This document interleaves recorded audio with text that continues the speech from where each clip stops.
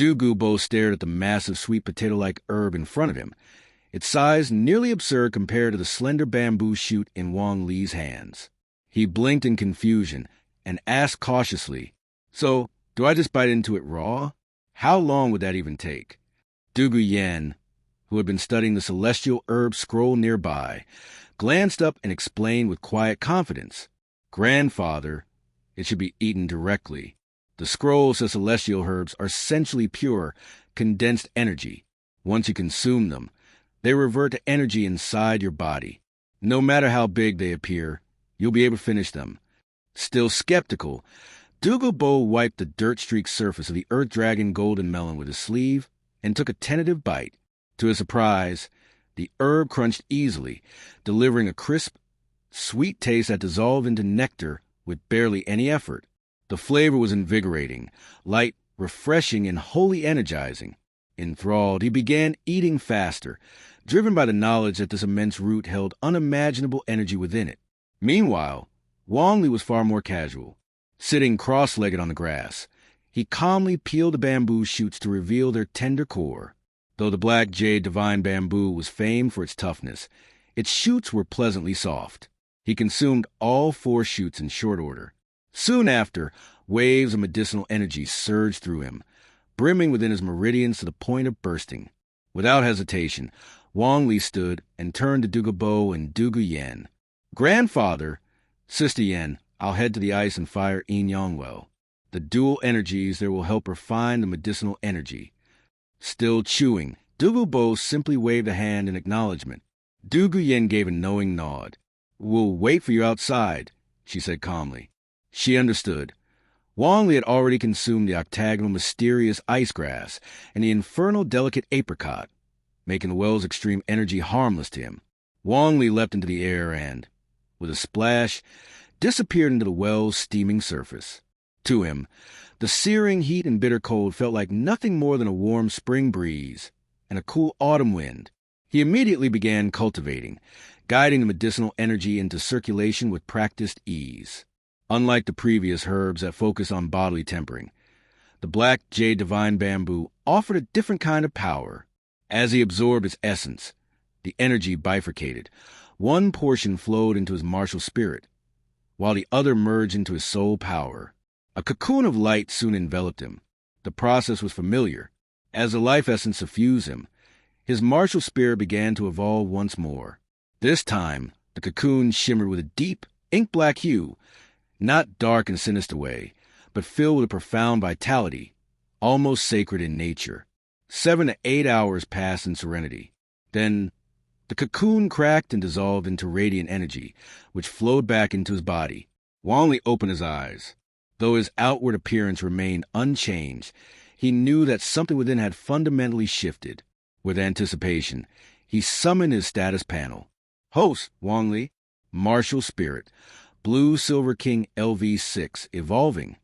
Soul Power, Level 47, 54% plus. Trait, Vitality LV6. The blue silver grass, weak but persistent, recovers slowly from injury over time. Passive, Resilience LV6. Each recovery from affliction makes the body stronger. Domain, Blue-Silver Domain LV1. Exclusive to the Blue-Silver lineage.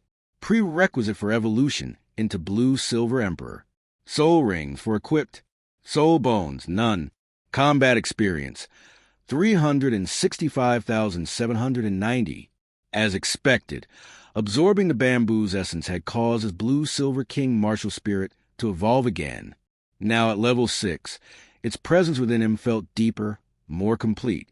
Eagerly, he opened the evolving panel. LV6, LV7, Life Essence, 64/320. Sovereign Essence, Blue-Silver Affinity 0.07%. The required life essence had doubled once more, but what truly caught his eye was a newly introduced sovereign essence, the Blue-Silver Affinity. Wong Lee's eyes narrowed in thought. To evolve from level 6 to level 7, I now need sovereign essence. Suddenly, everything made sense. The Blue-Silver King is already the pinnacle of its kind, but to become the Blue-Silver Emperor, something more is needed. This essence, it must come from the collective will of all blue-silver grass. He recalled how, when he activated his domain and spread life energy among wild blue-silver grass, the plants had bowed to him. In that moment, did they offer me a sliver of the sovereign essence? A wave of realization crashed over him. By nurturing more blue-silver grass and gaining their reverence, I'll gather their essence in return. Soul power, spiritual power, life essence, and sovereign essence. This is a path to ascend as a blue-silver emperor. Satisfied, Wong Lee reviewed his remaining progress. My soul power is now at level 47. I cultivated for 3 months to reach level 43. That means the bamboo alone raised me for entire levels. Not bad for a single herb. He glanced toward the well's exit. Sister Yan's already level 53, and I'm just 12. Honestly, this is getting ridiculous. With a chuckle, he made a decision. I should capitalize on this momentum. With my blue-silver domain refining further, I'll aim straight for level 50. Wong Lee activated his experience panel and began channeling combat experience into his soul power. The effects were immediate. Energy within him roared to life, circulating at an unnatural speed. What would have taken weeks now condensed into moments. His soul power surged upward like a tidal wave breaking through a dam. Meanwhile, above the well, Dugubo had finally finished the Earth Dragon Golden Melon. Sitting cross-legged, his body now radiated an earthy yellow light. He entered a deep cultivation state as earth elemental energy coursed through him. His meridians expanded, his body strengthened, his martial spirit grew sharper, and his soul power ascended steadily. There was no doubt. The celestial herb had been extraordinary. Grass becomes king. King becomes emperor. Emperor becomes divine. At level 7, the blue-silver king becomes a blue-silver emperor. At level 9, divinity may no longer be a myth. Even Ayin, once the most gifted of her kind, had never reached that height. Wong Lee, however, was beginning to walk that path. Dugubo squinted at the colossal sweet potato-like herb before him. Its sheer size almost comical next to the delicate bamboo shoot Wong Lee held with one hand. He scratched his chin and muttered skeptically, "So, I just bite into this? Raw? At this size, I'll be chewing until nightfall." Nearby, Duguyen looked up from the ancient celestial herb scroll she'd been poring over. Her voice was calm, assured. "Grandfather, you can. The scrolls of celestial herbs are pure, condensed energy in physical form. Once consumed, they revert to energy. No matter the size, your body will absorb it fully." Still unsure, Dugubo wiped the earthy surface of the Earth Dragon Golden Melon with his sleeve. Taking a tentative bite, his doubts vanished. The melon broke cleanly beneath his teeth, releasing a crisp sweetness that melted into nectar before it even reached his throat. His eyes widened with surprise, then delight. The flavor was light, yet full, sweet but refreshing. A natural vitality pulsed through every bite. Enthralled, he no longer hesitated and ate more eagerly, each mouthful leaving a pleasant buzz of energy trailing down his spine. The herb's immense size suddenly felt less daunting. If anything, it promised more strength. Wong Lee, on the other hand, was unhurried, sitting cross-legged on the grass. He peeled back the fibrous skin of the black jade divine bamboo shoots. Though the mature plant was famously tough, the tender cores inside were supple and almost juicy. In minutes, he had devoured all 4, each one brimming with medicinal essence. Almost immediately, his body reacted. Warmth flooded his veins, the surging energy pushing against the limits of his meridians like water trying to escape a full vessel. Standing swiftly, Wong Lee addressed his companions. "Grandfather, Sister Yen, I'm heading to the ice and fire yin-yang well. The dual elemental currents inside will help refine this energy." Still munching, Dugubo raised a hand in acknowledgement, his cheeks full. Duguyen nodded calmly, understanding the significance. "Go. We'll wait here." She knew well. Wong Lee had already consumed both the octagonal mysterious ice grass and infernal delicate apricot. For anyone else, diving into the well's extreme environment might have been suicidal. For him, it was a perfect crucible. With a breath, Wong Lee leapt high and dove into the pool, vanishing into the churning surface. To his body, one now accustomed to fire and ice, the biting cold and searing heat felt gentle. He settled within the well's core and began cultivating immediately. The energy of the black jade divine bamboo was distinct from the herbs he had taken before. Rather than just strengthening the flesh or sharpening the senses, this one split into two powerful streams, one flowing into his martial spirit, the other enhancing his soul power. Moments later, a radiant cocoon formed around him. Unlike his previous evolutions, this one pulsed with a deep, inky glow. Not malevolent. No, this was a color rich with life. A quiet, sacred vitality. Time passed unnoticed. 7 hours, perhaps 8. Then the cocoon cracked, rays of deep light escaping before it burst silently into streams of refined essence, all returning to Wong Lee. When he opened his eyes, nothing on the surface had changed. Yet inside, he felt new, evolved. He summoned his system panel. Host, Wong Lee, martial spirit, Blue Silver King LV6, evolving. Soul power, level 47, 54%. Trait, vitality LV6, like the blue silver grass, humble, enduring. Wounds recover gradually over time. Passive, resilience LV6. Each recovery from pain strengthens the body's core. Domain, blue-silver domain LV1, an exclusive realm of the blue-silver lineage. Crucial for ascending to Emperor. Soul rings, first fourth equipped. Soul bones, none. Combat experience, 365,790. As expected, the bamboo's potent life essence had triggered a fresh evolution in his martial spirit. His blue-silver king now pulsed with energy more deeply rooted than ever before. Eagerly, he navigated to the evolution menu. LV6, LV7. Life essence, 64/320. Sovereign essence, blue-silver affinity, 0.07%. His gaze sharpened. The life essence requirement doubled again, but this sovereign essence. A thought surfaced. A connection. The blue-silver king is already the limit of its kind. But to step beyond, to become the blue-silver emperor, requires more than raw cultivation. It requires sovereign essence, the will of the species itself. He remembered how the blue-silver grass in his domain had bowed when he spread life force through them. Was that their recognition? Their gift of essence? The realization struck him like a bell tolling in a quiet hall. By nurturing them, earning their reverence, I receive not only strength but sovereign essence itself. This is the key, the path forward.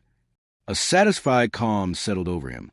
And now, soul power, level 47. Just days ago, I was at 43. That bamboo alone gave me 4 full levels. Not bad at all. He chuckled. Sister Yen is level 53 already, and I'm just 12. A soul king at this age? It's almost laughable. But power, once tasted, demanded more. My domain grows stronger with each evolution. If I'm going to climb, I should keep going, push straight to level 50. With a mental command, he activated the experience menu. Combat points flowed like a river into his soul foundation. His inner circuits blazed alive. The soul power coursed through him, refining faster than any mortal technique could allow. What would take months now passed in heartbeats. Above the well, Dugubo had finished the last of the Earth Dragon Golden Melon. Sitting upright, he entered his own cultivation trance. His body radiated a warm, earthy yellow aura. The elemental energies surged through him, widening his meridians, reinforcing bones, enriching soul energy, and uplifting his martial spirit. A gift from nature itself. Its effects are profound. Grass becomes king. King becomes emperor. Emperor becomes divine. Level 7. The blue-silver king ascends to the blue-silver emperor. Level 9.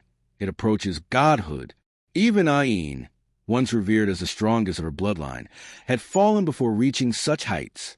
But Wong Lee, he was walking that road now. And this time he wouldn't stop. Hey, everyone. If you enjoy my quantum audiobooks, you can support me by becoming a Patreon member.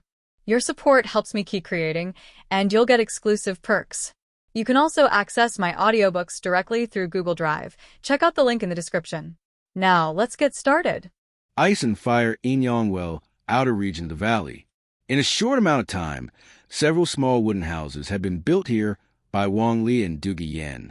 In the past, whenever Dugubo suppresses toxins using the Ice and Fire Inyongwell, he would simply find a random cave.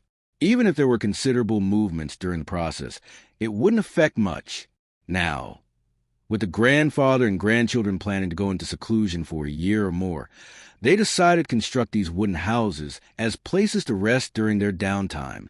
Dugubo spent most of his time in a cave near the Ice and Fire Inyongwell, focused on cultivating. He worked to integrate the Earth Attribute energy provided by the Earth Dragon Golden Melon, which enhanced his body's capacity to bear the toxins. This was the key to allowing him to suppress the poison within himself independently. As for Dugubo, after consuming the Acacia Broken Heart Red and the Crystal Blood Dragon Ginseng, she no longer feared the corrosive effects of extreme heat or cold soul power. Most of her time was spent by the Ice and Fire Inyongwell, studying the various immortal and poisonous herbs growing nearby. With the legacy of her grandfather, Dugubo, and the knowledge passed down from the Poison Clan, Dugubo's expertise in poison-making had the potential to surpass nearly anyone on the Douluo Continent if she mastered everything. Moreover, her martial spirit thrived on poison, allowing her to conduct research without worrying about being harmed by toxins. Once she confirmed that the Ice and Fire Inyongwell was a treasure trove, Dugubo took it upon herself to meticulously tend the herb garden. She carefully cultivated the immortal and poisonous herbs, ensuring that even after harvesting, their roots remained intact so they wouldn't become extinct. As for Wong Lee, his cultivation path was far from ordinary. He left the valley alone frequently, often disappearing for extended periods. In the Sunset Forest, Wong Lee used his blue-silver domain to establish connections with every blade of blue-silver grass within its range. By granting them life energy, he commanded their loyalty, making them kneel in submission. Through the feedback energy from the grass, he enhanced his soul power, spiritual strength, life essence, and blue-silver affinity. This comprehensive improvement was far more efficient than traditional cultivation. With a calm mind, Wong Lee disguised himself as an ordinary blue-silver grass and wandered freely. He witnessed soul beasts fighting, soul masters hunting, and other events, always observing silently before quietly leaving. No soul master or beast had ever detected his presence. He remained indifferent to external affairs, focusing only on the emotions of his subjects and offering them positive feedback. Though weak, the blue-silver grass existed in overwhelming numbers, especially in a natural soul beast forest like Sunset Forest. One by one, Wong Li united them, slowly yet comprehensively increasing his strength. Unbeknownst to Wong Li, he was undergoing subtle changes. These were not physical changes in height, build, or appearance, but rather changes in his aura and temperament. He seemed to grow closer to nature, exuding a stronger sense of harmony and affinity. Meanwhile, at Heaveno Imperial Academy, the 3 school board members felt quite helpless. Ever since Dugubo had taken Dugubo and Wong Li away, he had not returned them to the academy for a long time. With Dugubo's skills, hunting 1,000-year soul beast for Dugubo to acquire her 4th soul ring would be a simple task. It would take no effort at all. However, their prolonged absence led the school board members to consider another possibility.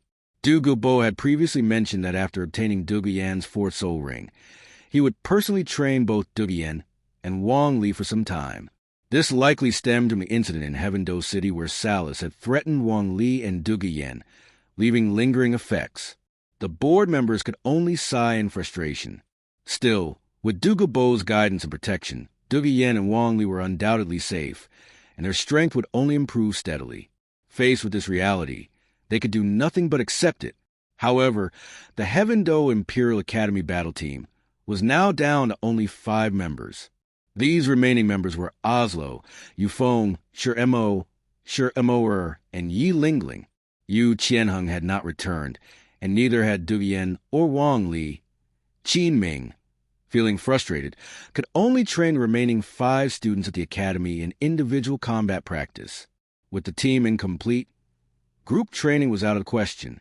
Thus, They focus on improving individual strength, striving for everyone to eventually reach the rank of Soul Ancestor. Meanwhile, Shui Qinghe was paying close attention to the situation regarding Wang Li and Yuguan. Upon learning that they had been taken away by Dugubo and had yet to return, he furrowed his brows. It seemed that instructing Salas to threaten Wang Li and Yuguan had provoked an intense reaction from Dugubo. With Wang Li and Yuguan absent from the academy, Shui Qinghe was unable to proceed with his plans to win them over and had no choice but to set the matter aside for now. Although things had changed, they somehow still felt much the same. Balak City, Soto City, Great Spirit Arena. A middle-aged man with a shrewd and cunning expression stood by the Spirit Arena, watching the young talents from his academy win yet another match. He beamed with joy, already calculating how much money he could make from their success. At that moment, Yu Xiaojiang, whom Wong Lee had once encountered at Nuoding Academy, approached slowly. He hadn't changed much, his tall and thin figure still rigid, his expression stiff as he stopped beside the shrewd-looking man and said calmly, "Flender, you made quite a profit again, haven't you?" The man, none other than the principal of Shrek Academy, Flender, also known as the Four-Eyed Owl, shivered when he heard Yu Xiaojiang's words. His legs trembled as he immediately put on a pitiful expression and begged for mercy. "Xiaojiang, you already emptied the last copper coin from my storage soul tool some time ago. If I don't earn a bit more, this academy won't survive." Yu Xiaojiang shook his head upon hearing this, his tone cold and stern. "It's not enough. It's far from enough. And what about that matter I asked you to consider? You should understand by now that Shrek Academy cannot provide the best training environment for these young talents. They're wasting time and squandering their potential here." Flender fell silent at this, only managing a small, weak rebuttal. "Xiaojiang, Shrek is my life's work. You know that. Our academy only accepts monsters. Even if we let them develop freely, they'll grow into talents. Those who do become exceptional are the pride of Shrek Academy. As for those who don't succeed, we simply expel them. That's how all primary, intermediate, and advanced Soul Master Academies on the continent handle students who fail to meet expectations." Yu Xiaojiang narrowed his eyes, his tone icy as he asked, "Then who are you willing to expel?" Flender was once again silent. How could he bring himself to expel any of the current young talents? At this moment, Zhao Wuji, who had been standing by Flender's side the whole time, spoke up. "How about contacting Qin Ming? We could borrow the training facilities at Heaveno Imperial Academy. After all, we're his teachers, so he surely wouldn't refuse." As soon as Zhao Wuji said this, Yu Xiaojiang reacted as if a nerve had been struck. He exploded with anger, saying sharply, "Heaveno Imperial Academy? Even if we could get in, they already have their own geniuses. Do you think someone like Wong Lee would care about our students? Would he care about Tang San? About Xiao Wu?" Seeing Yu Xiaojiang's outburst, Flender had to switch to consoling him instead. "Fine, we won't go to Heaveno. If that doesn't work, there's another place we could go. I know the principal there well. Borrowing their facilities shouldn't be too difficult." As Flender spoke, a strange glint flashed in his eyes. After a month of relentless effort, the Shrek 7 Devils of Shrek Academy successfully reached Yu Xiaojiang's goal. They became Silver Spirit Badge holders and formed a Silver Spirit Battle team. Without the participation of the Emperor team, they achieved this goal even more effortlessly. In a private room within the Soto Great Spirit Arena, the Shrek 7 Devils were either standing or sitting, their faces brimming with excitement. After all, dominating the Soto Great Spirit Arena without a single rival was undoubtedly a remarkable achievement. Their natural talents were extraordinary to begin with. Soon, several Shrek Academy teachers, Flender, Yu Xiaojiang, and Zhao Wuji, entered the room one after another. Seeing their teachers arrive, the Shrek 7 Devils, whether standing or sitting, all gathered together. Headmaster, Master Teacher, Teacher Zhao. After exchanging greetings, Flender was the first to speak, laughing heartily. "First of all, I want to congratulate you. In such a short time, you have fulfilled one of the Academy's graduation requirements, becoming Silver Spirit Badge holders and forming a Silver Spirit Battle team. Little monsters, I am proud of you, and Shrek Academy is proud of you." As his words fell, the Shrek's 7 devils couldn't help but smile. However, Flender's expression turned slightly awkward as he stepped aside and said to the group, "As for the upcoming arrangements, I'll leave that to the master to explain." Yu Xiaojiang, his expression stern and devoid of any hint of a smile, stepped forward with his hands behind his back. In a steady voice, he said, "You've done well. The first phase of your physical training and the second phase of your combat training have concluded perfectly, but this is far from enough. There's still the third phase, your spirit power training. However, the third phase of your spirit power training will not take place here at Shrek Academy, but in Heaveno City. They're an advanced spirit master academy whose headmaster is acquainted with headmaster Flender will admit you. The third phase of your spirit power training will involve using the resources and cultivation environment of this advanced academy to quickly improve your spirit power. The ultimate goal is to prepare for the All-Continent Advanced Spirit Master Tournament, which is just over a year away. This is a continental competition exclusively for advanced spirit master academies. It pits the best students under the age of 25 from each academy against one another in individual and team battles. The benefits are innumerable, and I won't list them all here. My requirement for you is to win first place in your division in the next All-Continent Advanced Spirit Master Tournament. Then, in the tournament after that, win first place in the overall competition. Although you won't be representing Shrek Academy, you can compete under the name of the Shrek 7 Devils and truly become the #1 on the continent." Flender's previously melancholic expression lightened somewhat. Shrek Academy might soon become history, but the Shrek 7 Devils were destined to shine brightly. For the Shrek 7 Devils present, the title of #1 on the continent was undeniably thrilling. Given their ages, they could participate in at least 2 All-Continent Advanced Spirit Master tournaments. However, the mention of Heaveno City made them think of someone, Wang Li. Back when they went to the Stardoe Forest to hunt for spirit rings, they had met Wong Lee in a small town 100 miles from the forest. That brief encounter had left a lasting impression. Wong Lee, unlike Tangan and Xiao Wu, who entered the Junior Spirit Master Academy at the same time, had continuously skipped grades. By their next meeting, while Tangan and Xiao Wu had only reached the 29th rank, Wong Li had already reached rank 40 and was a spirit ancestor in the making. Now, the Shrek 7 Devils assumed that Wong Li was likely a full-fledged spirit ancestor. Thinking of this, the expressions of the 7 Devils became varied. Tang San's face darkened at the thought that Wong Li's blue-silver grass surpassed his own. Xiao Wu also looked uneasy, but her concern stemmed from the possibility of encountering titled Douluo-level experts in Heaveno City. As for the other 5 members of the 7 Devils, their emotions were similarly complicated. Among their peers, only Wong Li made them feel utterly incomparable. Then, Ma Hongjun muttered under his breath, "The Advanced Spirit Master Academy in Heaveno City, it wouldn't happen to be Heaveno Royal Academy, would it?" Yu Xiaojiang noticed that his speech not only failed to inspire the 7 Devils, but also dampened their morale. His expression turned grim. Upon hearing Ma Hongjun's comment, he immediately responded, "Don't mention Heaveno City, let alone the Heaveno Royal Academy. The headmaster of the Heaveno Royal Academy is the current Snow Knight Emperor, someone not easily approachable. Furthermore, the Heaveno Royal Academy is filled with spoiled aristocrats. While the facilities are excellent, the academic atmosphere is far from ideal. I do not want you to be influenced by their habits, so we won't be going to Heaveno Royal Academy. The academy we're heading to is called Blue Tyrant Academy. It's an advanced spirit master academy established in Heaveno City, with a deep foundation that is not to be underestimated. It will provide you with substantial opportunities for growth." At this point, Yu Xiaojie himself felt puzzled. Blue Tyrant Academy.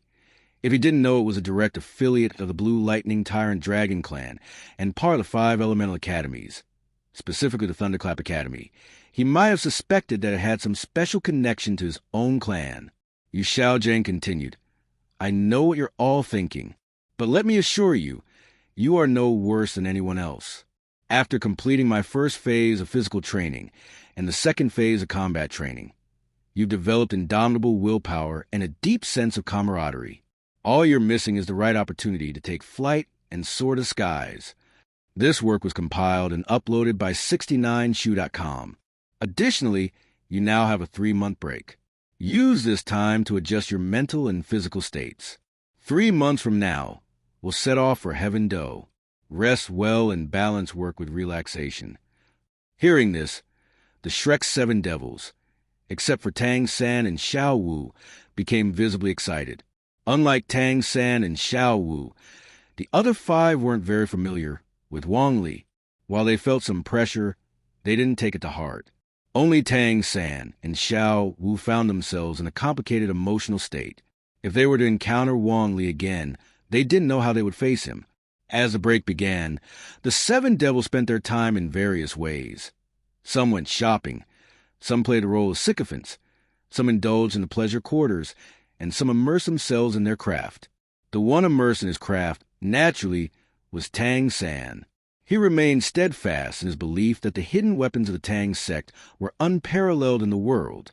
What was so special about a spirit ancestor? If he could forge the most advanced hidden weapons of the Tang sect, he could change the world and stand at the pinnacle of the continent. A mere Wong Lee would never be his match. As Tangan thought about this, his expression turned nearly maniacal. The hammer in his hand swung with even greater intensity. Sunset Forest. At this moment, Wong Lee, who had been recognized by Tangan as his greatest opponent, had already traversed most of the Sunset Forest. His expression was calm, with a smile on his face.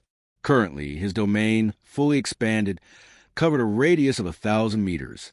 Not only had his spiritual power increased greatly, but more and more blue-silver grasses willingly submitted to his command, actively contributing their strength. In fact, maintaining his domain now consumed no energy at all. Like a snowball effect, the more subject he had, the stronger his control over the blue-silver grass became.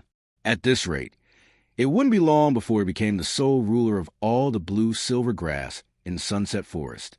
If there was one regret, it was that he hadn't yet found a suitable plant spirit beast for his 5th soul ring. He held high expectations for this 5th soul ring. Ideally, it should have an impact on Soul Douluo or even Tidal Douluo level powerhouses, enhancing his ability to defend himself. This significantly limited the types of soul beasts he could consider.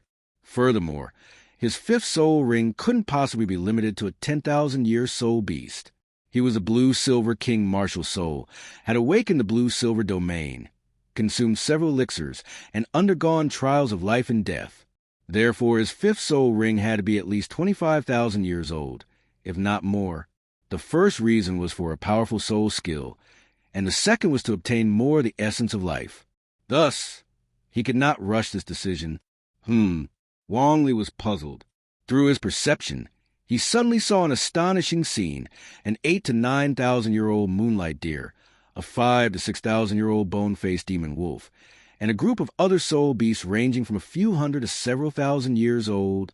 All of them were fast asleep in one spot. They still had a faint life force, so they weren't dead, but no matter what, they wouldn't wake up. This intrigued Wong Lee. Using the blue-silver grass perspective, he peered deeper into the area where these soul beasts rested and finally saw a flower. The flower had 7 colors, brilliant and dazzling, swaying gracefully as it were the most beautiful sight in the world. However, Wong Lee was stunned. A dream flower demon? There's such a plant soul beast in Sunset Forest. The dream flower demon, an extremely rare plant soul beast, wasn't particularly strong in terms of offense, but its fragrance could trap both humans and soul beasts in illusions. It would evoke the most beautiful desires in the hearts of both humans and soul beasts, making it difficult to wake from the illusion once entranced. This plant soul beast was not easily found. As the moment one approached, they would inevitably be affected by its fragrance, falling into a dream that would last until death. Without getting close, how could anyone discover its existence? But now, thanks to his blue-silver domain and the numerous blue-silver grasses, Wong Lee had unexpectedly discovered a dream flower demon. A surge of joy filled Wong Lee's heart. The dream flower demon's hypnotic ability was exactly what he needed. It could influence anyone, regardless of their rank, even a soul Douluo or Tidal Douluo, with desires deep within their hearts, After all, there's no such thing as a completely desireless person. As long as it could cause even the strongest of the soul Douluo or title Douluo to briefly fall into an illusion, Wang Li could escape effortlessly. Moreover, when facing soul masters of the same rank, it would likely be a formidable weapon. Thinking this, Wang Li immediately began assessing the Dreamflower Demon's age. From its color and size, it seemed to be at least 25,000 years old, possibly nearing 30,000 years. It was exactly what Wang Li needed. The only trouble was that the Dreamflower Demon was difficult to approach. It wasn't easy to hunt, and with its spiritual attributes, absorbing its power was quite troublesome. However, such a rare soul beast had been found by him. Was he really going to give up on it? Absolutely not. Wang Li first confirmed his location, then glanced deeply in the direction of the Dreamflower Demon, before turning around and leaving. The Icefire Yin-Yang Eye, Wang Li found his mentor, Dugubo, who was deep in secluded cultivation. He smiled lightly and spoke. "Grandfather, I found the soul beast I need for my 5th soul ring, but I feel it might be a bit tricky. I'd like to ask you to come and support me, though I want to try hunting it myself." Dugubo, upon hearing this, became quite curious. Wang Li's chosen soul beasts were always rare and powerful, so his interest was piqued. "What soul beast is it? How many years old, approximately?" Wang Li, always meticulous in his approach, answered seriously. "It's a Dreamflower Demon, at least over 20,000 years old, located in the western part of Sunset Forest, near the Golden Iron Mountain Range." As soon as the words left his mouth, Dugubo furrowed his brow and scolded him immediately. "Shaoli, the Dreamflower Demon, is a plant-type soul beast with spiritual attributes, and you know that it's a soul beast over 20,000 years old. How could you even consider hunting it? Soul beasts over 10,000 years old possess powerful spiritual energy. Even after death, they leave behind terrifying residual resentment. Most ordinary soul masters need to prepare thoroughly when absorbing a soul ring of 10,000 years. You, however, have the audacity to think of hunting a soul beast over 20,000 years old." Wang Li knew that Dugubo was looking out for him, but he smiled lightly and said seriously, "Grandfather, ordinary soul masters would indeed need prepare carefully, but I am not an ordinary soul master. I consume many immortal herbs with the Icefire Yin-Yang Eye. I have a domain, and my spiritual power exceeds that of a soul king. That's not all.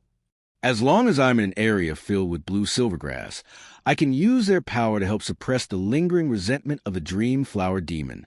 I'm absolutely confident I'll be fine." Seeing how serious Wang Li was, Dugubo still hesitated. After all, this was a soul beast over 20,000 years old, one with spiritual attributes.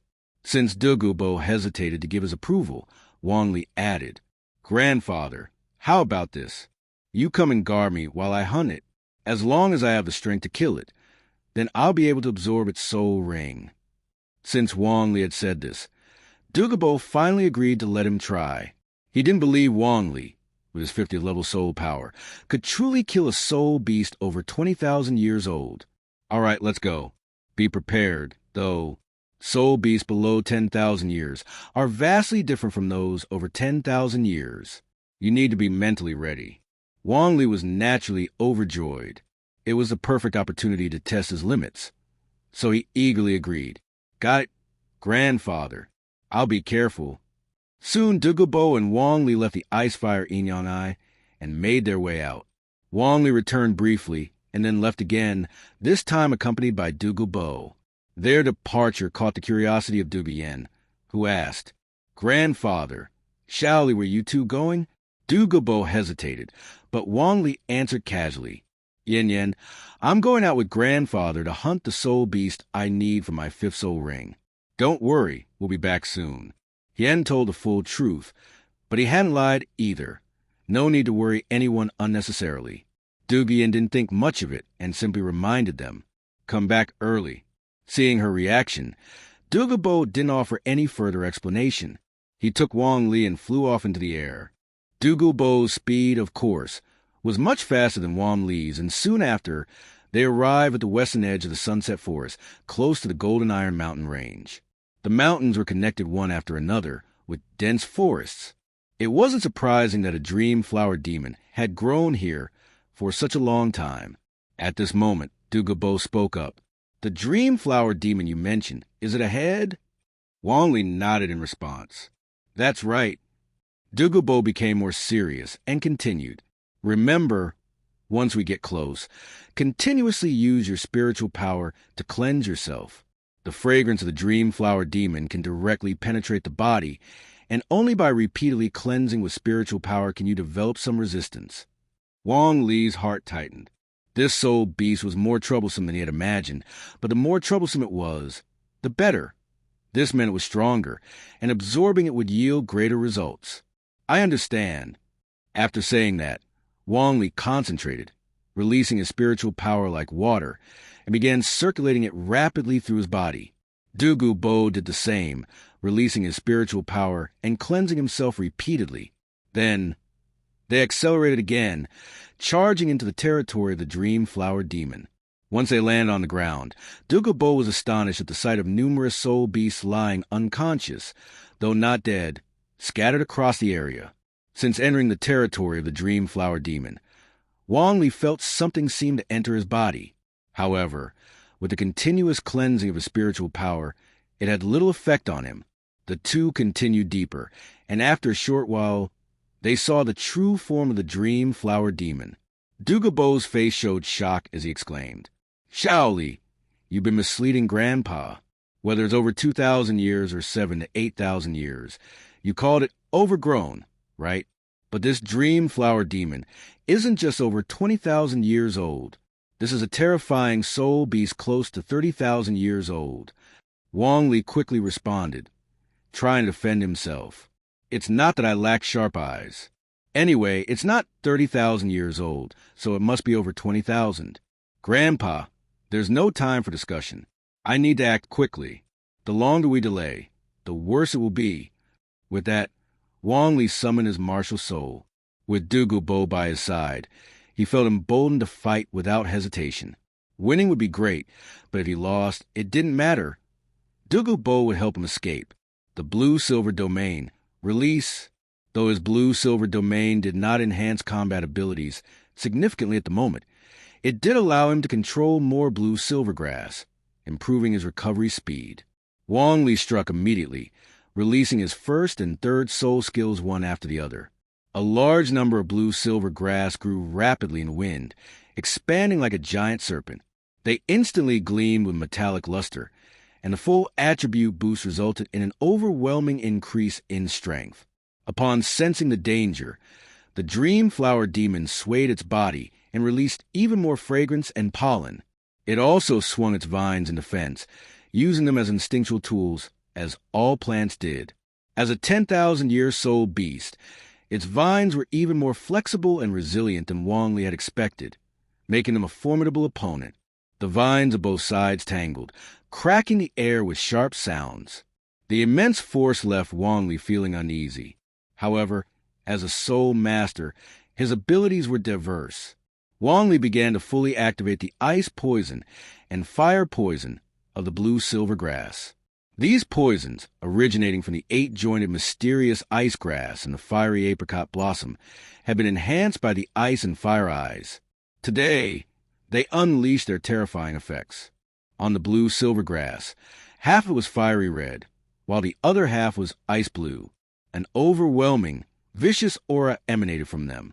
This was the power granted by the ice and fire eyes, which he usually kept restrained, but today it erupted in full force. Even the dream flower demon, a 10,000-year soul beast, trembled slightly, instinctively sensing fear. Hiss, hiss, crack, crack. Although the dream flower demon's vines were incredibly resilient and powerful, they faced immense damage from the ice and fire toxins derived from 2 legendary herbs and further enhanced by the ice and fire eyes. This caused significant damage to its defenses, creating a large opening. Wong Lee seized the opportunity, once again using his first soul skill while summoning his innate soul skill, the Ink Jade Divine Bamboo Spear. A massive wave of blue-silver grass surged forward in the wind, all turning dark green as they shot upwards. They became straight and rigid, as hard as iron, indestructible and razor-sharp. Boom, boom, boom. Under Wong Lee's control, the spears broke through the gaps and collided fiercely with the Dream Flower Demon's body. Dust and debris flew in all directions, filling the air. Wong Lee remained vigilant, knowing that according to the no harm with smoke rule, the Dream Flower Demon likely hadn't taken significant damage. Sure enough, once the dust cleared, a multicolored energy shield, constantly shifting through 7 different hues, appeared around the Dream Flower Demon's body. Wong Lee's expression didn't change. He could still feel something in the surrounding air, seemingly rapidly eroding his body.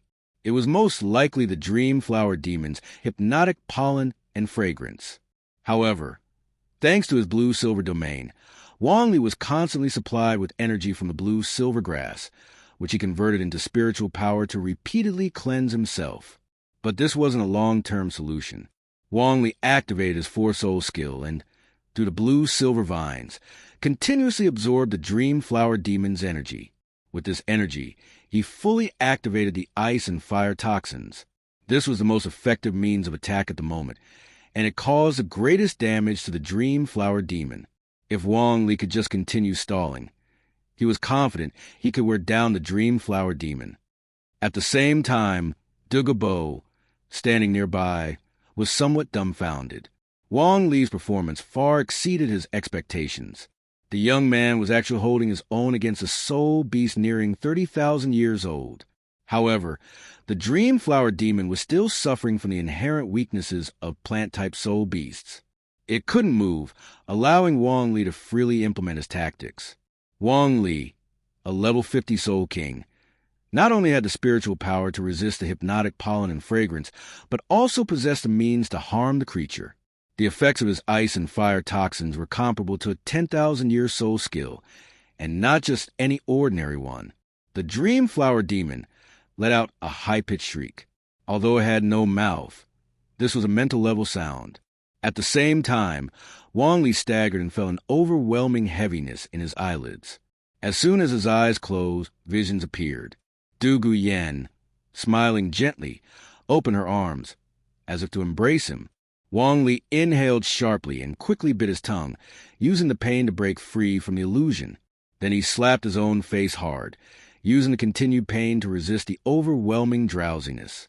He released his spiritual power frantically, constantly cleansing himself while hastening his absorption of energy. He fully activated the ice and fire toxins. Finally, after most of the Dream Flower Demon's energy had been drained, the Ink Jade Divine Bamboo spear pierced through its ever-shifting 7-colored energy shield, shattering its body into pieces. Though the Dream Flower Demon wasn't dead yet, the subsequent ice and fire toxins obliterated the last of its life force. All the resentment, all the unwillingness, suddenly came to an abrupt halt. Terrifying energy began to gather, and black air currents surged wildly, coalescing into a black soul ring. At this moment, Wong Lee finally let out a breath of relief. He used his second soul skill to begin healing the swelling in his cheeks from the battle. Looking at the black soul ring, Wong Lee grinned, wincing from the pain, and once again found himself gritting his teeth in agony. When the Dream Flower Demon perished, its pollen and fragrance lost their effects completely. The spirit beasts that had previously fallen into a deep slumber began waking up one after another, depending on their strength. Yet, as they half opened their eyes, caught between wakefulness and sleep, there remained a trace of longing on their faces. It was clear just how intoxicating the illusions created by the Dream Flower Demon were. Dugubo stomped the ground, unleashing a fierce aura. The spirit beast fully snapped awake, letting out a cacophony of threatening roars before quickly fleeing. Faced with a tidal Douluo, a being as terrifying as a 100,000-year spirit beast, they dared not linger a moment longer. Soon, the area was deserted, the spirit beasts scattered like birds and beasts fleeing from danger. Dugubo glanced at Wong Lee and sighed before saying, "You actually succeeded, hunting down a nearly 30,000-year-old spirit beast on your own. Your strength already rivals that of the Spirit Emperor, only slightly weaker than a spirit saint using their martial spirit avatar. Shaoli, are you really planning to absorb this spirit ring? The risks involved are far too complex to explain in just a few words. By this time, Wong Lee's swollen face had already begun to recover rapidly. Hearing these words, he confidently replied, "Grandfather, as I've said before, if I can hunt it, I can absorb it. Let me adjust myself and recover to my optimal state first." Wong Lee fully unleashed his domain, and within a radius of several hundred, even 1,000 meters, all blue-silver grass became his loyal supporters. They channeled their energy toward him, accelerating his recovery. His entire body was enveloped in a faint, visible blue aura. With every breath, this energy flowed into his body, replenishing his depleted strength. It didn't take long. By combining the innate talents of his two martial spirits, Wong Lee returned to peak condition. Stretching slightly, he turned to Dugubo and said, "Grandfather, I'll start absorbing the spirit ring now. This might take some time, so I'll leave the task of guarding me to you." Dugubo, being a decisive man, saw Wong Lee's determination and chose not to dissuade him further. He simply replied, "I won't let anything disturb you. But during the process of absorbing the spirit ring, I can't offer any help. It's all up to you." Wong Lee nodded firmly. Saying nothing more, he walked up to the spirit ring, sat cross-legged, and began the absorption process. The pitch-black, deep soul ring floated at his call, slowly drifting toward him. It encircled his martial spirit, and then fused directly into his body. In an instant, an incomparably vast surge of spirit power erupted. This was the spirit ring of a nearly 30,000-year-old spirit beast, a ring that even spirit emperors at the 60th rank would hesitate to attempt absorbing. Despite his preparation, Wong Lee was still taken aback. The overwhelming spirit power filled his meridians to the brim, leaving no room for relief. It was uncomfortable, extremely uncomfortable, but Wong Lee, having resolved to absorb the spirit ring, had no intention of backing down. He activated his cultivation technique, channeling his spirit power. His skin, muscles, tendons, bones, and meridians glowed faintly with a golden light, acting as bridges. They united his body's strength into a cohesive whole, working to restrain the massive spirit power and prevent it from running rampant. Bit by bit, Wong Lee gradually guided the immense spirit power through his body, taming it piece by piece. With a strong start, it seemed likely that, with enough time, Wong Lee would be able to fully absorb the spirit ring. However, spirit rings over 10,000 years old often carry the residual consciousness of the spirit beast. The dream flower demon, a plant-type spirit beast with mental attributes, did not directly launch a mental assault on Wong Lee. Instead, it hid within the spirit ring, subtly releasing its power to draw Wong Lee's mind into an illusionary realm. The process was utterly silent, so much so that Wong Lee remained completely unaware. He only felt at this time the absorption process seemed unusually smooth. Encouraged, he accelerated the operation of his cultivation technique, eager to complete the absorption as quickly as possible. Strangely, the more focused he became on the task, the more he began to forget about it. The harder he worked to channel his spirit power, the more he lost awareness of doing so. Confusion filled his mind. He sensed that he ought to be doing something, but no matter how hard he tried, he couldn't recall what it was. His spirit floated aimlessly, as though it had lost all anchor. In reality, as he ceased operating his cultivation technique, the massive spirit power released from the ring began wreaking havoc on his body. He had no means to stop the damage. At that critical moment, voices echoed in his mind. His loyal subjects, through the blue-silver domain, transmitted their calls into his consciousness. In an instant, Wong Lee's spirit trembled violently. "So I underestimated you." Wong Lee immediately grasped his connection to reality and quickly regained control over his body, activating his cultivation technique. He channeled his spirit power to continue absorbing and refining the spirit ring. Time passed, second by second, until suddenly, roar! With a sharp, piercing howl, the dream flower demon's residual consciousness finally dissipated. Wong Lee fully reclaimed control over his body. The refinement of the spirit ring was nearing its conclusion. Without the interference of the dream flower demon, the spirit ring was completely subdued by Wong Lee. At this moment, Wong Lee sat cross-legged on the ground. Before him was his blue-silver king martial spirit, unhidden, and in its true form, thick, upright, and crystalline.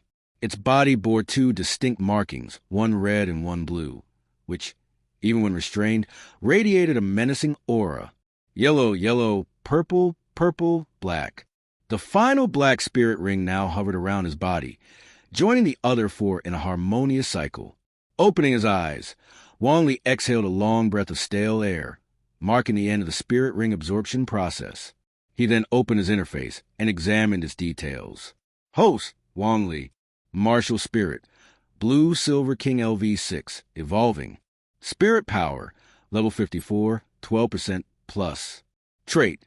Vitality LV6. As the unparalleled king of the Blue Silver Grass, the Blue Silver King possesses immense vitality, a powerful physique, extraordinary strength, and rapid recovery abilities.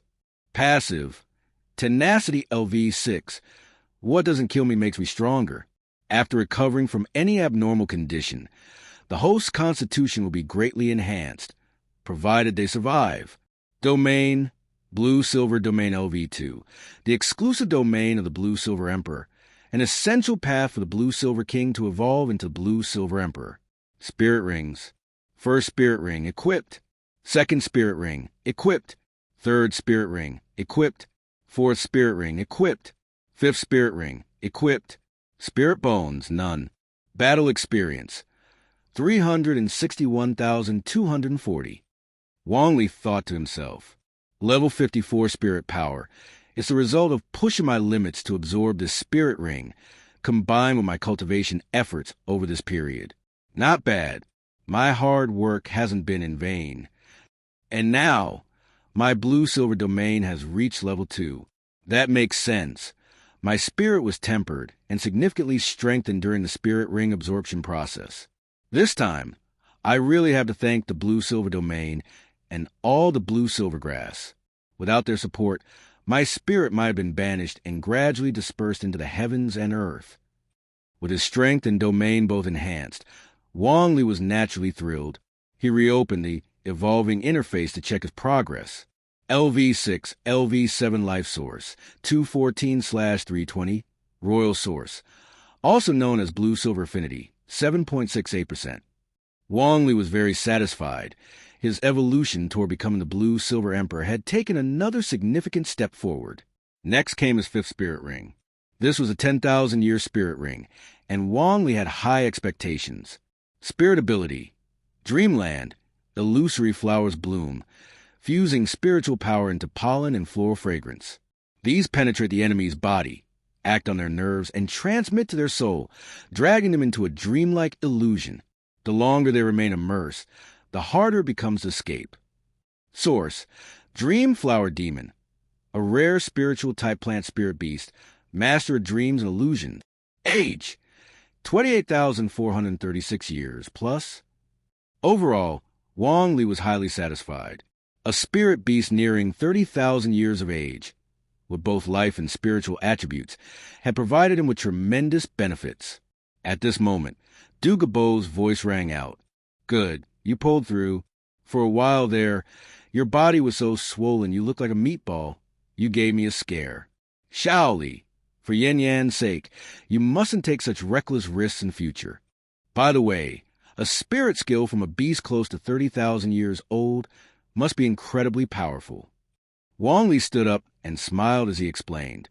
It's similar to the Dreamflower Demon's ability. It can release pollen and floral fragrance to draw people into a dreamlike illusion. It's essentially a group control type spirit skill. As he spoke, Wong Lee glanced suspiciously at the Dreamflower Demon's corpse. He felt an inexplicable pull toward it. Grandfather, wait for me. With that, Wong Lee walked over to the corpse, peeling back its enormous flower petals. A dazzling rainbow hue immediately caught his eye. Wong Lee's pupils constricted. This was the Spirit Bone. The Spirit Bone was a skull, glowing with vibrant rainbow colors and radiating a powerful spiritual energy. At this moment, Dugubo also approached. When his eyes fell on the Spirit Bone, his pupils likewise constricted, and he exclaimed in astonishment, A Spirit Bone! Shaoli, this is your first time hunting a 10,000-year spirit beast, and you've already encountered a Spirit Bone. Your luck is simply incredible. Wong Lee, however, was lost in thought. A spirit beast of over 20,000 years, nearing 30,000, being slain by him, a spirit ancestor with only 4 spirit rings, must have been filled with resentment, perhaps an intense resentment, combined with its spiritual energy, had manifested into this skull. Seeing Wong Lee still in a daze, Dugubo urged him, "What are you daydreaming about? Hurry and absorb the spirit bone." When a spirit ring and spirit bone from the same beast are on one person, their effects are maximized. Also, never reveal this lightly. If you do, you must eliminate any witnesses. Spirit bones are incredibly rare, and they drop directly upon death. Even with my deterrence, there will always be reckless individuals willing to take the risk. Wong Lee snapped back to his senses and solemnly nodded. "Grandfather, I understand." Although it was a spirit bone under 30,000 years old, its value as a spiritual-type spirit bone was exceptionally high. Wong Lee carefully picked up the skull and sat cross-legged again. He placed it against his forehead, activated his spirit power, and began absorbing it. The originally solid spirit bone gradually dissolved into a mist-like state, resembling clouds, and merged into Wong Lee's body. This mist seemed to be pure spiritual energy. Once inside Wong Lee, it was swiftly absorbed. A long time ago, Wong Lee's spiritual power had already begun to materialize due to the Dew of Eternity, which also activated his domain. With the 5th spirit ring, infused with both life and spiritual attributes, his spiritual power had surged once more. Now, with the addition of a spirit bone from the same spirit beast as the ring, his spiritual power underwent yet another dramatic transformation. Wong Lee's mental power rapidly expanded, seemingly transitioning from formless to tangible. Countless specks of light gathered, flickering like a galaxy of stars. His spiritual power now surpassed the Soul King realm, leaped over the Soul Emperor and Soul Saint levels, and approached the level of an average Soul Douluo. Ha! Letting out a long breath, Wong Lee opened his eyes, stood up, and shook his head with a sigh. Such a waste, truly a waste. Dugubo, hearing this, curiously asked, "What do you mean? You just absorbed a spirit bone, and you're still not happy?" Wong Lee, upon hearing this, naturally explained, "Of course, I'm happy to have absorbed the spirit bone. My mental power has multiplied dozens, even hundreds of times. With such overwhelming spiritual energy, my 5th spirit ability might even have some effect on soul Douluos and title Douluos. But the spirit bone skill itself is disappointing. Dream mirage.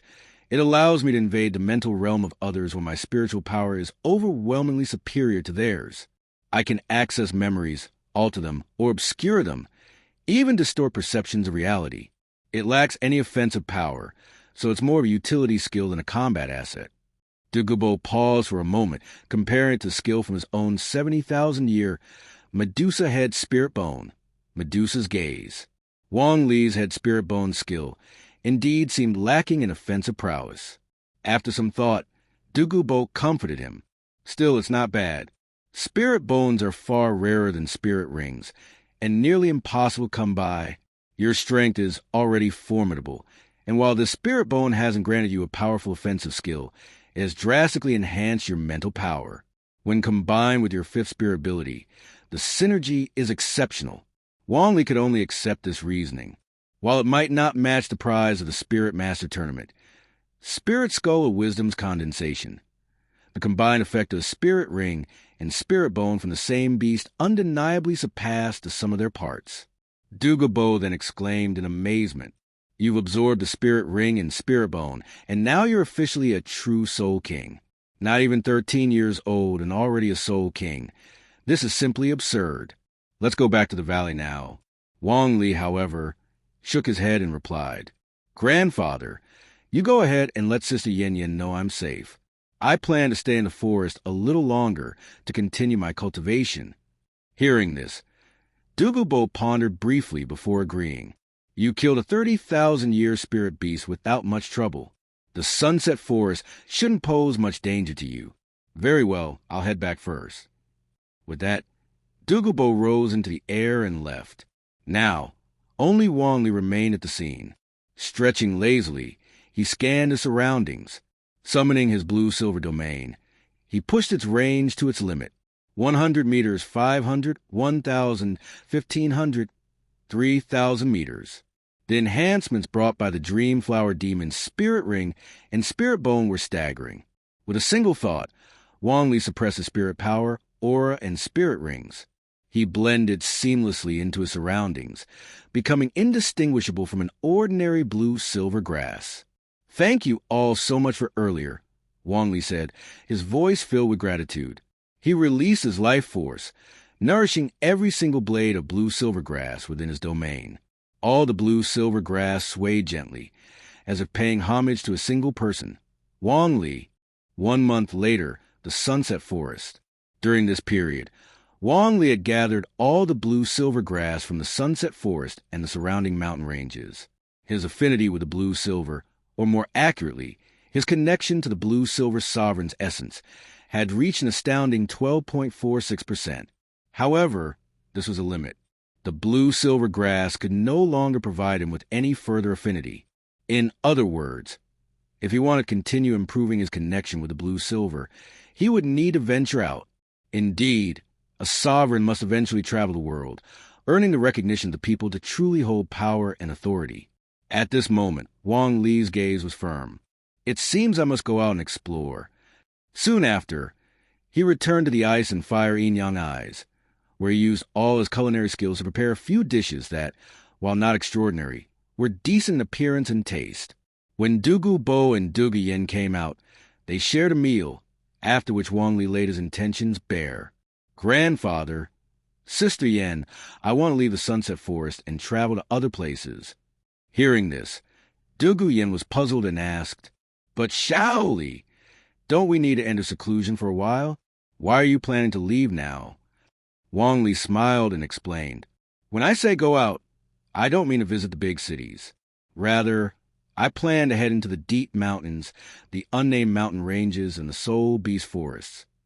I want to use my blue-silver domain to gather the power of the blue-silver grass. During this process, I won't interact much with people. Aside from Grandfather and Sister Yen, no one will know what I'm doing." Upon hearing this, Dugubo and Duguyen understood. Dugubo then asked, "How long do you plan to be gone?"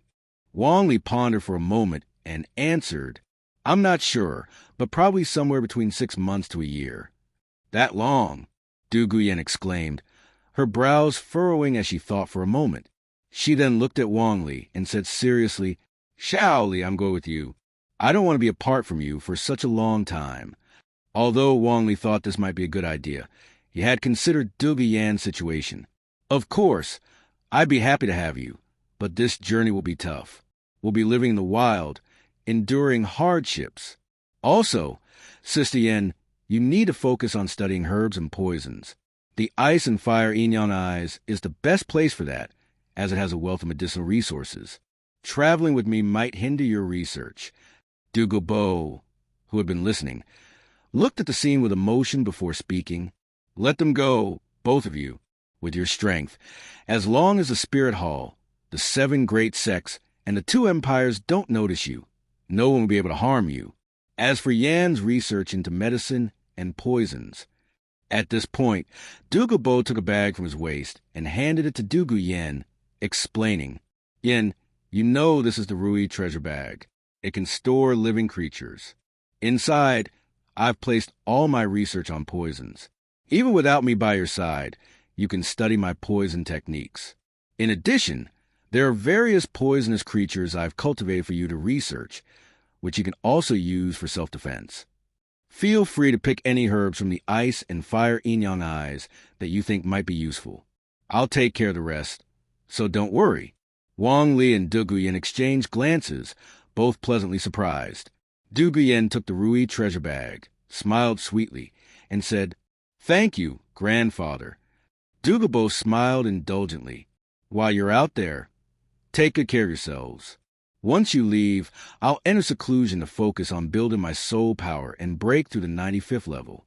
Wong Lee hesitated for a moment before speaking up.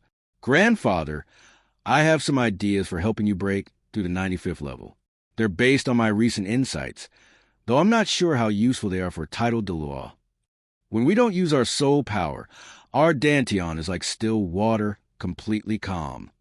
Then I thought, can we make the still soul power in our dantian move on its own, like a whirlwind? A small eye of the storm can stir up a terrifying force capable of destroying hundreds, even thousands of meters. So, we let the soul power use a certain medium as its core to form a vortex. This is the movement. Then, through the movement, we find stillness. By achieving a balance between movement and stillness, we stabilize the vortex, and the soul power will circulate continuously. As Wong Lee explained, Dugubo initially smiled but soon became deeply focused, his brows furrowing as he began to seriously consider the idea. Dantian, soul power, vortex, and a core medium. The more he thought, the more he immersed himself in the concept. Wang Li and Duguyen didn't disturb him. After 3 days, Wang Li accompanied Duguyen to harvest many kinds of herbs. 3 days later, Wang Li and Duguyen came to bid farewell to Dugubo. Dugubo straightened himself and gave them a few words of advice. Then, he watched as they gradually walked away, a deep sense of reluctance in his heart. These were the last 2 family members he had in the world. Yet Dugubo was not someone who could easily be swayed by such emotions. Instead, he silently thought to himself, with the Dan Pearl as a core, I can condense my soul power into a vortex. In motion, there is stillness. In stillness, there is motion. They are 2 sides of the same coin. Once I master this, I'll be able to break through the 95th level soul power. Shao Li's mine, how clever it is. With that, Dugubo flicked his sleeve and turned back into the valley, heading toward the cave where he usually secluded himself. Now, it wouldn't be long before he truly broke through the 95th level soul power. Meanwhile, on the other side, Wang Li and Duguyen made their way forward, and everywhere they went, the blue-silver grass twisted and moved as though greeting the arrival of the king. Duguyen found the scene fascinating and quickly asked Wang Li, Shao Li, since you're heading to other places to gather more power from the blue-silver grass, does that mean you'll temporarily leave the sunset forest behind? Wang Li glanced around, observing the blue-silver grass, and explained, I command them through my blue-silver domain. They have already acknowledged me as their master, but this is not enough. I still need to gather more power from the blue-silver grass, so I need to travel far and wide. Duguyen's beautiful eyes blinked, and she suddenly remembered the white-haired elder who was transformed from the 100,000-year-old soul beast they had encountered not long ago. She then asked, now that your martial soul is the blue-silver king, does that mean that once you gather more blue-silver grass power, you'll evolve into blue-silver emperor, just like that white-haired elder said? Wang Li nodded, placing his hands behind his back, his gaze distant. He replied, that's likely the case. The power of the blue-silver grass is essentially life force. The manifestation of this is better health, greater strength, and faster recovery. Sister Yen, do you remember when we first met? I never felt tired, no matter how much I ran. That's because my recovery speed is very fast, so I don't feel exhaustion. Duguyen smiled and raised an eyebrow. So, your stamina is just that good? You never feel tired. Wang Li confirmed. Exactly. Wang Li and Duguyen left the sunset forest and began their journey eastward. They avoided main roads, choosing instead to travel through less frequented paths, passing through remote areas that were seldom visited by people. Because of this, the vegetation along the way was lush, especially the blue-silver grass, which, being a common weed across the continent, was abundant in number. Wang Li didn't hurry as he traveled. His purpose for this journey was to use his blue-silver domain to gather more blue-silver grass and convert them into his subjects, thereby condensing their essence and elevating himself to the rank of emperor. Thus, he wasn't in a rush, for the journey itself was a process to enjoy, and Duguyen was content to follow him. Despite their hardships, such as rough traveling conditions, both of them were soul kings, so minor difficulties were easily overcome. Moreover, Duguyen carried the Rui 100 Treasures bag, which contained various herbs, poisons, and Dugubo's notes on toxicology, as well as the inheritance of the Breaking One clan. She could study these at any time, which kept her from feeling bored. As the days passed, the 2 of them grew rapidly in strength. Though the conditions were tough, they both found joy in their journey. At the same time, in Barak, Soto City, after a 3-month break, the teachers and students of Shrek Academy gathered once again and departed from Shrek City, heading toward Heaveno City. As usual, there were no vehicles to transport them. Instead, they traveled on foot the entire way. Their journey would take them all the way to Heaveno City. They passed through the Silver Star Kingdom, and at the Silver Star Grand Soul Arena, they participated in the soul fighting competition once more. However, this time was different. Instead of the usual sparring matches, they entered a life or death battle, choosing not to face Soul Master teams of the Soul Emperor level, but instead selecting the notorious Fierce God team, known for its violent reputation. This was a team made up entirely of Soul Elders. At this moment, the Shrek team consisted of 4 Soul Emperors, Dai Mubai, Oscar, Tang San, and Xiao Wu, and 3 great Soul Masters, Ma Hongjun, Zhu Zhuqing, and Ning Rongrong. This team was aiming to challenge a full team of Soul Elders, and no one was optimistic about their chances. However, in the Grand Soul Arena, the Shrek 7 monsters, using the Zhuge Divine Crossbow, instantly wiped out the entire Fierce God team. Blood stained the arena floor. The 7 members of the Fierce God team were all left in varying degrees of shock, but Tang San was exhilarated. In his heart, he thought, this is a true power of Tang Sek hidden weapons. In his past life, 100 Tang Sek outer disciples, armed with the Zhuge Divine Crossbow, had wiped out a group of powerful experts from an attacking sect. At the same time, Flender and the teachers of Shrek Academy had made a considerable profit from this match. They left the arena in high spirits, having filled their coffers.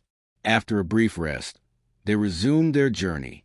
It took some time, but they finally entered the Dio Kingdom and, soon after, arrived at Heaveno City. This time, however, they didn't go to the Heaveno Royal Academy. Instead, they found their way to the Blue Tyrant Academy. In a reunion of the former Golden Iron Triangle, Yu Xiaojiang was enraged upon meeting Flender, accusing him of deceiving him. He even made moves to leave. But Flender persuaded him to stay, reminding him that he should think of the young monsters in their academy as well. Eventually, Yu Xiaojiang sighed and reluctantly agreed to stay. When Flender saw Yu Xiaojiang, he realized that the Blue Tyrant Academy was now his, as Yu Xiaojiang had essentially transferred the academy, including all teachers, students, and resources, to Flender. It seemed that everything had come full circle, with Shrek Academy taking over the best cultivation resources and environments. However, Tang Sen no longer had access to the immortal herbs, and neither did the other 6 members of the Shrek 7 monsters. Meanwhile, Wang Li and Dugubo were still traveling through unknown deep forests and mountains. As for Dugubo, he was in Seclusion, focused on breaking through to the 95th level soul power, and had no time to venture outside. Back at Shrek, Tyren, the former top student of Blue Tyrant Academy, saw Xiao Wu and was instantly taken by her beauty. He began showering her with attention. Xiao Wu, not interested in Tyren, devised a plan and suggested that he duel with Tang San. If he won, she considered giving him a chance. Tyren, overjoyed by the suggestion, eagerly accepted. Tang San, however, was none too pleased with Tyren's interest in Xiao Wu. Though Tyren's soul power was higher than Tang San's, the battle quickly turned in Tang San's favor as he used all manner techniques to defeat Tyren. Tyren hailed from the power of one clan, a family known for fiercely protecting its own. After Tyren's defeat, his father, Tyren Sr., personally came to the academy. Though Tyren's soul power was a few levels above Tang San's, he was only a soul elder. In contrast, Tyren Sr. was a true soul king, and his strength was even more terrifying as he was a power-type soul king, with all his soul rings enhancing his physical power. In a pure contest of strength, Tyren Sr. could rival soul emperors or even soul sages. As for Tang San, his soul power had only reached the 33rd level. Though he had numerous techniques and external soul bones like the 8 spider lances, these were enough to allow him to fight against soul elders, but not soul kings. Facing Tyren, a soul king with extreme power, there was no comparison in terms of raw strength. Tyren wanted to teach Tang Sen a lesson and help his son, Tyren Jr., vent his frustration. But Tang Sen was no ordinary person. He would not take this insult lying down. with weapons ranging from the massive Juga Divine crossbow to the silent sleeve darts, as well as various hidden weapons like the dragon beard needles, willow leaf darts, and bone-piercing nails. Tang Sen unleashed everything he had on Tyren. Tyren's martial soul was the mighty gorilla, granting him immense strength and defense. Though the hidden weapons left him covered in wounds, they weren't enough to claim his life. However, they did manage to enrage him completely. A soul elder forcing him into such a situation was unacceptable. After hesitating for a moment, Tyren activated his soul skills and charged forward. Once the two were close, Tang Sen quickly launched his 8 spider lances. At the cost of enduring a heavy blow, he drove all 8 spider legs into Tyren's body. He unleashed the poison of the man-faced demon spider, while simultaneously using his devouring ability to absorb soul power and recover as quickly as possible. This was Tang Sen's first time experiencing such a sensation. The tremendous pressure, combined with Tyren's soul power, forced him to break through his current limits, advancing to the 34th level of soul power. The price was steep. Tang Sen was severely injured, the 8 spider lances were shattered, and his own bones and meridians were nearly torn apart. He collapsed to the ground, unable to move. However, Tyren, due to the poison from the man-faced demon spider, also turned pale, his once towering body swaying unsteadily. Eventually, he collapsed as well. Tang Sen was carried away by Xiao Wu, while Tyren was taken away by Tyren Jr. At Shrek Academy, upon seeing Tang Sen pale, with his eyes tightly shut and lying motionless on the bed, Yu Xiaojing nearly went mad. He didn't know how to explain things to Tang Hao, nor did he know who could help him validate his theories if something were to happen to Tang San. In the power of one clan, Titan, the current clan leader, was enraged when he saw his son poisoned and gravely wounded. He immediately ordered Tyren to be carried to Shrek Academy and summoned Tyren Jr. to join him. It was clear, both sides were burning with fury. Shrek Academy, formerly known as Blue Tyren Academy, Titan arrived in a towering rage. As a genuine spirit Douluo, he possessed overwhelming strength and an aura that nearly rivaled the mightiest on the continent, the title Douluo. When he stormed into the academy, the teachers didn't dare to block his path. They could only report the incident to the higher-ups. Soon, Yu Xiaojing, Flender, and Lu Erlong stepped forward to confront him. Others might fear spirit Douluo, but Yu Xiaojing was different. He knew who Tang San's father was, and his voice seethed with anger as he declared, "How dare you come here? You injure my disciple, Tang San. This grudge, this hatred, will never be forgotten." Titan burst into laughter, his aura erupting unabashedly as he sneered and threatened. "Since when do insects dare speak to me like this? You're not even a spirit ancestor, yet you're so arrogant. Hand over this Tang San to me immediately, and have him detoxify my son. If anything happens to my son, I'll tear down this academy." The overwhelming pressure surged forward. Yu Xiaojing's face turned pale, partly from the sheer force and partly from the sting of those words. Born with only half a rank of innate spirit power, Yu Xiaojing had spent his life unable to break past the 30th rank of spirit power. It was a wound etched deep into his soul, and Titan's ridicule cut him to the core. Flender and Lu Erlong stepped in front of him, shielding him from the oppressive aura. Both were spirit saint, and though they were a level below Titan, they weren't entirely powerless. Titan's blatant arrogance, coupled with his threat to destroy their academy, enraged them both. Yu Xiaojing's eyes reddened with fury as he shouted, "Tang San remains unconscious. You want us to hand him over? Dream on. Sun and moon radiance. Golden transformation." As his voice fell, golden light surged from Yu Xiaojing, Flender, and Lu Erlong, intertwining rapidly. The resulting aura was no weaker than Titan's.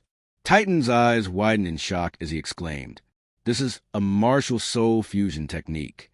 Though impulsive and fiercely protective, Titan wasn't ignorant. The immense aura emanating from the fusion made even him feel its vast power. However, remembering his son's plight, his expression darkened. Without hesitation, he activated his martial soul. His already towering, iron tower-like body grew even larger and more muscular. His arms extended below his knees, his muscles bulged in 8 spirit rings, yellow, purple, purple, black, black, black, black appeared in succession. The terrifying spirit power radiating from him distorted the very air. This was the true terror of an extreme power-type spirit master. Titan roared, "I don't care what tricks you have. If you don't hand over Tang-san today, don't blame me for being ruthless."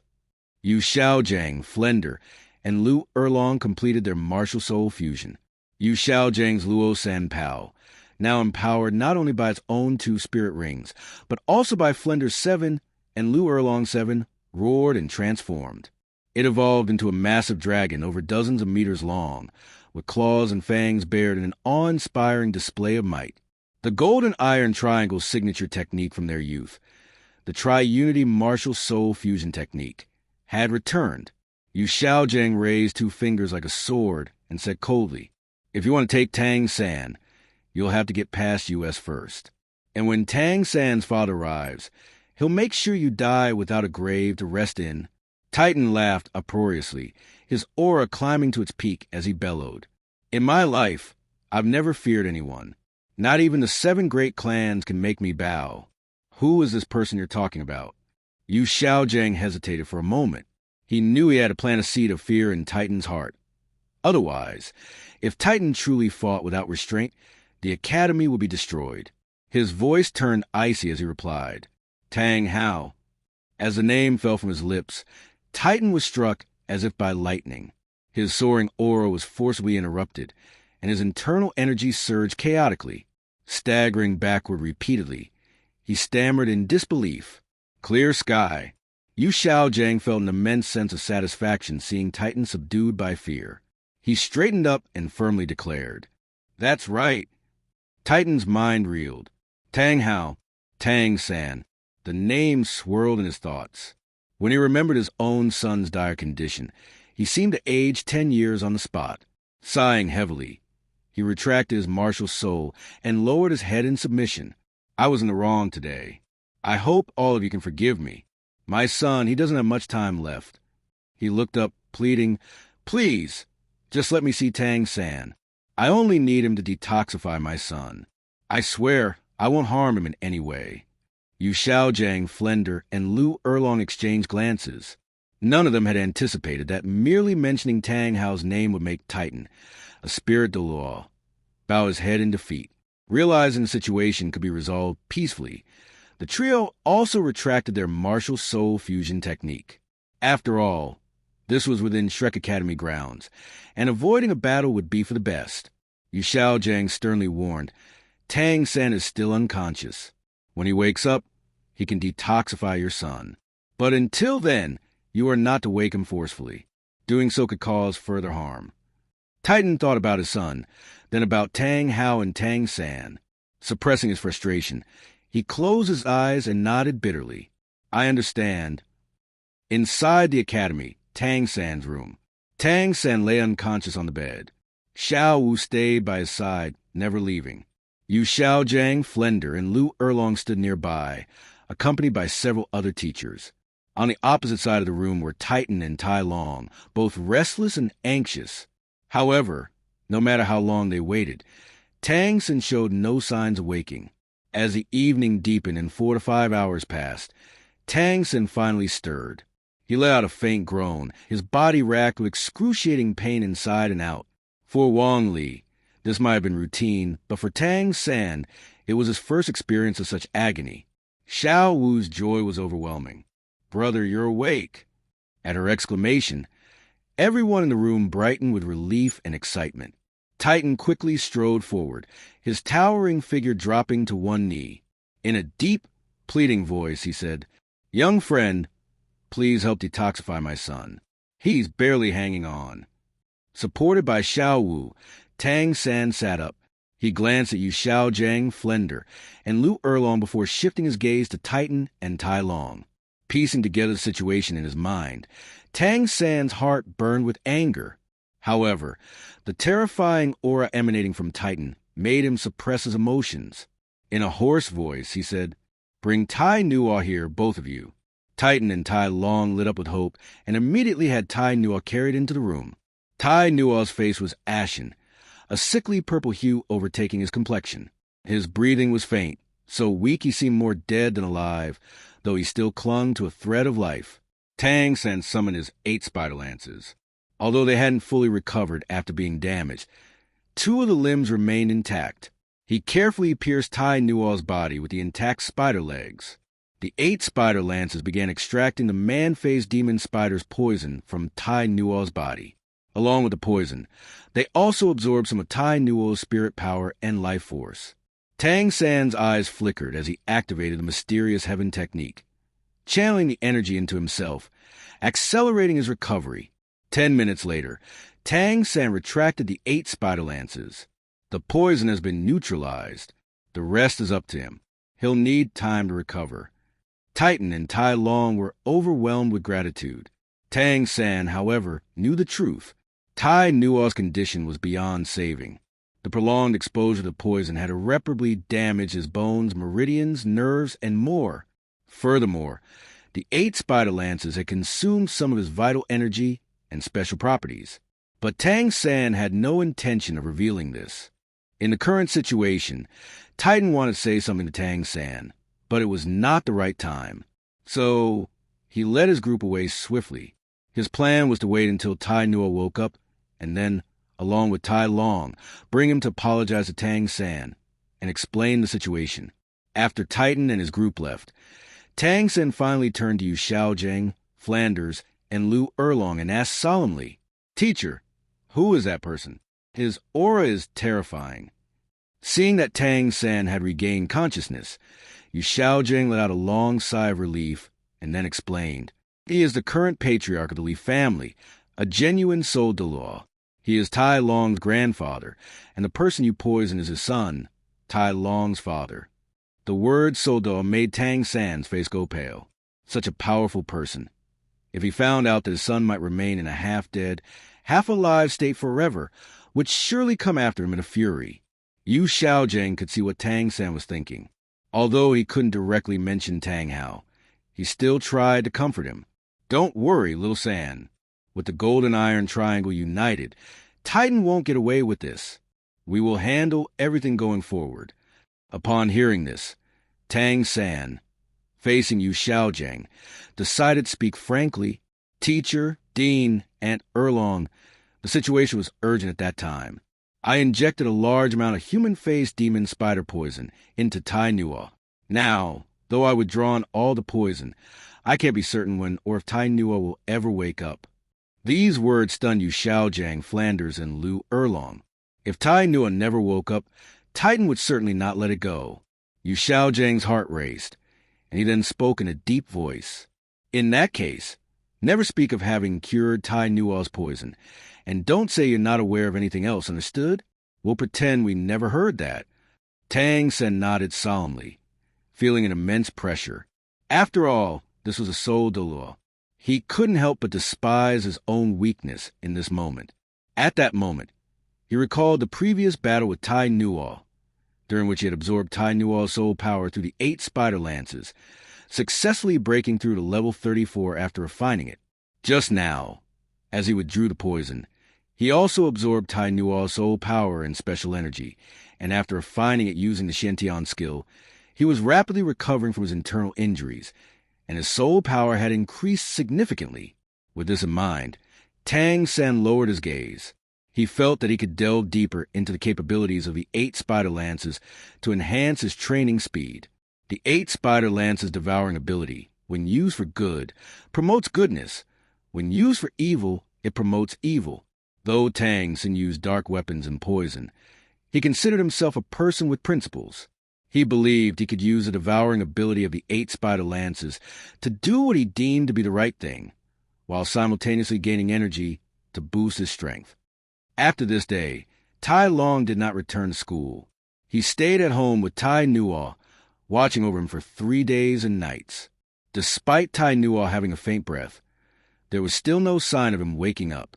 This left Titan and Tai Long both in a state of anxiety. Tai Long was especially filled with self-blame. If only he hadn't provoked Xiao Wu. If he hadn't done that, he wouldn't have caused trouble with Tang San. If he hadn't offended Tang San, he wouldn't have been beaten. And if he hadn't been beaten, Tynewo wouldn't have stepped in. Everything would have been fine. After 3 full days, Tai Long could no longer bear it. He stood beside Tynewo's bed, his face filled with fury, and said in a low voice, "Grandfather, we need to find Tang-san. That bastard is the one who caused my father's condition. If he doesn't wake my father, I'll make sure he sleeps just like my father." Titan glanced at him and responded in a deep tone, "Nonsense. Don't make a fool of yourself again. Your father brought this upon himself. From now on, you're not to cause any more trouble for Tang-san." Tai Long's eyes widened in disbelief, and he shouted loudly, "Grandfather, my father is your own son. He's unconscious, and yet you're still siding with an outsider." Titan sighed and looked up to the heavens. Seeing his son still in a coma, how could he not feel pain in his heart? But he couldn't help but recall the past. Tang Hao, Tang-san, and then he smiled bitterly. "Let's take your father with us. We'll head to the Star Luo Empire and find your grandfather Yang, that old goat. He has deep knowledge of medicines and poisons. Your father still has a faint breath, but he can't wake up. It might be due to the poison's lingering effect. If we seek him out, he should be able to help." Tai Long was stunned. His father was in this condition, and yet his grandfather not only didn't go after Tang-san, but instead accepted everything. The solution he came up with was to travel all the way to the Star Luo Empire to seek Grandfather Yang's help in treating Tynewu, who couldn't wake up. Tai Long couldn't understand, but he didn't dare argue. The hatred in his heart for Tang-san had to be buried for now. He wouldn't forget, though. He would never forget. Another day passed, and Titan and Tai Long personally set off with Tynewu on their journey to the Star Luo Empire. Titan instructed the rest of the Lee family not to cause trouble. Meanwhile, what had transpired at Shrek Academy quickly spread. After all, a soul Douluo, a powerful martial soul fusion skill, and an intense battle nearly happening in the city. Such an aura couldn't be hidden. Both parties were tacitly silent about the matter, but rumors spread, claiming that Titan had gone to Shrek Academy and was repelled by the martial soul fusion skills of Yu Xiaojiang Flanders and Lu Erlong.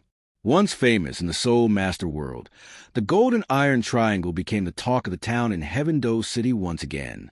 At Shrek Academy, Titan never returned to cause trouble, which relieved Tang-san, but also made him more determined to increase his strength as quickly as possible. Since coming to the original Blue Tyrant Academy, now Shrek Academy, the Shrek 7 Devils had found relatively suitable environments for their cultivation. For Tang-san, his cultivation environment should have been the easiest to find, given that blue-silver grass grew everywhere. However, he often asked for leave, claiming he needed to go to the forest outside the city to immerse himself in the purest natural atmosphere. He believed such an environment would speed up his cultivation. Yu Xiaojiang, trusting his disciple in all aspects, allowed him to take leave. Tang-san was very grateful for Yu Xiaojiang's trust, but he had noticed that Xiao was becoming increasingly distant from him. Her gaze often carried a sense of unfamiliarity, which confused Tang-san.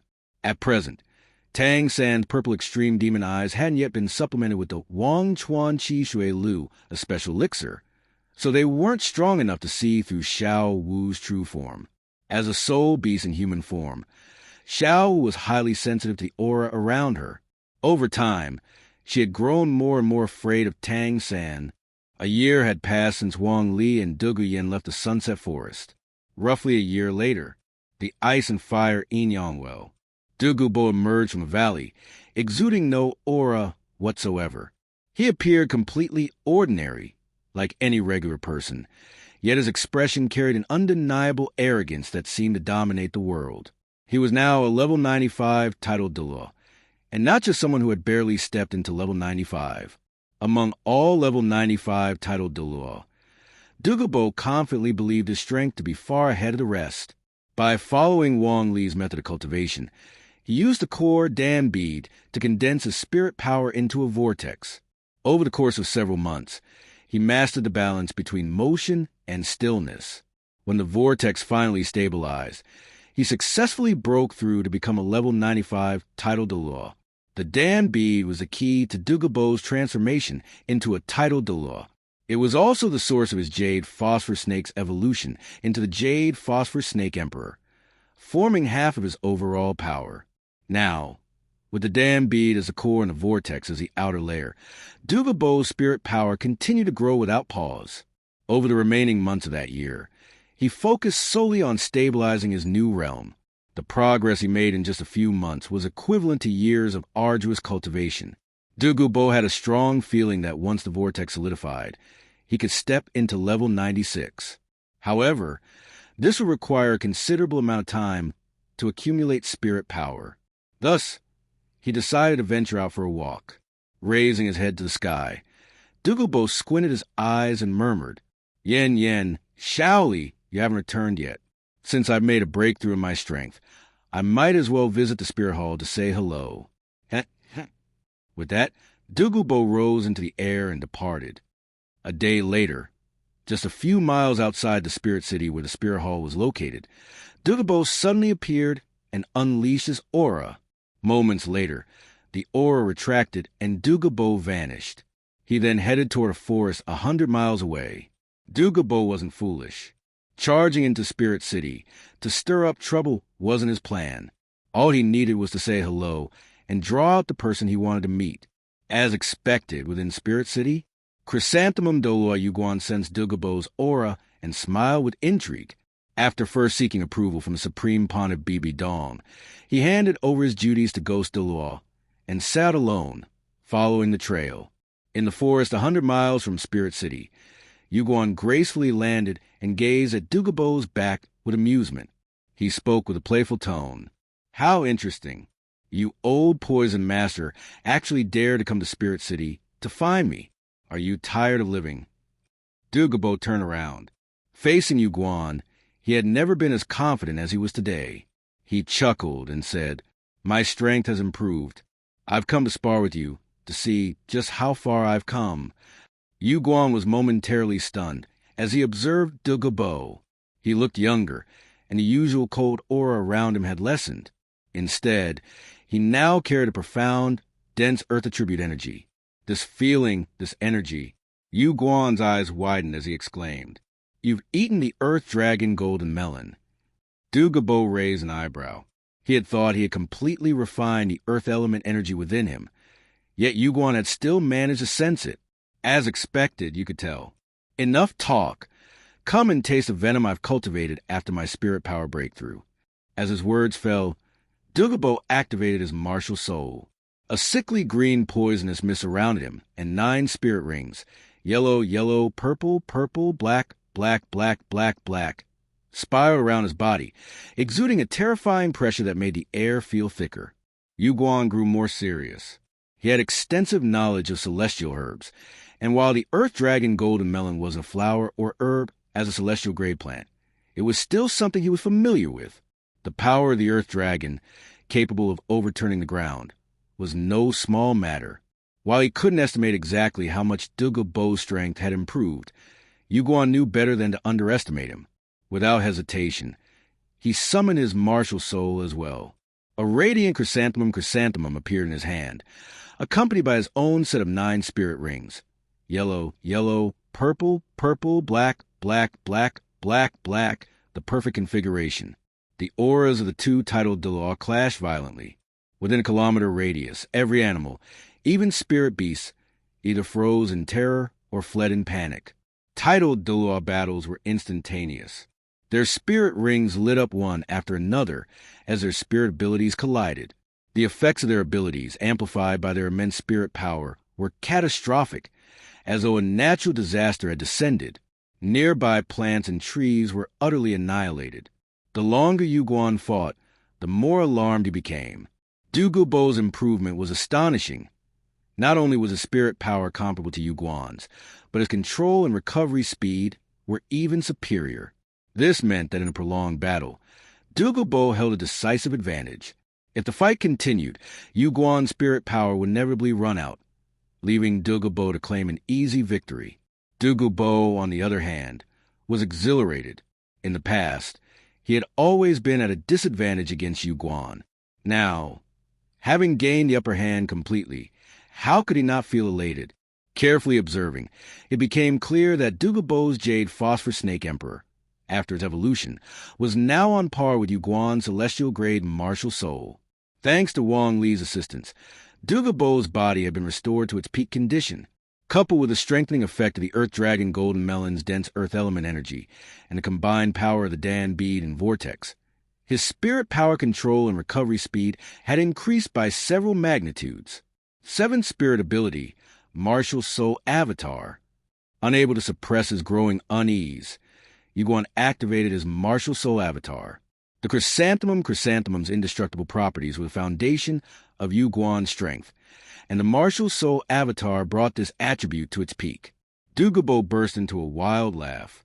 7th spirit ability, Martial Soul Avatar. A massive jade phosphor snake emperor, dozens of meters long, appeared in the sky. Its powerful tail lashed out, slamming Yuguan's transformed chrysanthemum to the ground. The chrysanthemum had unparalleled defensive properties, but Dugubo, empowered by the Earth Dragon Golden Melon, now possessed a terrifying strength he had lacked in the past. The snake's tail struck once, twice, 3 times, relentlessly pounding Yuguan into the earth. The surrounding ground began to compress inward, and Yuguan felt a suffocating pressure. Impossible, absolutely impossible. Dugubo, of all people, has forced me into this position. Yuguan couldn't believe it, but the reality was undeniable. At this point, Yuguan realized that continuing the fight would only lead to his defeat. Yet escaping wasn't an option unless he could find an opening. Just then, Ghost Douluo, sent by Bibi Dong to investigate Yuguan's delay, arrived at the scene. As soon as Ghost Douluo saw what was happening, he was shocked. To his astonishment, it was Dugubo suppressing Yuguan, not the other way around. Startled, Ghost Douluo immediately intervened, summoning his martial soul, his 9 spirit rings, yellow, yellow, purple, purple, black, black, black, black, black, flared to life, and a bone-chilling aura filled the air. Seeing the situation, Dugubo decided not to prolong the conflict. He had never intended to kill Yuguan, so he withdrew without hesitation, retreating into the sky. Only his voice echoed across the land. Heh, Chrysanthemum Guan this time, I won. Ghost Douluo landed on the ground, gazing the direction Dugubo had disappeared. Shrouded in black mist, his expression was unreadable, but his voice was heavy with astonishment. How has Dugubo become so powerful? Behind him, Yuguan pulled himself out of the ground. Thanks to the indestructible properties of Chrysanthemum, his injuries were not particularly severe, but his spirit power was more than halfway depleted, leaving him in an utterly disheveled state. Covered in dirt and debris, Yuguan also stared in the direction where Dugubo had vanished. His tone grave, he muttered, I have my suspicions. Let's return to Spirit City and report to Her Majesty the Pope. I'll explain everything then. Without delay, the two left the area. In Spirit City, within the Pope's palace, Chrysanthemum and Ghost Douluo stood respectfully before Bibi Dong. They bowed deeply as Yuguan began his explanation. Your Majesty, if my battle with Dugubo had continued, I would have been undoubtedly defeated. If it were a fight to the death, I have no doubt I would be the one to perish. I sense the aura of the Earth Dragon Golden Melon on Dugubo. It's a celestial herb imbued with the power of the Earth Dragon, capable of overturning the land. There's no doubt he consumed it.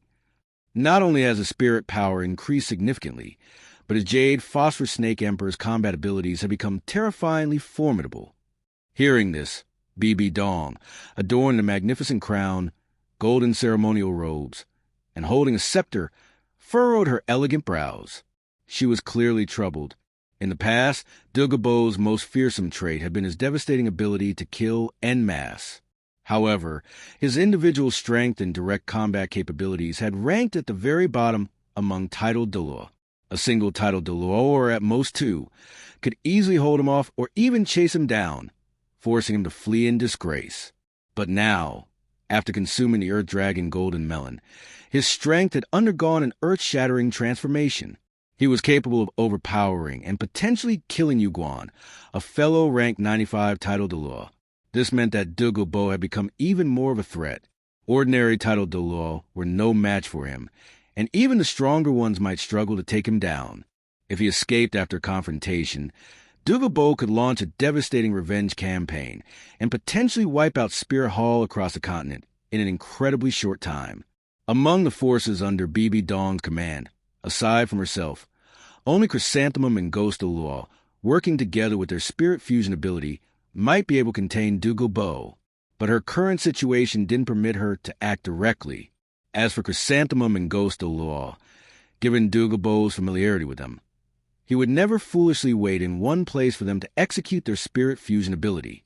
Bibi Dong's cold, clear voice broke the silence. It seems His Majesty Dugu still has some sense of restraint. Coming to Spirit City, he merely revealed his presence without causing any commotion. If that's the case, pass down the order. From now on, all spirit halls at every level are to give His Majesty Dugu due respect, show him deference, avoid provoking him, and under no circumstances offend him. Chrysanthemum Douluo Yuguan and Ghost Douluo may both felt a slight weight in their hearts, but responded respectfully. As you command. They then silently withdrew. After the two left, Bibi Dong's gaze returned to its usual calm. While Dugubo's sudden increase in strength was unexpected, it did not occupy a significant place in her concerns. It was simply a matter of patience. After all, she had endured for so many years already. Once she fully inherited the divine legacy, no one on the continent would be able to oppose her. At that time, whether it was the two great empires, the seven treasure glazed tile clan, any family or faction, or even rogue spirit masters, those who did not submit would be eliminated. Dugubo would be no exception. He would not stand in her way. Submit and live. Resist and perish. Meanwhile, elsewhere, Dugubo was in high spirits. He had defeated Yuguan head-on. Even an exalted celestial martial soul could not withstand him. He shook his head and muttered, "Such a joyous occasion. Yet there's no one to share it with. Yen Yen, Shaoli, who knows where they've run off to? When will they return? Never mind. I'll head back to the Heaveno Empire. They're students at the Heaveno Imperial Academy, and they're bound to participate in the Spirit Master Tournament. They should return by then." At this time, Wong Lee and Duguyen were exploring the Shilling Mountains in the Fastnuo province. When they left the Sunset Forest, they first traveled east, then west, exploring the mountains, forests, and grasslands of the Heaveno Empire. They didn't spare the frozen forests in the north or the many soul-hunting forests scattered across the land. Eventually, they arrived at the Shilling Mountains in the Fastnuo province. In a mountain valley surrounded by peaks, Wong Lee stood gazing at his martial soul. At this moment, it was unmasked, robust, and towering, crystal clear, with one red and one blue vein running through it. Surrounding it was a wave-like golden halo radiating outward. This golden halo had appeared on his blue-silver king after his blue-silver affinity surpassed 50%. Wong Lee raised his head and looked into the distant sky, his eyes deep and thoughtful as he pondered. "So, once my blue-silver affinity exceeds 50% and I gain recognition from more than half of the blue-silver grass, I can accumulate energy to evolve the blue-silver king into the blue-silver emperor. Unfortunately, I'm not the only one qualified to become the blue-silver emperor. The coffin of the previous generation's blue-silver emperor hasn't been fully sealed, and in the blue-silver forest, there's an 85,000-year-old blue-silver king with immense strength and deep reserves. If I attempt to evolve into the emperor now, the blue-silver emperor likely won't intervene. However, the blue-silver king, should it choose to, can command its subjects and use the entire blue-silver forest blue-silver grass to obstruct the rise of a new emperor. Originally, when Tang sent Awaken as the blue-silver emperor, that blue-silver king not only willingly submitted, but even mobilized the entire blue-silver forest blue-silver grass to help him succeed in his awakening. Absurd. It had the right to the throne but chose not to take it, instead helping Tang send Awaken as the blue-silver emperor. That blue-silver king's loyalty is staggering. This was a predicament Wong Lee now faced. The opportunity to evolve into the emperor was right before him, yet he couldn't take the final step. There remained one last hurdle. The fight for the throne was never going to be easy. As Wong Lee mulled over his options, two possible solutions came to mind. First, I've already traversed the Heaveno Empire. If I continue on to the Star Luo Empire and raise my blue-silver affinity to 70% or even 90%, no force will be able to interfere with me. Second, I must eliminate all other contenders. The current blue-silver emperor is protected by Tanghao, making it a difficult target. Besides, the blue-silver emperor hasn't regained consciousness, so its influence on me is minimal. But the blue-silver king, it must be eradicated. Only by doing so can my path to evolution as the emperor be clear of obstacles. Otherwise, that 85,000-year-old blue-silver king, along with the entire blue-silver forest blue-silver grass, will remain an insurmountable barrier. As for Tang San, he's already veered off course. Without the blue-silver king's help and support of the entire blue-silver forest, he would never have awakened. The most orthodox blue-silver emperor bloodline had to rely on the blue-silver king's assistance to awaken. Over the past year, not much had happened to the protagonist.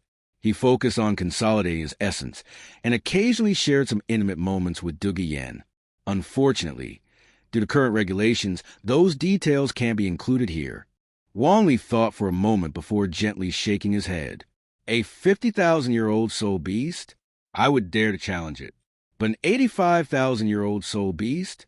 Many titled douluos with a 9th soul ring only dare to hunt these kinds of beasts. If I were to search for the blue-silver king now, I wouldn't stand a chance against it unless I bring Grandpa along. But even if I managed to kill it now, I would struggle to absorb an 85,000-year-old soul ring. It would be a waste, a huge waste. Wong Lee was currently at level 58. A year ago, he was at level 54, meaning he'd raised 4 levels in a year. This speed was already incredibly impressive. After all, he was now a soul king. While enhancing the affinity of his blue-silver spirit, his soul power, mental strength, and life force had all grown significantly, which accounted for his rapid progress. Wong Lee thought for a while, and then made up his mind. It seems like the Continental Advanced Soul Master Tournament is about to start soon. I'll return to participate and think about my 6th soul ring while I'm at it. I plan to hunt a soul beast around 50,000 years old for the 6th soul ring. Then, when it's time for the 7th soul ring, I can try to absorb the 85,000-year-old blue-silver king soul ring. My blue-silver spirit would be perfectly compatible with it. Turning to Dugubo, who was lazily playing with her 9-section jade, he smiled and said, Yen, let's head back to Heaveno City tomorrow. We can visit Grandpa and, of course, participate in the tournament. Given our strength, it will be no challenge at all. Though Dugubo had been traveling with Wong Lee without a fixed residence, her strength had also improved quickly. A year ago, she was at level 53, and now she had reached level 57. She had gained significant soul power by consuming various potent poisons. At this moment, Dugubo stretched lazily and smiled as she replied, All right, it's been a year. I miss Grandpa, too.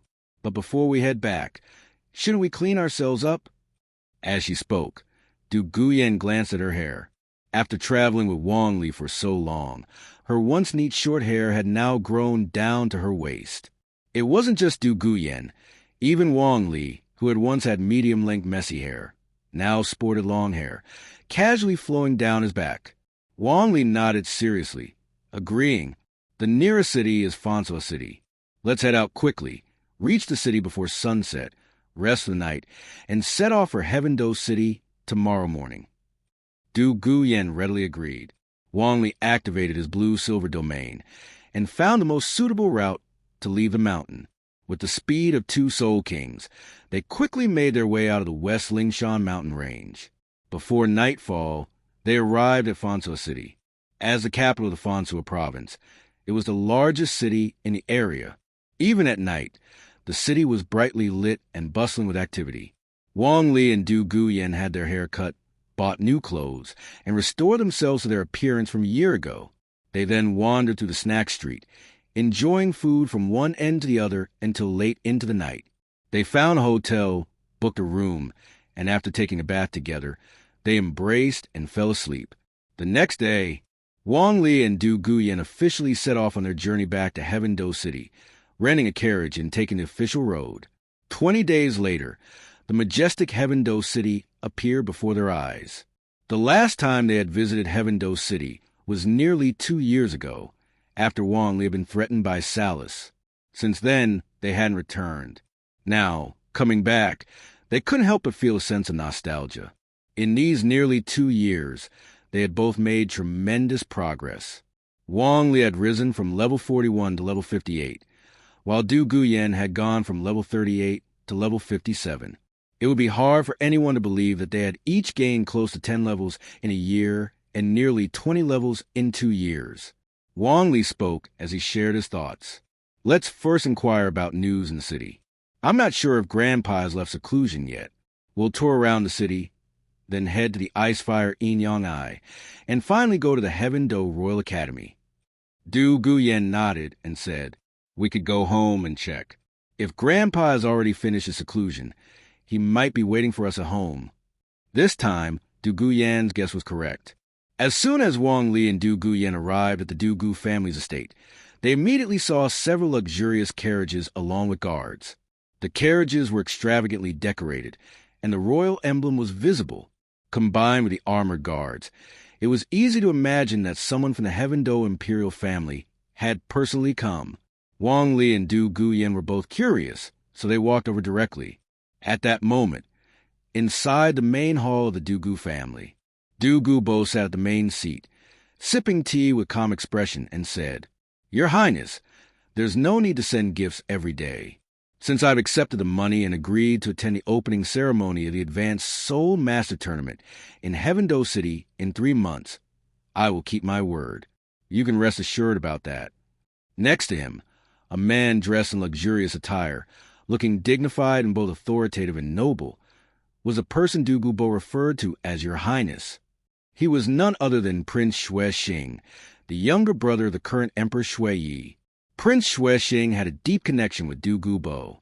Because of this, even though Prince Shuexing came to bother him every day, Dugubo didn't have a heart to refuse. Prince Shuexing's frequent visits had a purpose. As a prince of the Heaveno Empire, he was considered a truly high-ranking figure. Although the battle between Dugubo and Yuguan hadn't been widely publicized, the subsequent change in the Spirit Hall's attitude toward Dugubo was something that everyone could sense. Thus, the upper echelons of various factions were likely aware of one thing. Dugubo's strength had undergone a significant increase, to the point where even the Spirit Hall showed him respect. Therefore, not only was Prince Shuexing coming, but the Emperor Shuyi also had a role in this. He was inviting Dugubo to attend the opening ceremony of the Advanced Soul Master Tournament, and by sending gifts every day, they hoped to forge a closer bond between Dugubo and the Heaveno imperial family. At this moment, Prince Shuexing spoke seriously. Your Highness, I've been coming here daily, both for you and for your granddaughter and grandson-in-law. They are key members of the Heaveno royal team, yet they still haven't returned. With the Advanced Soul Master Tournament just a few months away, everyone is getting anxious. Dugubo also felt troubled. When Wong Li and Dugubo had left, they had said they'd return in a year or so, but now it had been much longer with no word from them. He spoke up. Don't worry. Yan and Lily will definitely not miss this Soul Master Tournament. At that moment, a guard entered and saluted. Your Highness, Your Majesty, your granddaughter and grandson-in-law have returned and are currently entering the estate. Dugubo was overjoyed upon hearing this. He glanced at Prince Shuexing and said, I told you they wouldn't miss the tournament. Go, bring them here quickly. In Heaveno City at the Dugubo family estate, Wong Li and Dugubo entered the house. Dugubo ran towards Dugubo in a playful manner, acting as if she were pampering him. Grandpa, we're back. Wong Li, unlike Dugubo, couldn't act so freely. After entering, he curiously glanced at Prince Shuexing, then smiled and said, Grandpa, I hope we didn't disturb you. We came straight in. Dugubo was grinning from ear to ear. He looked at Dugubo, then at Wong Li. Seeing that they were both doing well, his worried heart completely relaxed. He then smiled affectionately and teased. It's good to see you back. You said you'd only be gone for a year or so, and now look how much time has passed. This is Prince Xuexing, the younger brother of the current Emperor Shui. He's in charge of the Heaveno Royal Academy. He's been coming here every day looking for you too. Upon hearing Dugubo's introduction, Prince Xuexing puffed out his chest, radiating royal authority. But when he looked at Wang Li and Duguyan, his heart couldn't help but race with excitement. He was already familiar with Duguyan, having met her before. But Wang Li was someone he only knew by reputation. This was a true genius, a 12-year-old with a 4-ring soul. His older brother, the Emperor Shui, had sent the Crown Prince personally to recruit Wong Lee, and later even had Platinum Bishop Salas of the Spirit Hall pressure him with threats and temptations.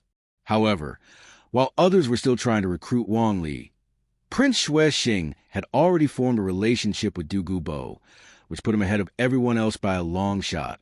With a smile on his face, Prince Xuexing looked at Wong Lee and Duguyan and said, "It's good to see you back. Right now, the first team of the Heaveno Royal Academy, even with Tianheng returning, only has 6 members. The talents of the second team can't compare to the first, so we can't just transfer second team members to the first team. Now that the granddaughter and grandson-in-law of His Excellency have returned, we can quickly finalize the list and report it. Furthermore, the first team will be directly admitted to the finals. You too won't need to participate in the preliminaries or the qualifying rounds. You can rest and recuperate. Of course, you still need to attend the opening ceremony in 3 months. The Emperor will be present, but after that, you can either come to observe and study your opponents or not come at all. Just focus on your training." Prince Xuexing spoke at length, explaining all the key details about the Soul Master Tournament and the special treatment the first team of Heaveno would receive. Wong Li and Duguyan, as members of the first team, wouldn't need to participate in the preliminary or qualifying rounds. The most important thing was showing up at the opening ceremony. Wong Li and Duguyan quickly realized that after returning, their schedules were still relatively light. They only needed to appear at the opening ceremony and then wait for finals. Wong Li then responded, "Grandpa, Prince Xuexing, we spent some time on the way back. Yan and I originally planned to visit Grandpa first, and then head to the Heaveno Royal Academy to report in. Now that we've seen Grandpa and Prince Xuexing, we'd like to spend a day with Grandpa and report to the Academy tomorrow." Prince Xuexing readily agreed, but then curiously asked, "I wonder, how are your soul powers now? It'll help us to know where you stand." Wong Li glanced at Dugubo, seeing a nod of approval from Dugubo. Wong Li directly answered, "We're both Soul Kings. Yan and I are both Soul Kings now. This time, the championship will definitely go to Heaveno." Prince Xuexing's eyes widened in shock, his face full of astonishment, but it quickly shifted to excitement. He knew well that the Spirit Hall's team had 3 Soul King geniuses who had all earned the Purple Medal of Honor and were called the Golden Generation. The Spirit Hall had 3 Soul Kings, and now the Heaveno Royal Team had 2. There was a real chance they could win the championship. "Ha." Prince Xuexing laughed in admiration. "Your Excellency is truly a remarkable person. To raise such 2 outstanding geniuses, the Heaveno Empire is incredibly fortunate. I'll go back now and report this to His Majesty. The Soul Master Tournament is approaching. Although His Majesty hasn't openly expressed his concerns, he's clearly anxious. Hearing this good news will surely make him very happy." After exchanging a few more pleasantries, Prince Xuexing took his leave. He wanted to personally report to the Emperor Shui to highlight his own achievements and importance, as well as to seek funds to further cultivate his relationship with Dugubo, Duguyan, and Wong Lee, using the country's money and his own connections. Once Prince Xuexing had left and there were no outsiders, Duguyan, holding Dugubo's arm, pouted and said, "Grandpa, we missed you so much. When did you come out of seclusion? We were saying that if we didn't see you at home, we'd go straight to the ice-fire Inyan Eyes to find you." Dugubo smiled kindly and then said, "I only recently spent a year in seclusion, breaking through and solidifying my 95th level soul power. After that, I went to the Spirit Hall and had a match with Ju Huaguan." As he spoke, Dugubo's face lit up with excitement. In the past, he had always been bullied by Yuguan, but now, he was finally able to give Yuguan a taste of his own medicine. Unfortunately, no one had been there to share in his triumph, so he excitedly continued. The Jew Douluo and Gue Douluo from the Spirit Hall never got along with me. However, since they are both titled Douluos, I was unable to handle them alone. This was somewhat downplaying the situation, rather than being unable to handle them. He had been thoroughly bullied before. Dugubo continued. This time, Jew Douluo was no match for me in a one-on-one fight. By the time Gue Douluo arrived, Jew Douluo and the Flower Sect had already been completely defeated. I had him pressed into ground, unable to escape. I didn't continue the fight because I was cautious of their numbers, so I left and returned to Heaveno City, waiting for you two to come back. Wong Lee, after hearing this, now had a clear understanding of Dugubo's strength. He then said, "Congratulations, Grandpa. Actually, I was also worried about the Spirit Hall. Yan and I were wondering if their golden generation might come after us once we defeat them." Dugubo's expression turned serious as he looked at Wang Li, then at Duguyan. He said solemnly, "Don't worry about anything. Just focus on the competition. This time, Grandpa will be with you the entire way. I'll make sure no one dares to touch my granddaughter or grandson-in-law. The Soul Master Tournament is a great stage. You'll meet the most talented and powerful Soul Masters of the younger generation. Right now, you're both in your prime. Enjoy the feeling of overcoming one opponent after another, earning honors and admiration. With me around, there's nothing to fear. I, Dugubo, am untouchable. If anyone dares to harm my family, they'll soon learn what true cruelty is." With a protective grandfather like Dugubo, Wong Li and Duguyan knew that even if their strength was revealed, anyone who wanted to target them would have to think twice. That day, the long-awaited reunion of the three of them was filled with warmth. They enjoyed a meal together, as Dugubo shared some insights from his seclusion, particularly regarding the condensation of soul power. Duguyan and Wong Lee also talked about their own improvements in strength. The next day, Wong Lee and Duguyan said their goodbyes to Dugubo before leaving the house and heading toward the Heaveno Royal Academy. The academy was located not far from Heaveno City, so they could go there on their own without needing Dugubo to accompany them. After arriving at the academy and identifying themselves, no one stopped them. They politely declined the staff's offer to guide them, choosing instead to climb the mountain and head to their old campus on their own. The staff, however, were quick-witted and immediately reported their arrival to the academy's senior leadership. 3 members of the board of directors, Meng Xinji by Baoshan and Ji Lin, at the academy's rear mountain. Wang Li and Du Guyan's unexpected appearance surprised everyone, including Qin Ming, Yu Qianheng, Ao Si Luo, Yu Feng, Shi Emo, and Yi Lingling. Wang Li glanced at Qin Ming. It seemed that Qin Ming had stayed at Heaveno Royal Academy. He hadn't gone to Shrek after the disgrace the academy had suffered, but that was a small matter. With a smile, Wang Li greeted everyone. "Teacher Qin, everyone, Yan and I are back." Du Gu Yan also greeted them warmly. Qin Ming let out a relieved sigh and said, "It's good that you're back. With the first team guaranteed a spot in the finals, we still have enough time for final training." At this moment, Yu Qianheng, with a proud look in his eyes, confidently asked, "Wang Li, Du Guyan, after returning to my sect, I put in a lot of effort, and through hard training, I broke through level 40 and absorbed my first soul ring, becoming a soul master. Now I'm at level 45. So what about you two? We'll be fighting side by side soon, so it's necessary to understand each other's strengths." This wasn't just Yu Qianheng's question. Qin Ming and the others were equally curious about Wang Li and Du Guyan's abilities, especially since they had been taken away by Dugubo for almost 2 years. Wang Li and Du Guyan exchanged glances, and it was Wang Li who spoke first. "Senior, you might not be aware of this, but when Yan and I were in Heaveno City, we encountered the Platinum Bishop of the Spirit Hall, Salus. The pressure he exerted on us is something we haven't dared to forget even for a day." Yu Qianheng had heard about this event after returning to Heaveno Royal Academy, but he was still unsure whether it had anything to do with his question. Before he could ponder further, Wang Li continued. "During this time, We suffered a lot and became soul kings, but that's still not enough. In the face of a soul Douluo, a soul king is still incredibly weak. As soon as these words were spoken, Yu Qianheng, Qin Ming, and the others were left wide-eyed in shock. Soul kings. This was beyond what they could have imagined. Yu Qianheng turned pale, a bitter taste filling his heart. Despite all his efforts, he realized that it seemed meaningless in comparison. Seeing his reaction, Wong Lee, feeling that they were all part of the same team, decided to offer some comfort.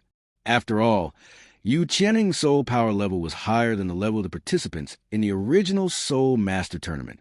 He had truly worked hard.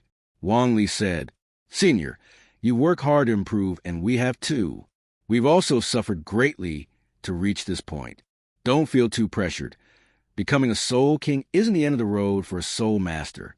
We haven't reached the finish line yet." Whether it was Wang Li's comforting words or some other reason, Yu Qianheng's expression softened slightly. Though he became even more silent, Wang Li didn't say much more. A few comforting words were enough. Speaking too much could be irritating. At that moment, Qin Ming cleared his throat and said, "Wang Li and Duguyan's current soul power is undoubtedly the result of their intense training after being taken away by Lord Bai Lin. Now, in our team, we have Wang Li and Duguyan, both soul kings, Yu Qianheng, AOC Luo, Yufeng, Shuremo, and Yi Lingling, all soul masters. With 2 soul kings and 6 soul masters, we can aim for second place and possibly first in the upcoming Soul Master Tournament. The only team that can truly pressure us is the Spirit Hall team. From the information we've gathered, we know that their team includes 3 soul kings, known as the Golden Generation. The rest of their members are all soul masters at level 45 or above. We don't know their spirit abilities or soul techniques, but they are our biggest opponents. We need to come up with a strategy to counter them." Upon hearing this, Wang Li slowly scanned the group and was a bit surprised, but also not too shocked. Perhaps it was due to the stimulation brought by his own Soul Master rank at just 12 years old. The overall strength of the Heaveno Royal Academy team had been raised to an entirely new level. They could definitely be considered a strong team. Then, with a light laugh, he said, "Teacher Qin, I don't think it's that complicated. Yen and I can deal with those 3 Soul Kings, and then the rest of the team can handle the other Soul Masters from Spirit Hall. That's how we win, right, Yen?" Du Guyan nodded in agreement. As teammates, she directly responded, "My 4th soul ability allows me to strip people of their 5 senses. As long as I spread my poison smoke throughout the arena with my current soul power, forget just 3 Soul Kings. Even if there were 7, they'd all turn into blind and deaf people. So, everyone don't worry too much. We can easily win the championship this time." Wang Li and Du Guyan, taking turns speaking, once again shocked Qin Ming, Yu Qianheng, AOC Luo, Yufeng, Shuremo, and Yi Lingling. They stared at Du Guyan, astonished. Had she been with Wang Li for so long that she had started to adopt his tone, speaking with such ease about things that would have once been unimaginable? Qin Ming felt deeply unsettled. With Wang Li and Du Guyan's abilities, his role as a team leader seemed almost unnecessary. Training, teamwork, under such overwhelming strength, seemed powerless in comparison. In the end, Qin Ming could only shake his head and smile bitterly. Wang Li, Du Guyan, it's still important not to be overconfident. The 3 Soul Kings from Spirit Hall are called the Golden Generation for a reason. They must have considerable skill. We need to approach them carefully. At this point, there was a complex expression in Qin Ming's eyes. "Your achievements now are truly surprising. Even my juniors can't compare to you." "My juniors," you've met them before. They were part of the soul hunting team we encountered in the town outside the Stardoe Forest. Tang San and Xiao Wu, you know them. They were your classmates at the primary Soul Master Academy. They've come to Heaveno City and joined Blue Tyrant Academy, which later became Shrek Academy. When you have time, you can go visit them. After all, you're both alumni of the primary Soul Master Academy. It'll be a good opportunity to exchange cultivation and spirit skills." Upon hearing this, Wang Li raised an eyebrow. It seemed that the teachers and students from Shrek had come to Heaveno City, but had gone directly to Blue Tyrant Academy. He smiled and said, Sure, when I have time, I'll go check them out. Tang San and Xiao Wu, those are my good friends. Qin Ming smiled as well. With Wong Lee's strength, offering guidance to his juniors would undoubtedly help him avoid many detours. At this moment, Qin Ming spoke again. 2 Soul Kings, 6 Soul Masters. Our Heaveno Royal Academy team now has a legitimate shot at competing for the championship. Our only real opponent is the Spirit Hall team. Wang Li, Dugubo, both of you are Soul Kings, but you've been away for quite some time. Let's start with a simple training match, so that everyone can familiarize themselves with each other's abilities once more.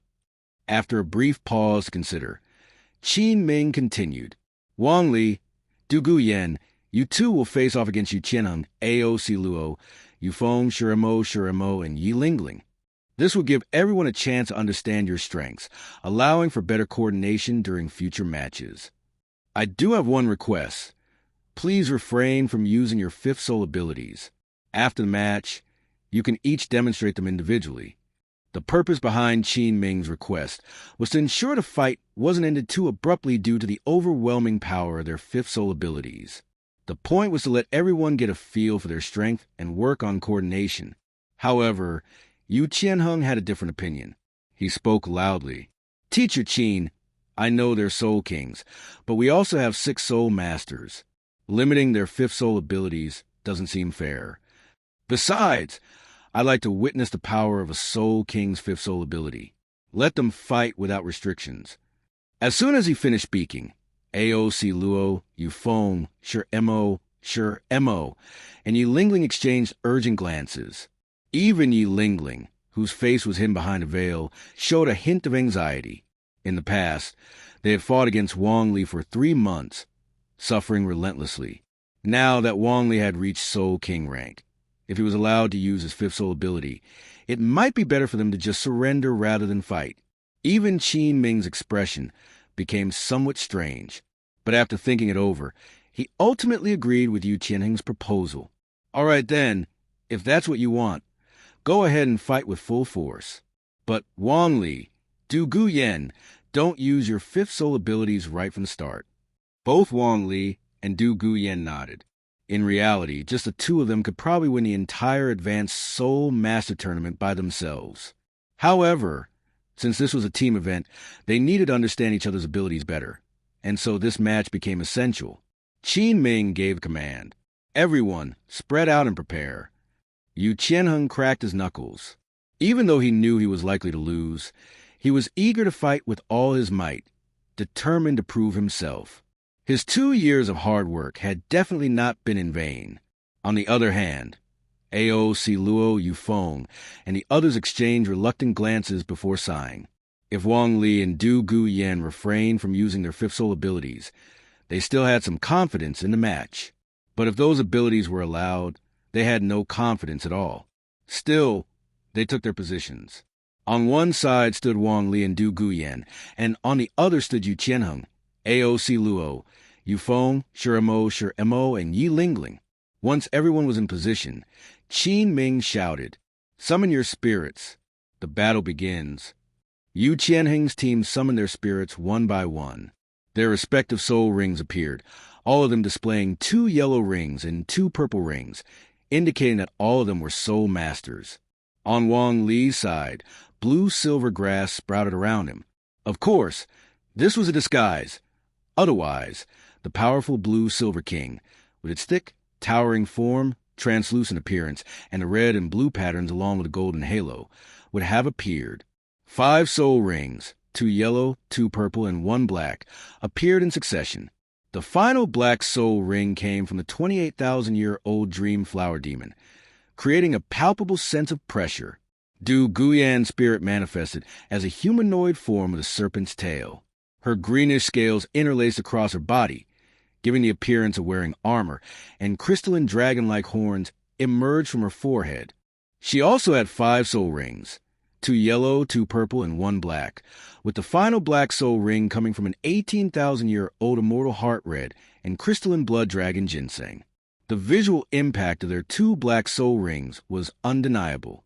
However, Yu Qianheng, undeterred, shouted, "Attack!" with himself at the forefront, AOC Luo stood on his left, and Yufeng on his right.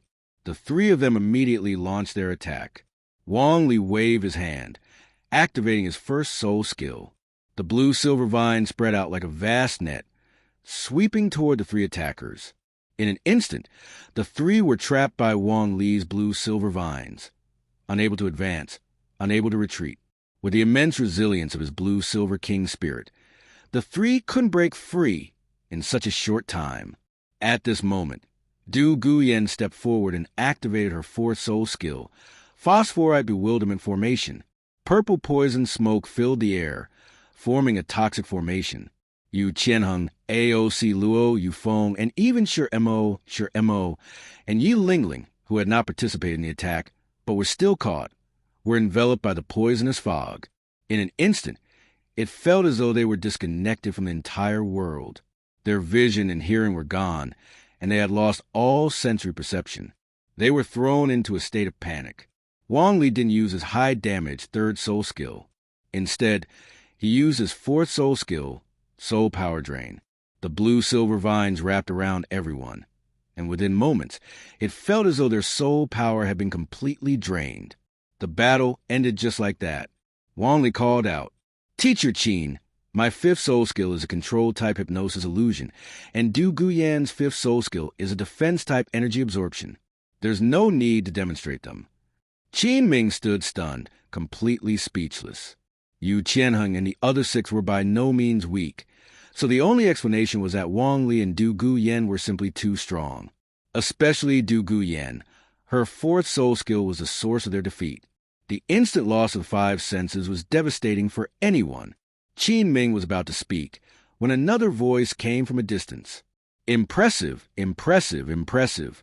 In just a few minutes, you defeated Yu Qianheng, AOC Luo, Yufeng, Shuremo, and Yi Lingling. Your mastery is truly formidable. Not only have you trained two young soul kings, but your strength is terrifying." Dream God Machine by Baoshan and Jilin approached, their expressions filled with awe as they looked at the power Wong Lee and Dugubo had demonstrated. Qin Ming saw them and respectfully greeted them. "Teacher Dream God Machine, teacher by Baoshan, teacher Jilin." Wong Lee and Dugubo also responded. "Teacher Dream God Machine, teacher by Baoshan, teacher Jilin." Afterward, Wong Lee spoke again. "Teachers, I have something to discuss. Dugubo and I are just here to report today. From now until the Soul Master Competition, we won't be returning for regular training. Since Grandpa isn't in seclusion, Dugubo and I will be staying at home to accompany him. I hope you'll understand." Given their level of strength, Wong Lee and Dugubo saw little need for further training. It was better to spend time with Dugubo's grandfather, Dugubo. Dream God Machine by Baoshan and Jilin exchanged glances before looking at Qin Ming. Qin Ming's expression was complex. As a team leader, he felt increasingly irrelevant. After some thought, he finally nodded in agreement. "All right, with your strength, Yu Qianheng AOC Luo, Yufeng Shuremo, and Yi Lingling can't even properly coordinate with you. I will focus on soul power training for them. Before the competition, they should hopefully increase their soul power by another level or two." Wong Lee and Dugubo smiled. Their goal had been achieved. At the Heaveno Imperial Academy, Wong Lee and Dugubo arrived in the morning and left again that afternoon. They had simply returned to report in, allowing them to wait for the competition to begin with peace of mind. After returning, Wong Lee couldn't help but think to himself, Shrek Academy has finally arrived in Heaveno City. Tang San and Xiao Wu are here as well. This is the perfect opportunity to pay them a visit. Besides, this seemingly useless gullibility of mine might actually come in handy. Just what secrets does the mysterious Heaven Treasure record contain? However, if Tang San remains wary of me, it won't be easy to uncover the things he keeps hidden deep inside. I'll need to find the right opportunity, one where he can't resist, so I have enough time to dig deeper, bit by bit. I can't confront him directly, so I'll have to act indirectly. Let me think. During the Spirit Master Tournament, the Tsanghui Academy incident from back then, perhaps I can use that. Tang San, Xiao Wu. Teacher Qin Ming asked me to check in on you too, so here I am. Wang Li used to think that his skull skill, Illusion Dream, which allowed him to view, fabricate, and obscure memories, was a useless ability. After all, it required his spiritual power to be significantly stronger than his opponents, and it neither enhanced his attack power nor allowed him to win against stronger enemies. But now, it seemed to have some utility.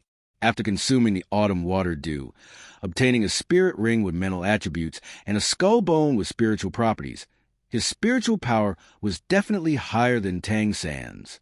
In other words, as long as there were no external disturbances, he could carefully sift through Tang San's memories.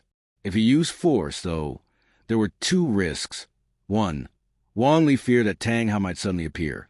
And two, the teachers from Shrek Academy, Yu Xiaojiang, Flender, and Lu Erlong, could unleash their martial soul fusion technique. For the mysterious Heaven treasure record, causing such chaos wasn't worth it. After all, he had his own advantages too. Instead, he decided to be patient, find an opportunity, and silently take the mysterious Heaven treasure record without leaving any trace behind. This record was the key to Tang San's ascension to godhood. While Yu Xiaojiang had helped Tang San to some extent, it wasn't anything extraordinary. Thus, Wang Li found himself increasingly interested in the mysterious Heaven treasure record. Moreover, the record contained knowledge about poisons, which could prove helpful to Dugubo and Duguan. For that reason, Wang Li couldn't let it slip by.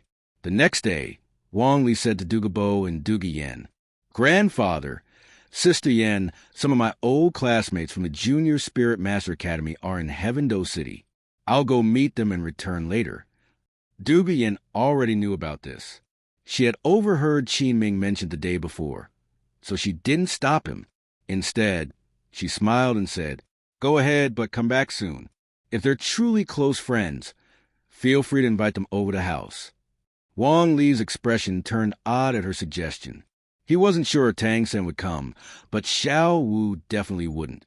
After all, a 100,000-year transformed spirit beast walking into the presence of a titled Douluo? That would be beyond foolish. Shaking his head, he replied, "I'm afraid they won't dare come."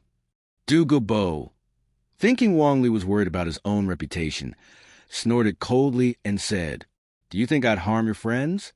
If they want to come, they're welcome. If not, it's no loss to me. I'm not someone just anyone can meet." Wang Li didn't bother explaining. What they were discussing was completely unrelated to what he had in mind. Without saying more, he left the house alone. As for Heaveno City, Wang Li had already explored every corner with Duguan before. The current Shrek Academy was formerly the Blue Tyrant Academy, so he had no trouble finding its location. Before long, he arrived at Shrek Academy. Wang Li looked up at the plaque overhead, which read Shrek Academy, and felt a wave of speechlessness wash over him. That Flender really is stingy, he thought. This rough and shoddy design. No wonder the future uniforms are going to be done green with ads plastered all over them. Shaking his head, Wang Li walked forward. A gatekeeper spotted him and approached to ask, "Hello, who are you looking for? It's not the enrollment period right now, but if you're here to enroll, I can take you to the admissions office." Wang Li smiled faintly and replied, "My name is Wang Li. I'm here to see someone, Tang San and Xiao Wu. Could you notify them for me? Also, let them know that I was introduced by teacher Qin Ming, who graduated from this academy." Hearing this, the gatekeeper quickly assessed a tall, handsome young man dressed in sturdy attire. He didn't seem like someone here to fool around. Not only did he know Tang San and Xiao Wu by name, but he also mentioned Qin Ming, a name the gatekeeper was quite familiar with. Qin Ming had visited several times before. Naturally, the gatekeeper remembered him well, especially since he was a Heaveno-level teacher from the Heaveno Imperial Academy. The gatekeeper's demeanor immediately turned warm and welcoming. "Please come in. Please come in. I'll take you to the reception room first and inform the academy leadership." Wang Li nodded and followed the gatekeeper into the academy. Though Shrek Academy, formerly Blue Tyrant Academy, was considered a second-tier institution, it was still a senior spirit master academy with a sizable campus and relatively complete facilities. Upon reaching the reception room, someone brought Wang Li a cup of hot tea. As he sipped the tea, he waited patiently. Not long after, just outside the reception room, Flender strode over briskly with Lu Erlong and Zhao Wuji in tow. Flender turned to Zhao Wuji and said, "Old Zhao, you've met this Wong Li before, haven't you? Take a good look and confirm." Qin Ming mentioned he's the future grandson-in-law of His Excellency, the Jade Phosphor Dugubo. We absolutely cannot offend him. Lu Erlong chimed in. It's not just that. Before you all came to Heaveno City, Wong Li was already making a name for himself. Even the Platinum Bishop of the Spirit Hall, Salus, couldn't resist trying to coerce him. Fortunately, the Heaveno Crown Prince intervened, later joining forces with the Seven Treasure Glazed Tile Clan to file a formal complaint against the Spirit Hall. In the end, the Spirit Hall sent a titled Douluo to reprimand Salus. That incident caused quite a stir back then. Hearing this, Flender grew even more cautious. At the same time, his shrewd businessman's mind began to calculate whether this encounter could lead to any benefits for the Academy. The moment they entered the reception room and saw Wong Lee seated there, Flender's face broke into a beaming smile. With a warm and enthusiastic tone, he said, "Welcome, welcome, Wong Lee. We've heard so much about your accomplishments. A true genius with limitless potential. I'm Flender, the headmaster of Shrek Academy. This is Lu Erlong, our vice headmaster, and this is Zhao Wuji, one of our teachers." Wong Lee stood up, his gaze sweeping over the three of them. Flender, a cunning businessman. Lu Erlong, a romantic but sharp-witted beauty. Zhao Wuji, a hot-headed brute. He smiled politely and said, "Headmaster Flender, Vice Headmaster Lu Erlong. Teacher Zhao Wuji, I apologize for the sudden visit. Yesterday, I heard from Teacher Qin Ming that Shrek Academy had relocated to Heaveno City. My classmates from the Junior Spirit Master Academy, Tang San and Xiao Wu, have also come to Heaveno. Teacher Qin mentioned I should stop by and exchange insights on cultivation techniques and martial soul experiences with them. So here I am." Flender was overjoyed to hear this. Qin Ming, a Shrek alumnus, was proving to be a reliable connection, always thinking of ways to benefit the Academy. Growing even more enthusiastic, Flender responded, "Tang San, Xiao Wu, and the other 5 students are training in the forest behind the Academy. Let's head over together." Qin Ming was right. Exchanging cultivation and martial soul experiences will help everyone improve. Lu Erlong, though hot-tempered, had a keen and delicate side as well. She subtly tried to gauge Wong Lee's spiritual and soul power levels. However, to her astonishment, she couldn't sense anything at all. A mysterious force seemed to block her attempts, leaving her deeply unsettled. This edit polishes the text for a smoother and more engaging reading experience, while preserving the intended meaning and word count. Let me know if you need further adjustments. As for Zhao Wuji, ever since he had provoked Tang San and been beaten by Tang Hao, he dared not offend any junior with such a powerful and intimidating background. In some ways, Dugubo's reputation in the Spirit Master community was even more fearsome. Accompanied by Flender, Lu Erlong, and Zhao Wuji, Wong Lee followed them toward the forest behind Shrek Academy. Along the way, Flender rambled on about the Academy's founding journey, how difficult it was, how arduous and challenging it had been, yet they had still managed to cultivate outstanding students like Qin Ming. Wong Lee smiled politely throughout the conversation, but was inwardly skeptical. Given their enrollment standards, theoretically, everyone should have succeeded. Yet only Qin Ming seemed worth bragging about. Flender's rhetoric felt misguided, though practical experience was undoubtedly important. Theory also held its own weight, and Shrek's curriculum left much to be desired. Wong Lee couldn't help but wonder whether the many students who had perished during the soul-hunting expeditions hadn't actually been killed by spirit beasts, but rather due to Zhao Wuji's lack of precision in assessing the age of spirit beasts. This led to the tragic deaths of students when absorbing soul rings. Having someone like him as a teacher was a disaster for the students. Before long, they arrived at the forest behind the Academy. 2 figures were engaged in combat, Dai Mubai and Tang San. Both were at the Soul Grandmaster rank, each with 2 yellow and 2 purple soul rings. Wong Lee wasn't particularly surprised to see Dai Mubai at this level, but seeing Tang Sen, also at the Soul Grandmaster rank, was a bit of a shock. He observed closely and furrowed his brow. Tang San's martial soul was no longer just a blue-silver grass. It now clearly resembled the legs of a spider, each leg covered with barbed spines. Moreover, there was an unsettling, evil aura emanating from him, much like the detestable evil-eyed tyrant spider found deep within the Soul Beast Forest. Flender chuckled and said, "Wong Lee, I heard that under the guidance of His Excellency, the Jade Phosphor, you became a Soul Grandmaster at the age of 12. But our Academy's little monsters aren't bad either. Especially Tang San. He successfully broke through to level 40 at almost 14 years old. He's now also a Soul Grandmaster, and his strength is considerable." Wong Lee simply replied with a calm expression. "Of course." Back in the Junior Soul Master Academy, Tang San and Xiao Wu were our Academy's brightest talents. Seemed quite fair. At the same time, sensing Flender, Lu Erlong, and Zhao Wuji approaching, Wong Lee noticed a somewhat unfamiliar young man among them. Yu Xiaojiang paused the battle between Tang San and Dai Mubai, then walked over with the group. The Shrek 7 monsters saw Wong Lee from a distance and felt a sense of familiarity. As they drew closer, they finally recognized him. Tang San and Xiao Wu both exclaimed in surprise. "Wong Lee, it's me?" Wong Lee smiled, his gaze falling on Tang San. As he got closer, the dark aura surrounding Tang San intensified, making him uncomfortable. Looking at Xiao Wu, a flash of insight crossed Wong Lee's eyes. He didn't see a human, but instead a rabbit. His gaze shifted, and he quickly contained his thoughts. The 10,000-year soul ring and soul bone would be useful for Du Gonyan in the future. Xiao Wu's abilities, charm, teleportation, invincible golden body, and intangibility made her extremely tough to deal with and perfect for survival. Although, in comparison, what suited Du Gonyan better would be the heavenly blue bull python, the Ming. Yu Xiaojiang's face drastically changed when Tang San and Xiao Wu called out Wong Lee's name.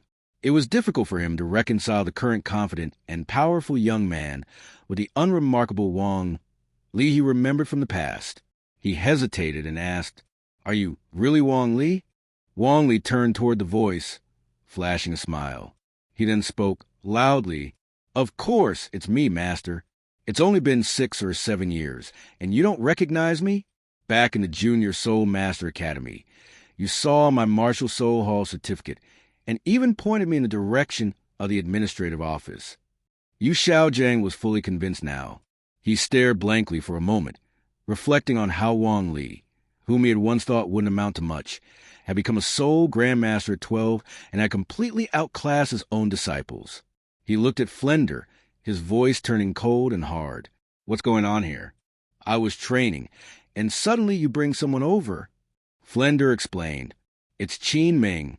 He's Wong Lee's teacher and asked him to visit Shrek Academy whenever he had the time, to exchange cultivation and martial soul experiences with Tang San and Xiao Wu. I thought about it and decided to come along." Yu Xiaojiang took a deep breath, his mind in turmoil.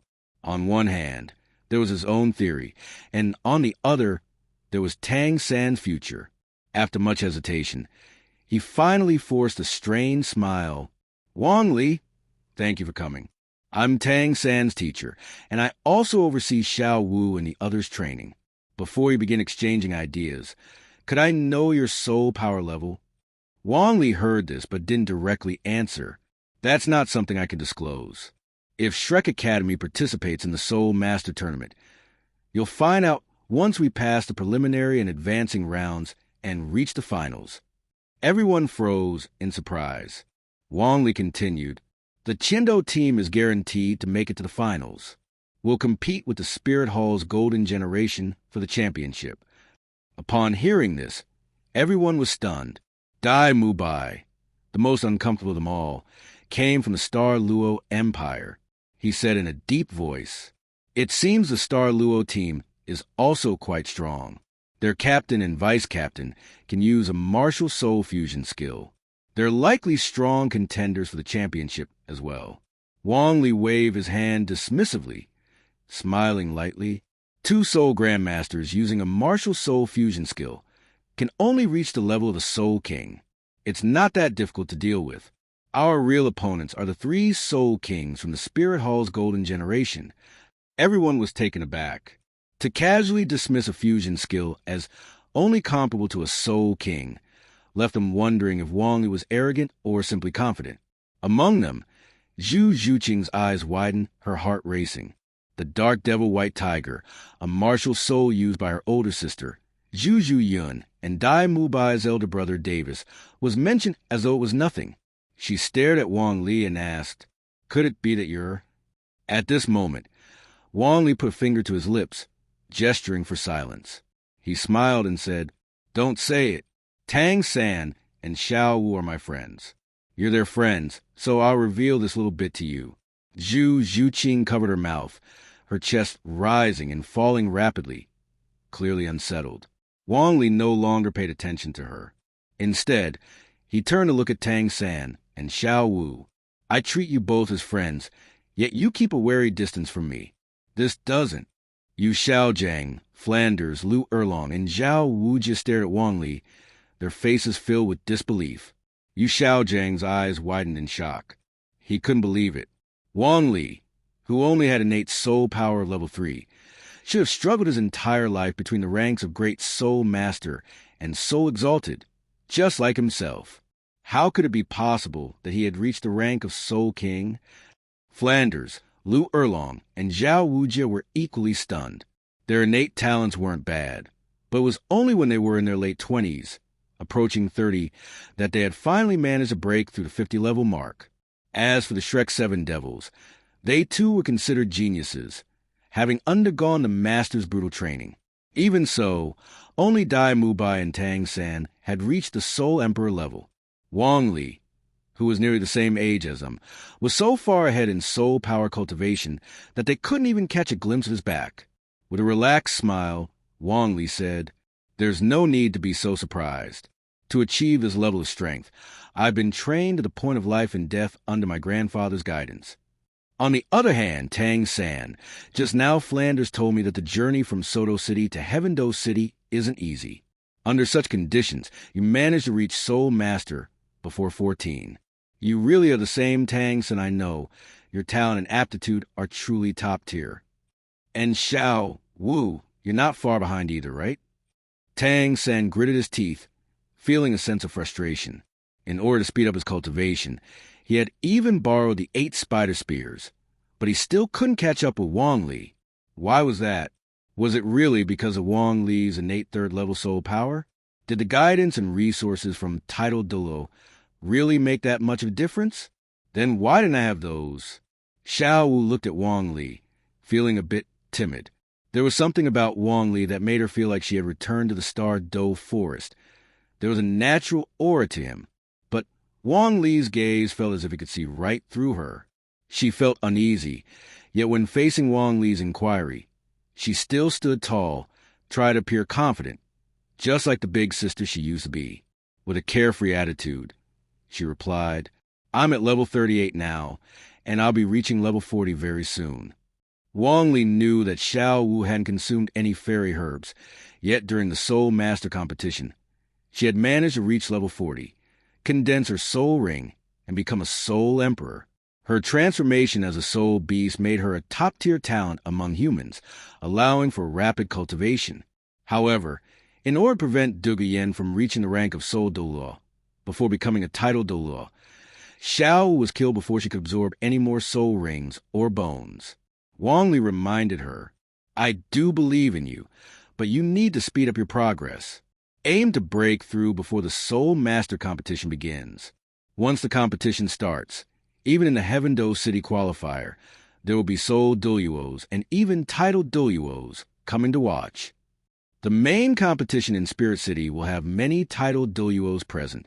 If you manage to catch their attention, your future will be limitless." After hearing Wong Li's words, Xiao Wu's face turned pale and her rabbit ears drooped. If a titled Douluo took notice of her, she might end up as a dead rabbit with no future left at all. Fortunately, Wong Li's words drew everyone's attention, and no one noticed her unusual reaction. At this moment, Wang Li continued, "Let me introduce myself properly. My name is Wang Li. My martial soul is mutated blue silvergrass. As for my soul power, I think you can get a sense of it for yourselves." His gaze swept across the group. "So what about you? I think I should get to know you all, too." The Shrek Seven Devils, apart from Tang San and Xiao Wu, exchanged glances. It seemed they hadn't officially introduced themselves yet. Dai Mubai stepped forward, his sharp eyes staring at Wong Lee. Though he was extremely unwilling, he had to admit that he was no match for him. He spoke. "I'm Dai Mubai. My martial soul is the White Tiger, and I'm a level 42 Soul Emperor." Oscar was the second to introduce himself.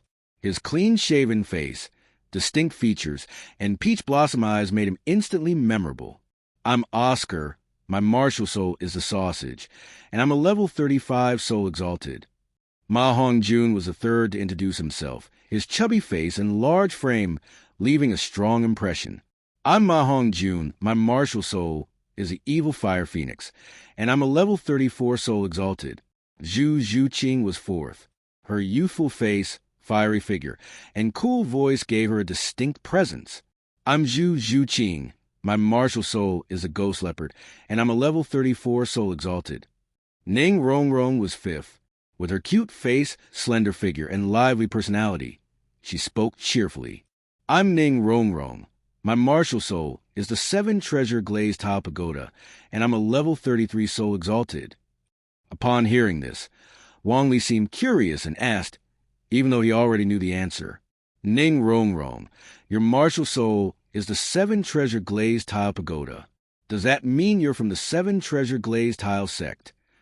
Ningfongji proudly responded, "The current sect master is my father." Wong Lee seemed to have a sudden realization and smiled. "So, your team, 2 Soul Emperors, 5 Soul Elder, will be considered a second-tier team. It wouldn't be able to match up to a first-tier team. However, with the aid of the 7-treasure glazed tile pagoda, you might still have a chance to pass the preliminaries. In the upcoming Soul Master competition, 6 first-tier teams will compete. Our Heaveno team is already guaranteed a spot in the finals.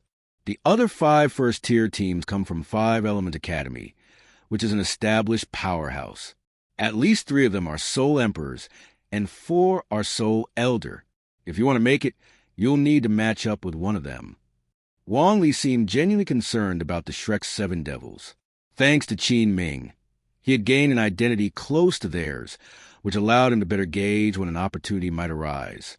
When the conversation turned serious, Yu Xiaojiang, Flanders, Lu Erlong, and Zhao Wujia all looked stern. Even the Shrek 7 Devils wore serious expressions. In truth, Yu Xiaojiang wasn't pleased. His carefully trained team had been labeled as second-tier by Wang Li, yet he had no rebuttal. After all, their soul power levels were evident. Among the Shrek 7 Devils, Oscar spoke up. "It's not just Rong 7-treasure glazed tile pagoda. My Sausage martial soul also provides support. With both of our auxiliary abilities, everyone's combat power and stamina will be greatly enhanced. We're sure to make it through." Wang Li smiled indifferently. "Let's hope so. 5 Element Academy, Elephant Armor Academy, Blaze Fire Academy, Divine Wind Academy, Thunder Academy, and Water Academy. All of them have perfected a single attribute to the highest level. If you want to make it through, you'll need to figure out which academy you should target and outclass. By the way, Tang San, has your martial soul mutated too? Your blue silvergrass doesn't seem like a normal blue silvergrass anymore. Could you tell us about the soul beasts of your 4 soul rings?" Wang Li's curiosity was piqued. He wondered about Tang San's 4th soul ring, the purple one. Where did it come from? Tang San was silent for a moment. He had once been a normal blue silvergrass, but after absorbing soul rings, it had mutated. He spoke. "My first soul ring is from a 400-year-old mantis snake. My second is from a 600-year-old ghost vine. My third is from a 2,000-year-old demon face spider. And my fourth is from a 6,000-year-old demon face spider." Wang Li clapped his hands and said, "The 3rd spirit ring, the 4th spirit ring, both absorb beyond their age limits. Truly impressive.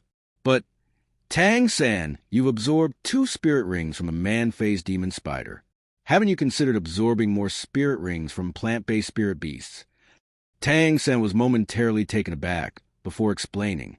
According to my teacher's research and theories, plant-based martial spirits can also add spirit rings from animals. And due to the weak nature of the blue silver grass, it can accommodate the properties of any spirit ring. The domineering spirit ring of the man-faced demon spider was smoothly absorbed by my blue-silver grass martial spirit, even causing a mutation. Despite being labeled a waste martial spirit, my blue-silver grass is now on par with powerful martial spirits. Wong Lee couldn't help but chuckle. The blue-silver grass, which originally possessed a life-oriented attribute, had deviated onto a path of evil properties. No wonder it was rendered useless later on.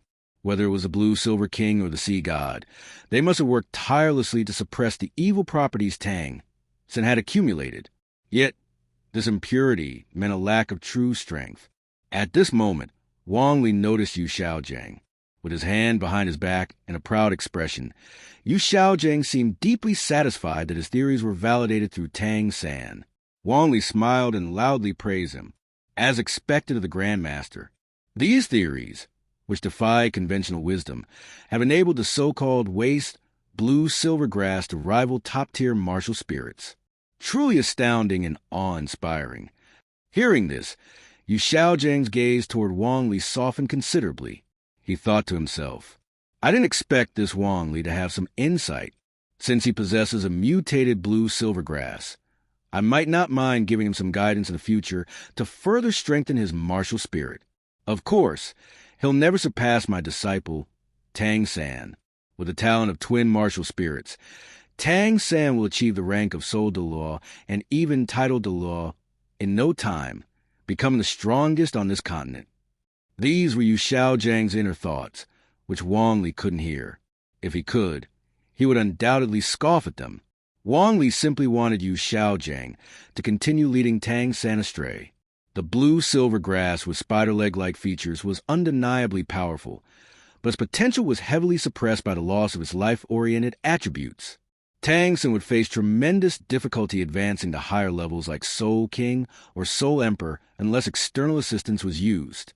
At this point, Wong Lee spoke again. I've understood your situation. You're all geniuses, but with less than 3 months until the Soul Master competition, rapid improvement is nearly impossible. Since I'm here to share my experiences, let me tell you about my training methods, though they're not suited for ordinary people.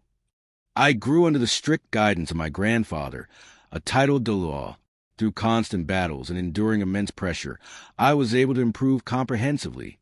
He then turned toward Flender, Lu Erlong, and Zhao Wuji, smiling as he said, In fact, you already have strong individuals around you. Dean Flender, Vice Dean Lu Erlong, and Teacher Zhao Wuji, all of them are quite powerful. If they spar with you, even with only 3 months, your progress will be significant. Elephant Armor Academy excels in defense. Blazing Fire Academy and Thunderclap Academy focus on ferocious attacks. Qinshui Academy and Godwin Academy are both highly tricky due to their unique attributes. But no matter how strong they are, they can't compare to your teachers. The more you endure and practice, the less you'll suffer in battle. Of course, this is just my opinion, and may not suit everyone. Flender, Lu Erlong, and Zhao Wuji appeared intrigued. Lu Erlong, in particular, being naturally combative, seemed eager to spar with the Shrek's 7 devils during the next 3 months. Yu Xiaojiang deliberated seriously.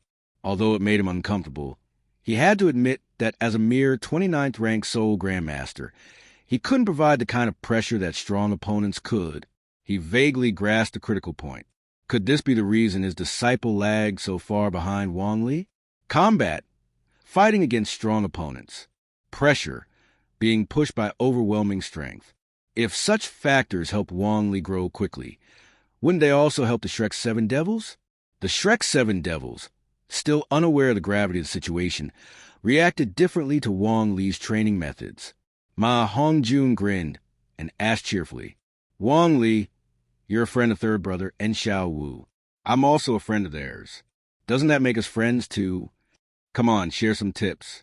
How did you manage to woo a titled Douluo's granddaughter and become her grandson-in-law? Hearing this, Wong Lee glanced at Ma Hongjun up and down, then stepped closer, spreading his hands as he said, "Isn't it obvious? Be tall, be handsome, and be sincere. First, lose some weight. Then stop projecting that indecent attitude. Do you really think a girl would admire you for being fat and untrustworthy?" Ma Hongjun clutched his chest dramatically, his face filled with mock pain as he stumbled backward and exclaimed, "Right in the heart. That was brutal. Brother, did you have to be so straightforward?" The others burst into laughter, and Oscar chimed in, "Fatty, you really need to tone it down. Even Wang Li, who hasn't known us for long, can see your issues. Unlike you, I'm just like Wang Li, tall, handsome, and sincere. Isn't that right, Rong Rong?" Ning Rong Rong turned her head away, but couldn't deny it. Oscar was indeed tall, good-looking, and genuinely cared for her. However, the sex rules, she couldn't accept his feelings. Wong Lee noticed the scene and smirked mischievously. "Brother, keep working hard. Rong Rong's father is the sect master of the Seven Treasure Glazed Tile clan, and the clan has 2 titled Douluo. If you succeed, you'll have their guidance. Double the pressure, double the growth. Even with your sausage martial spirit, they'll hammer you into a battle spirit master instead of a support spirit master. Get ready for that." Oscar's eyes widened in shock as he stammered. "It can't be that bad, right? Surely they wouldn't go that far." Ning Rong Rong glanced at Wong Lee, then at Oscar, thinking to herself, "He's absolutely right. I hope you'll retreat while you still can. Otherwise, Sword Grandpa and Bone Grandpa really will turn you from support spirit master into a battle spirit master." "Wong Lee?" Suddenly, Zhu Zhuqing spoke up. Wong Lee turned to her and asked, Zhu Zhuqing bowed slightly, her tone sincere. "I wish your Heaveno team victory in the finals. Sweep aside all your enemies and claim the championship of the Continental Advanced Spirit Master Tournament." As a member of the Zhu family from Star Luo, Zhu Zhuqing secretly hoped for Star Luo Academy's defeat. If Dai Weici and Zhu Juyan failed, it might stir dissatisfaction within the family, granting her more time to grow stronger. Wong Lee froze for a moment before realizing her intent. He didn't overthink it, nor did he interpret it as some hidden signal. Given Zhu Zhuqing's identity, he could guess her reasoning, but found it inconsequential. He smiled nonchalantly and said, "Thank you for the blessing. But as I've mentioned, our Heaveno team's real competition this time is the Spear Hall team. Star Luo Academy and others, beating them will be effortless." Dai Mubai, catching on to the logic, couldn't hide his excitement. If his older brother failed, it would delay his confirmation as Crown Prince, giving Dai Mubai more time to enjoy his final taste of freedom. Wong Lee seamlessly handled his interactions with the Shrek 7 Devils, engaging with ease and composure. This allowed him to quickly integrate into their group, giving him an excuse to monitor them closely. Now, all he had to do was patiently wait for the tournament to begin. Meanwhile, Flender watched the unfolding events with satisfaction, thinking, "Wonderful, wonderful. The Academy's little monsters have befriended someone powerful, well-connected, and influential. With a friend like Wong Lee, they'll have nothing to fear in the Spirit Master world, even if they offend someone." Flender then smiled and said aloud, "It's almost lunchtime. Wong Lee, let's eat together. Our Shrek Academy's cafeteria has a variety of regional dishes on the 2nd floor. You must try them." Wong Lee agreed casually. He wasn't here for the food. After all, eating at the cafeteria was fine with him. "Then I won't hold back. Thank you, Dean Flender." Accompanied by Flender and the others, Wong Lee joined the Shrek 7 Devils for a meal in their cafeteria. Although the dishes were made from ordinary meat and vegetables, the flavors were decent. Coupled with Flender's smooth-talking nature as a merchant, the atmosphere remained pleasant and harmonious throughout. By the afternoon, Wong Lee bid farewell. Flender escorted him to the gate, instructing the guards. From now on, if Wong Lee visits, there's no need to question him. Let him pass directly. Wong Lee nodded and promised. "Next time, when you have time, definitely come back." Flender was elated, thinking that he had become closer to Wong Lee, unaware that this was exactly what Wong Lee had hoped for. As Wong Lee walked away, his mind was focused on the gains from the visit. This has been quite a fruitful trip. On the other side, after Wang Li had left, Yu Xiaojiang spoke to a somewhat distracted Tang San. Tang San, come with me for a moment. Tang San snapped out his thoughts and responded promptly. Okay, teacher. They entered a private room. Yu Xiaojiang looked at his disciple with a meaningful expression and said, Tang San, I know what you're thinking. You're wondering why, despite all your efforts, you still can't match Wang Li. Tang San opened his mouth, but couldn't find the words to argue. Teacher, I'm sorry for not living up to your teachings. Yu Xiaojiang sighed, then said, You've done well enough. Your blue silvergrass, once considered a useless martial soul, has now been developed to rival even top-tier martial souls. But it still has its innate shortcomings, and this is the best you can achieve for now. As you continue to absorb powerful spirit rings from formidable soul beasts, it will grow stronger. Your greatest difference from Wang Li lies in his training under a titled Douluo. That is something I cannot offer you. A titled Douluo, as one of the strongest beings on the continent, can guide him on the clearest path. But don't worry, your background is no less than his. It might even be greater. There are some secrets that it's time for you to know.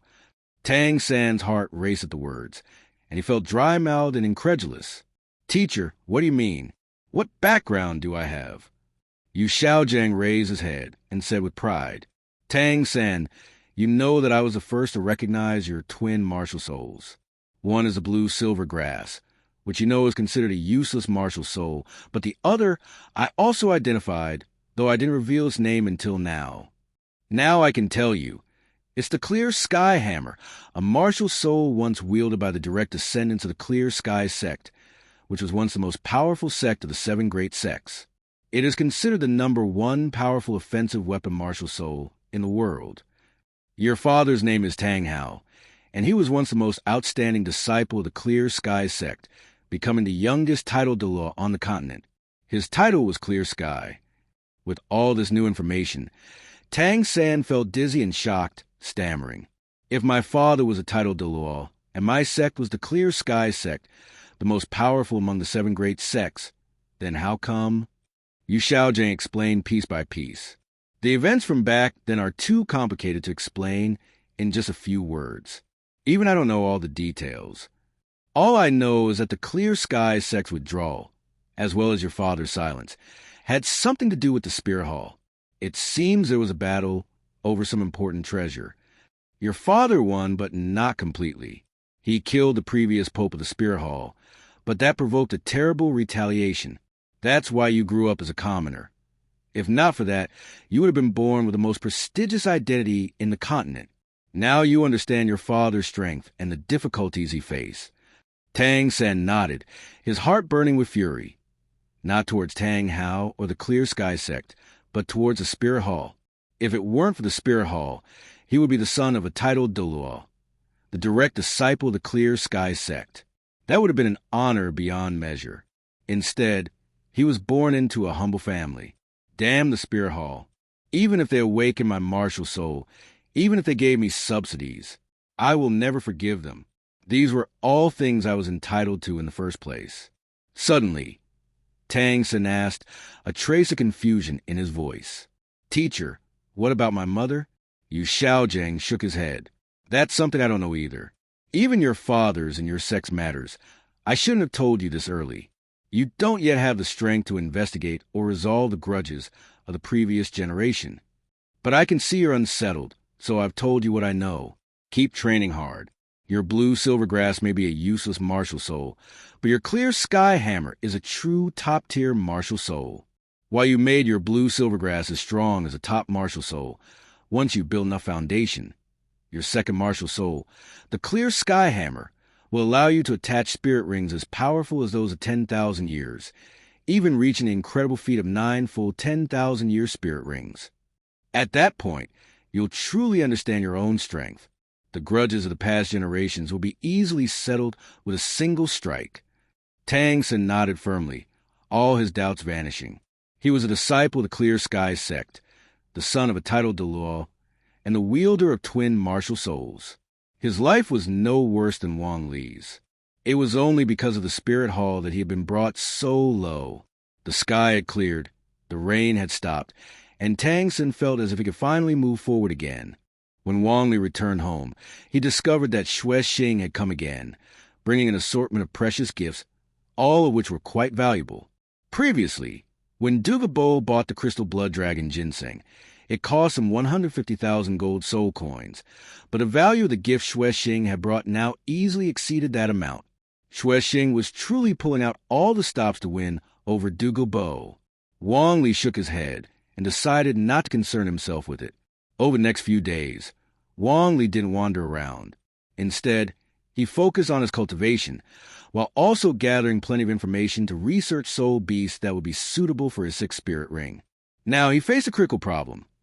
There were very few animal-type soul beasts that were over 50,000 years old, and even fewer plant-type soul beasts. As a result, Wang Li decided to select several options as backups, so that if the time came to choose, he wouldn't be left clueless. 4 or 5 days later, although Xing did not come, Xing arrived. At the entrance of the Dugu family estate, the prince had arrived. Wang Li and Duguyen personally went to greet him. They couldn't afford to neglect this courtesy. "Your Highness!" Xing waved his hand gently, speaking in a calm tone. "No need for such formalities. I heard you two had returned. Had I not been so busy, I would have come sooner.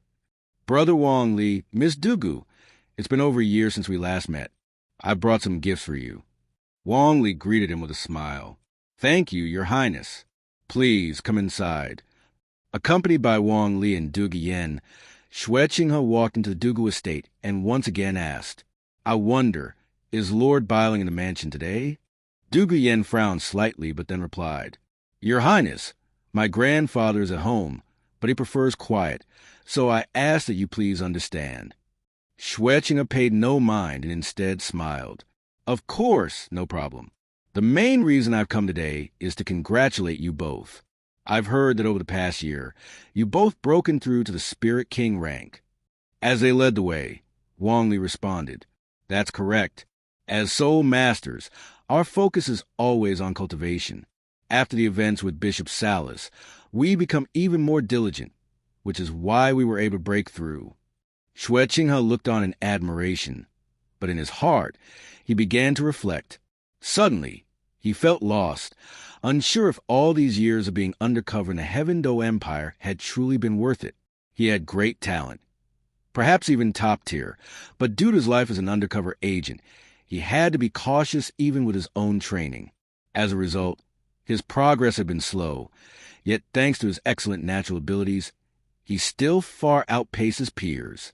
But now, seeing Wang Li and Duguyen, it was clear that Duguyen's talent was comparable to the Golden Generation, while Wang Li's talent rivaled as someone with innate 20-level spirit power, just like himself.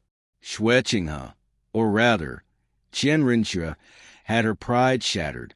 Was all the effort she'd put into her mission, sacrificing her own cultivation, truly meaningful? For a brief moment, Qian Rinxue felt as though her grand ambitions were nothing more than fleeting illusions. They reached the main hall, where Xing took a seat on the left, with Wang Li and Duguyen sitting on the right. The host's seat remained empty, as it felt inappropriate for anyone to sit there. The Dugu family servants brought tea and snacks and quietly withdrew. Wang Li spoke. "Your Highness once said that you hoped we could defeat the Spirit Hall's Golden Generation and raise the prestige of the Heaveno Empire. Now, we can confidently tell you that we will defeat the Golden Generation this time, and the championship will belong to Heaveno." Indeed, Xing had said this before, but at the time, his main objective had been to defeat the Golden Generation in order to make the Pope regret her decisions.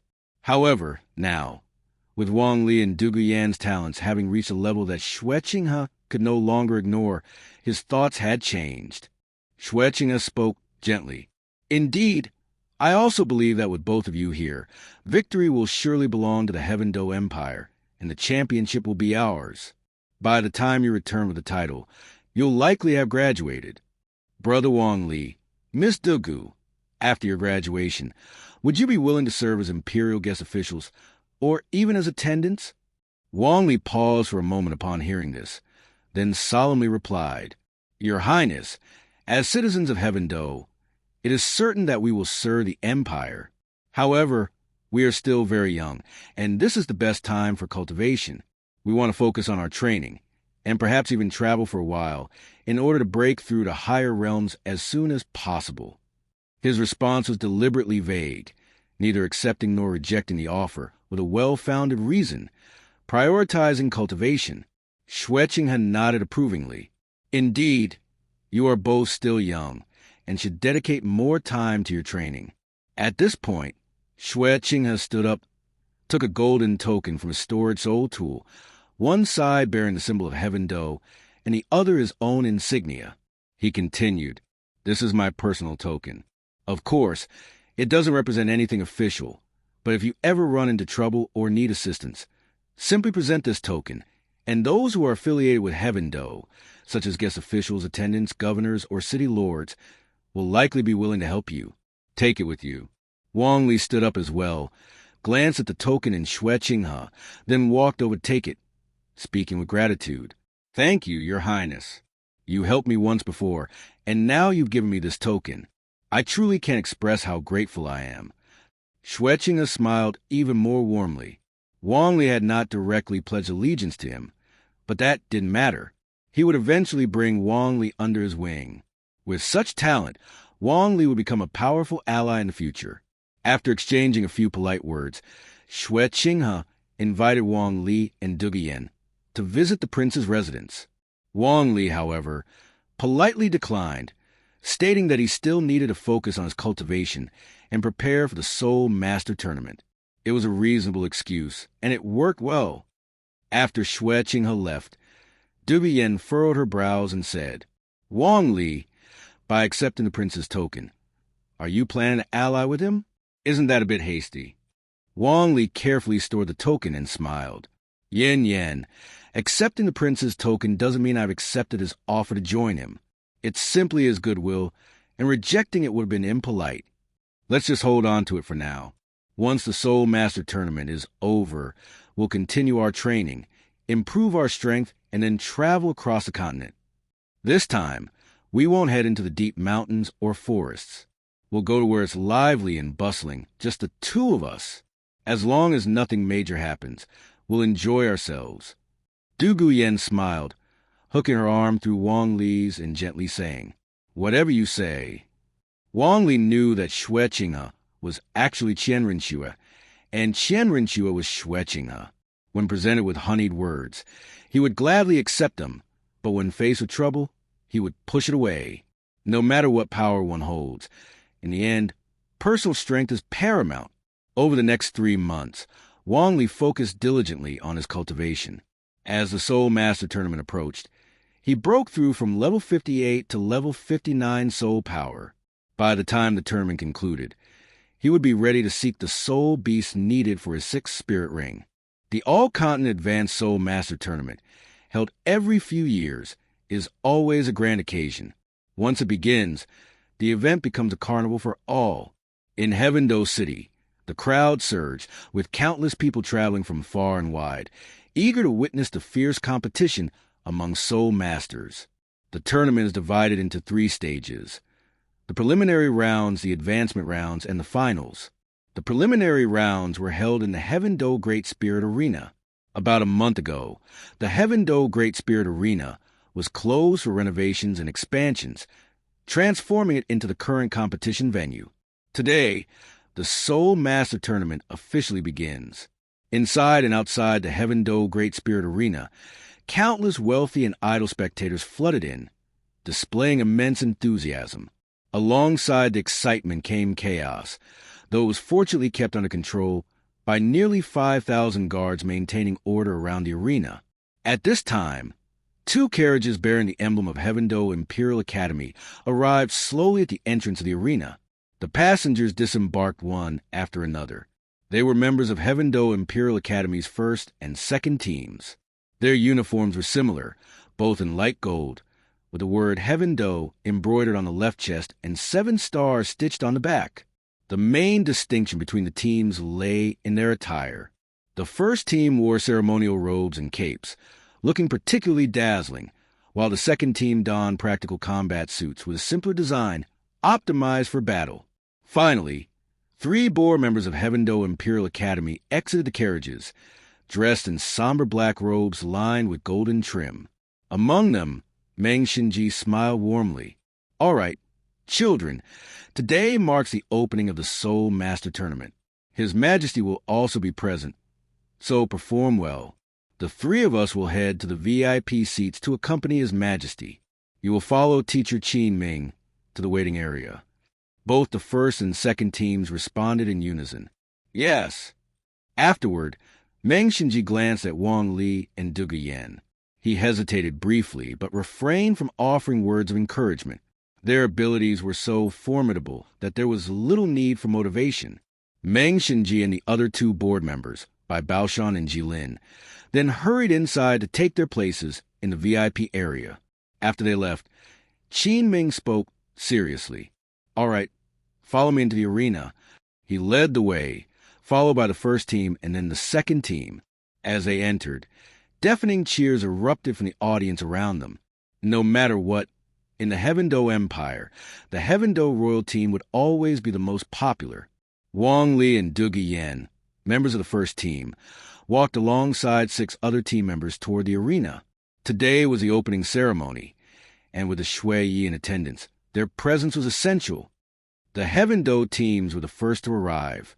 Shortly after, many other teams dressed in various uniforms entered one after another. Among them, the most eye-catching were teams from the 5 elemental academies: the Godwin Academy team, the Blazing Academy team, the Qianshui Academy team, the Thunderclap Academy team, and the Elephant Armor Academy team. These were all renowned veteran teams. In the past, they barely regarded the Heaveno team, often dismissing them as aristocratic wastrels. However, this year was different. Their attitudes toward the Heaveno team were markedly serious, their gazes filled with complex emotions. Wong Lee didn't spare them a glance. His attention was focused on the entrance, waiting. Finally, another team arrived. Their greenish-brown uniforms immediately drew ridicule from the crowd. Wong Lee's eyes lit up at the sight of them, but the garish and hideous uniforms dampened his enthusiasm. In the end, he restrained himself, lacking the courage to step forward and speak. Even Qin Ming, a former member of Shrek Academy, couldn't help but want to cover his face. Having left Shrek years ago, his aesthetic sense had normalized, and he could no longer stomach his mentor's peculiar taste in fashion. Fortunately, at this moment, staff arrived to organize a team for entry into the competition area. Qin Ming silently apologized in his heart before leading the first and second teams into the arena. After passing through a dimly lit corridor, they emerged into a bright, open space. The dazzling light and thunderous cheers instantly stimulated their senses. The commentator's passionate voice rang out. First to enter are the Heaveno Royal Academy's first and second teams. Their slogan is, "Victory belongs to Heaveno. The championship belongs to Heaveno." While the first team has a guaranteed spot in the finals, the second team will participate in the upcoming matches. Let's look forward to their stellar performances. After crossing half the arena, they arrived at their exclusive resting and observation area. In the front row of the VIP area sat 5 people. At the center was a man dressed in a crimson gold robe and wearing a dazzling crown of gold and diamonds. His stern expression and majestic demeanor made him the center of attention. This was none other than the Shui Yi himself. To his left sat Dugubo. Next to Dugubo sat Salis, the platinum bishop of the Spirit Hall. However, under Dugubo's occasional icy glares, Salis didn't dare to meet his eyes, shrinking visibly in presence. Though Salis held a prestigious position, Dugubo was no longer the weakest title Douluo of the past. Now he had the strength to overshadow even Chrysanthemum Douluo, making him a truly formidable figure. The Heaveno royal family, or rather the Shui Yi himself, spared no expense in bringing Dugubo into their ranks, and the effects were immediate. Seated to the emperor's right was Ningfongji, the master of the 7 treasure glazed tile clan. Beside him sat Bon de la Gurong, one of the clan's 2 great protectors. Other notable figures, including the 3 board members of Heaveno Imperial Academy and Prince Xuexing, were seated in the second and third rows of the VIP area. As the Shui watched the Heaveno royal team enter the arena, his face lit up with a smile. With an air of authority, he remarked, "Your Excellency Dugubo, your granddaughter and her fiancé are truly exceptional. It seems our Heaveno royal team has a real chance of defeating both the Star Luo royal team and the Spirit Hall team to win the All-Continent Advanced Soul Master Tournament this year." Hearing the Emperor praise Yuguan and Wang Li, Dugubo smiled in response and humbly replied, "Your Majesty, their achievements are due to their own hard work. I merely provided some guidance. This year, I am confident they will take the championship. Furthermore, to prevent any foul play during the competition, I will personally accompany them throughout the tournament." Ningfongji also expressed his stance. The Soul Master Tournament is meant to provide young talent a platform to showcase their abilities. Anyone attempting to use underhanded tactics will surely face the wrath of all Soul Masters. The Shui's smile deepened, and he continued with his commanding tone. "Well said, Sect Master Ning. What do you think, Bishop Salas?" Feeling stifled, Salas understood the underlying meaning of their words. They were indirectly pointing fingers at Spirit Hall. Still, he had no choice but to respond righteously. Exactly. The Soul Master Tournament must be fair and impartial. Any faction interfering with the competition will face severe sanctions from Spirit Hall. While discussions continued in the VIP section, one team after another entered the competition arena. As expected, the Shrek Academy team appeared last. Their eccentric, mismatched uniforms immediately drew mockery and jeers from the audience. Even the Shrek 7 devils themselves looked uncomfortable, their faces turning red with embarrassment. Flanders' shamelessness had reached new heights. His obsession with saving money and profiting had extended even to the students representing their academy in the tournament. When all the teams had entered, the announcer invited the Shui to deliver the opening speech. The Emperor stood, drawing the attention of every spectator in the arena. His gaze swept across the crowd before he solemnly declared the official start of the All-Continent Advanced Soul Master Tournament. Thunderous applause and cheers erupted throughout the arena. This tournament, featuring the brightest talents from advanced Soul Master Academies, promised both excitement and fierce competition, captivating the audience. After the Emperor, Ningfongji delivered an inspiring speech filled with hope and encouragement, embodying the poise of a respected elder in the Soul Master world. His words effectively stirred the enthusiasm of the participants.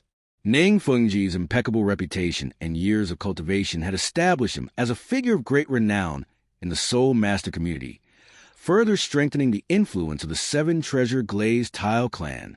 Following Ningfongji's speech, the Spirit Hall's representative Bishop Salas proceeded to draw lots to determine the first-round matchups. As expected, Shrek Academy was drawn to face the Heaveno Royal Academy's second team, causing a commotion among the spectators. Many attendees had come to witness thrilling matches between elite teams, not what they perceived as a clown show. Disgruntled voices rose from the stands, with some even shouting for refunds. In the end, Salas had to use his reputation to guarantee that the lot drawing process had been entirely fair and free from manipulation. Within the Heaveno Royal Team's rest and observation area, Yu Qianheng spoke up. "Shrek Academy team, isn't it the team from Teacher Qin's alma mater?" Qin Ming nodded and addressed the second team. "Your opponents aren't as simple as they appear. Give it your all and perform well. Don't let the past 5 years of training go to waste." Hearing Qin Ming's serious tone, the second team members exchanged uncertain glances. Although they were not as skilled as the first team, they had undergone rigorous training under Qin Ming. Initially, they had looked down on the Shrek Academy team, but now they straightened up and replied firmly, "Yes, sir." After Shrek Academy's swift victory in the opening match, the first day of the tournament concluded with a flurry of emotions. Heaveno Royal Team's first team emerged victorious, while the second team, still reeling from their defeat, was downcast as they made their way out of the arena. As they exited through the designated participants' corridor, they were confronted by a group from the Five Elements Academy, known for their unique specialties. Yu Qianheng immediately recognized his cousin, Yu Qianqin, the leader of the Thunder Academy team, one of the Five Elements Academy's factions. As members of the Blue Lightning Tyrant Dragon clan, the two cousins were naturally rivals. Yu Qianheng, as the captain of the Heaveno royal team, calmly addressed them. "Are you blocking our way to provoke us?" Before anyone could respond, a tall, fiery red-haired girl from the Blaze Academy stepped forward. She stood a full 1.8 meters tall, with striking red attire that made her resemble a blazing fire. Her voice was filled with challenge as she spoke loudly. "I'm not trying to provoke you, just here to take a look at our future opponents. I heard that the Heaveno Royal Academy has produced a few talented individuals this year, including one who is a soul ancestor at just 12 years old. I wonder just how powerful they really are." Recognizing that her words were likely directed at him, Wong Lee stepped forward with a light-hearted smile, saying casually, "You'll see how strong I am when we reach the finals." Then, with a bit of humor, he added, "But don't be eliminated in the preliminaries. If that happens, you won't even have the chance to witness my strength. When you make it to the finals, I'll give you the opportunity to lose to me." This was a blunt truth, but to the members of the Five Element Academy, it was nothing short of a direct provocation. Though the group had indeed come to stir trouble, Wong Lee's retort stirred their emotions even further. With a smirk, Wong Lee focused his energy, activating his spiritual power alongside his eyes of the horizon ability, which allowed him to see through everything. Under his gaze, the members of the Five Elements Academy felt as if their very souls were being laid bare. The intense pressure caused them to instinctively step back, opening a path for Wong Lee and his team to pass through. Wong Lee waved his hand and said, "Let's go." With that, the Heaveno first and second teams confidently walked through the gap, leaving the Five Elements Academy members fuming. The tall girl from Blaze Academy, Huowu, pursued them for a few steps, her face flushed with anger. She yelled, "Arrogant fool! I'm Huowu from Blaze Academy. I'll defeat you for sure." Wong Lee's voice echoed back nonchalantly, "I don't care about the names of those who will eventually fall before me." Huowu's eyes widened in fury. Her fists clenched tightly as she seethed. "You're really asking for it." At that moment, the leader of the Godwin Academy, Feng Xiaodian, approached and said with a tone of solidarity, "Don't worry, Huowu. I'll make sure to defeat this guy and make him apologize to you while remembering your name." Huowu furrowed her brows, clearly uninterested in Feng Xiaodian's overbearing manner. She responded coldly, "Feng Xiaodian, you don't need to help me. I'll defeat him myself. That's the only way it will have any meaning." The members of the Thunder Academy, Water Academy, and Elephant Armor Academy, Yu Qianxin, Shui, Binger, and Hu Yanli, had all felt the immense pressure of Wong Lee's gaze earlier. They now realized that Heaveno Royal Academy had produced someone terrifying. Inside the passageway, Yu Feng spoke casually. "These people from the Five Elements Academy really don't take us seriously. They only have a few soul emperors. If it weren't for the fact that we don't want to reveal our full strength, we could easily scare them just by showing our soul rings." Yu Feng's words were met with agreement from the other members of the team. Even without considering Wong Lee and Dugubo, they were already an elite first-class team. With Wong Lee and Dugubo, they were an absolutely top-tier team. The memory of Wong Lee and Dugubo effortlessly defeating all six of them was still fresh in their minds. At this moment, Yu Qianheng spoke. "Everyone, if we really end up facing Thunder Academy, leave their captain Yu Qianxin to me. We, the Blue Lightning Tyrant Dragon clan members, have some competition among ourselves." Although Yu Qianheng was speaking to everyone, it was actually directed at Wong Lee and Dugubo. Despite being the captain, important matters still required consent of Wong Lee and Dugubo. Wong Lee and Dugubo weren't eager to fight a soul emperor, so Wong Lee nodded and said, "Of course.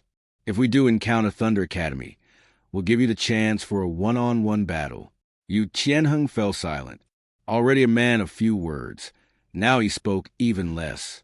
After leaving the Heavenly Do Grand Soul Arena, their carriage was already waiting for them at the exit. However, at that moment, Wong Lee spotted the Shrek 7 Devils, along with Ningfongji and Bone Douluo. Ningfongji noticed him as well, and his eyes lit up. He turned to the Shrek 7 Devils and said, "Defeating the second team of Heavenly Do isn't something to be too proud of. The first team is where the real experts are. Let me introduce you to a super genius. He is a member of the first team of Heavenly Do, and for all of you right now, his strength can be said to be unfathomable.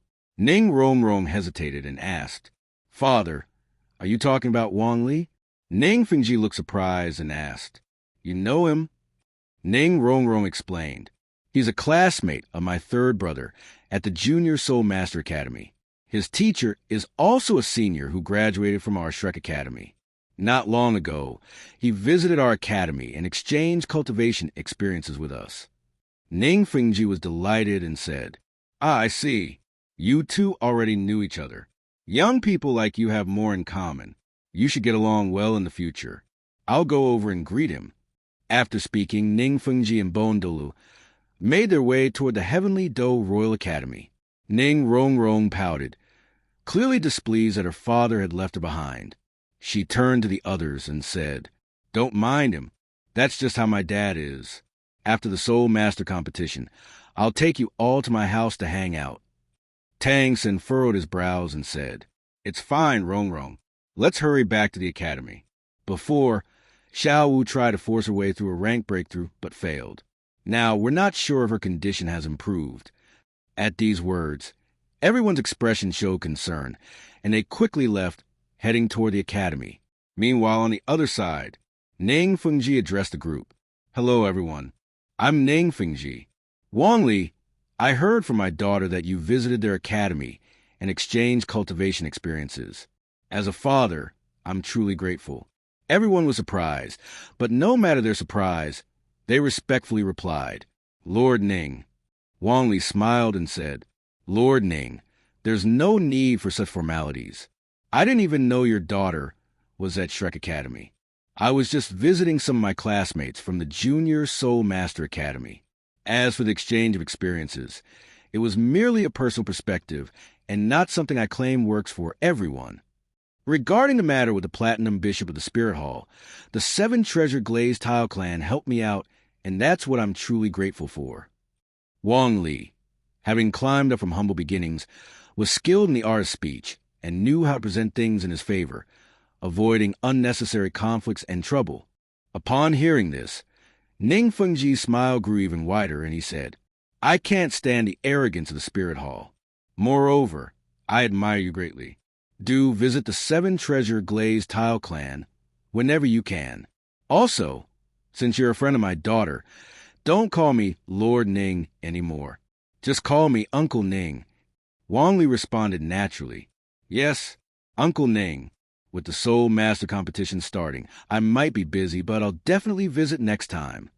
Once Ningfongji and Douluo left, Wong Lee turned to the wide-eyed group and smiled. "Let's leave as well. We'll come back tomorrow. Watching the battles of such strong young soul masters will also benefit us." The group unconsciously agreed. Okay. The next day, inside the Heavenly Do Grand Soul Arena, in addition to the main platform, 5 other platforms were set up, allowing for a total of 6 matches to take place at once. For Wong Lee, watching the matches didn't hold much significance. What interested him the most was Shrek's team and, in particular, when they would face Songhui Academy. At this moment, Shrek's opponent was none other than one of the 5 Element Academy teams, the Elephant Armor Academy.